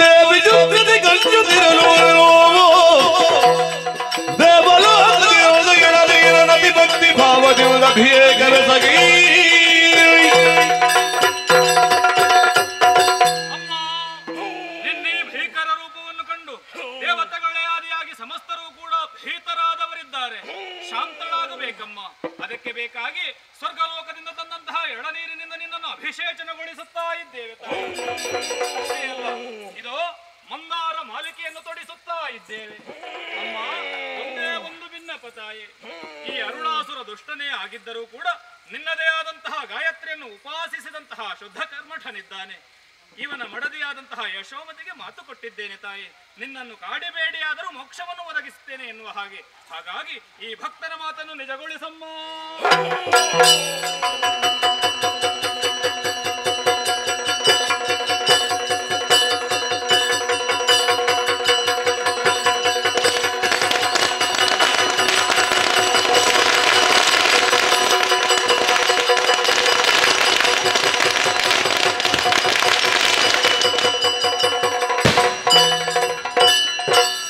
ಕರಮುಗಿವುತ ಭಕ್ತಿಯುಳೋ ಸುರ ಸಿಂಥಿಣಿ ಮುಖ್ಯ ಮೌನಿ ವರರಾದರದ್ಯೋ ಚರಣಕ್ಕೆ ಬಡಿದು ಬೇಡುತ್ತಿರಿ ಮುನಿ ಜಮಾಲಿ ಪೇಳ್ದ ನತಿ ವಿನಯದೊಳವು ಓ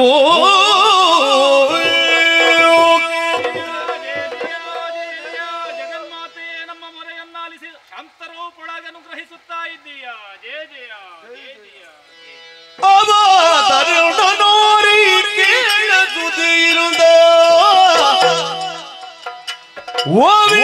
ಭಾವಿಸುವ ನಮನ ಅವತನಾಗ ಶುದ್ಧದ ಪೌರ್ಣಮಿಯ ದಿನದೋಳ್ ಮೀವನ ದಿನಿಯುಡುವನ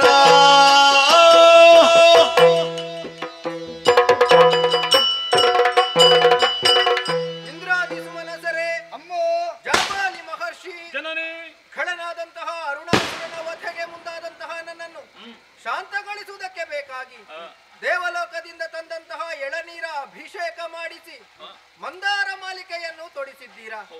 ಇದೋ ಶಾಂತಳಾಗಿದ್ದೇನೆ. ನಿಮ್ಮೆಲ್ಲರ ಕೇಳಿಕೆಯಂತೆ ಖೂಳನಾದಂತಹ ಅರುಣಾಸುರನಿಗೆ ಮೋಕ್ಷವನ್ನು ಅನುಗ್ರಹಿಸಿದವಳಿದ್ದೇನೆ. ಮುಂದೇನು ಅಪೇಕ್ಷೆ ಮಕ್ಕಳೇ? ನೀನು ಸದಾ ಇಲ್ಲೇ ನೆಲೆಯಾಗಿದ್ದುಕೊಂಡು ಭಕ್ತ ವೃಂದವನ್ನು ಅನುಗ್ರಹಿಸಬೇಕು ಎನ್ನುವಂತಹ ಸದಿಚ್ಛೆ ಇದೆ ತಾಯೇ. ಇದೇ ಸ್ಥಳದಲ್ಲಿ ನೆಲೆಯಾಗುವುದಕ್ಕೆ ಸಾಧ್ಯವೇ ಇಲ್ಲ. ಅರುಣಾಸುರನನ್ನು ಕೊಂದಂತಹ ಸಂದರ್ಭದಲ್ಲಿ ಪ್ರದೇಶ ಎನ್ನುವುದು ರಕ್ತಸಿಕ್ತದಿಂದ ಕೂಡಿದೆ. ಹಾಗಾದ ಕಾರಣ ಅಣತಿ ದೂರದಲ್ಲಿ ನಾನು ನೆಲೆಯಾಗುವವಳಿದ್ದೇನೆ. ಈ ಹಿಂದೆ ದೇವನಂದಿನಿಗೆ ಕೊಟ್ಟ ಮಾತಿನ ಪ್ರಕಾರವಾಗಿ ಆಕೆಯ ಕಟಿ ಪ್ರದೇಶದಲ್ಲಿ ಲಿಂಗರೂಪಿ ದುರ್ಗಾಂಬಿಕೆಯಾಗಿ ನೆಲೆಯಾಗುವವಳಿದ್ದೇನೆ. ಮಾತ್ರವಲ್ಲ, ಇನ್ನು ಮುಂದಕ್ಕೆ ಈ ಕ್ಷೇತ್ರ ಕಟೀಲ ಅಥವಾ ಕಟೀಲು ಎನ್ನುವ ಹಾಗೆ ಲೋಕಪ್ರಸಿದ್ಧಿಯನ್ನು ಪಡೆಯಲಿ ಮಗನೇ. ಅಮ್ಮ, ನಿನ್ನನ್ನು ಅರ್ಚಿಸಿ ಮೆಚ್ಚಿಸಿ ಪೂಜಿಸುವಂತಹ ಬಗೆ ಹೇಗೆ ತಾಯಿ?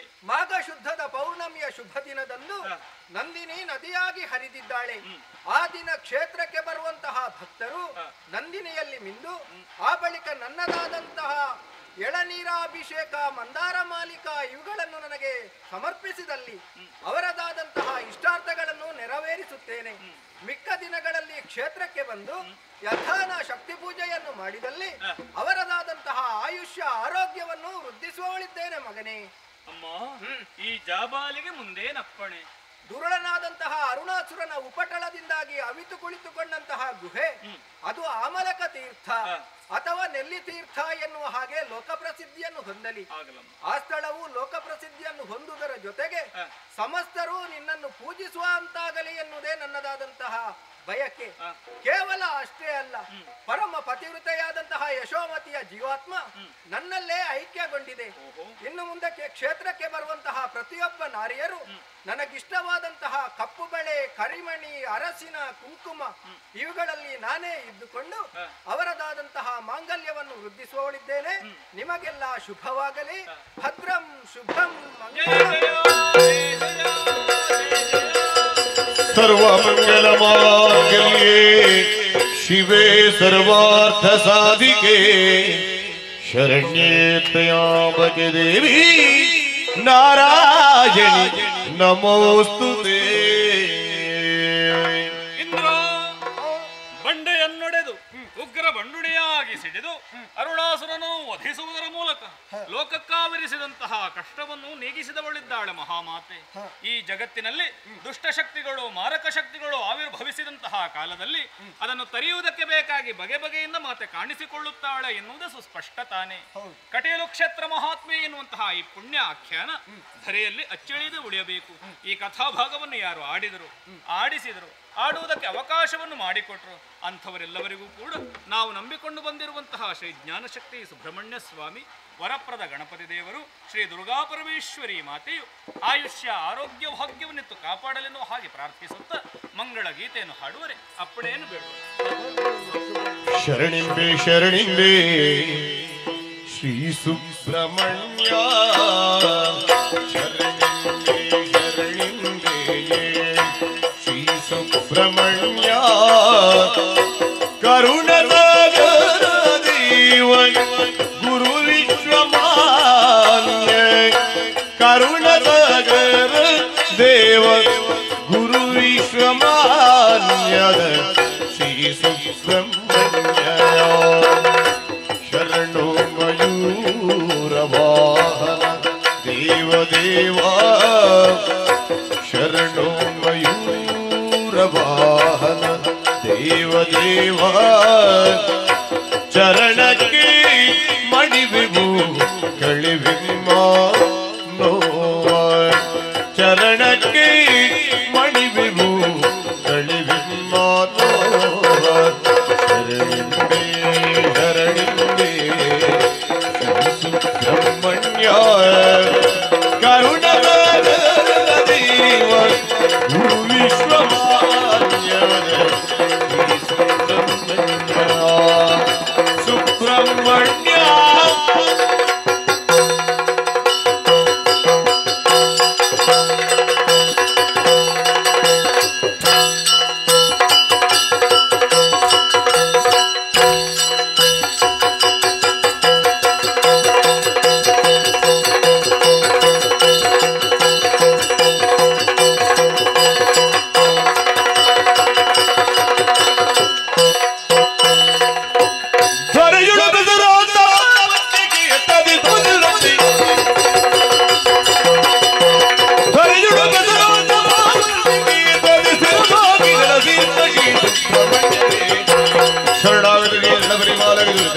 ಮೋಹಗೆ ಮಂಗಲಂ ಜಯ ಮಂಗಲಂ ಶುಭ ಮಂಗಲಂ ನಿತ್ಯ ಮಂಗಲಂ ಭ್ರಮರಾಂಬಿಗೆ ಮೋಹ ಗಣಪಗೆ ಶ್ರೀ ಸುಬ್ರಹ್ಮಣ್ಯಗೆ ಮಂಗಲಂ ಮಂಗಲಂ ಮಂಗಲಂ ಮಂಗಲಂ.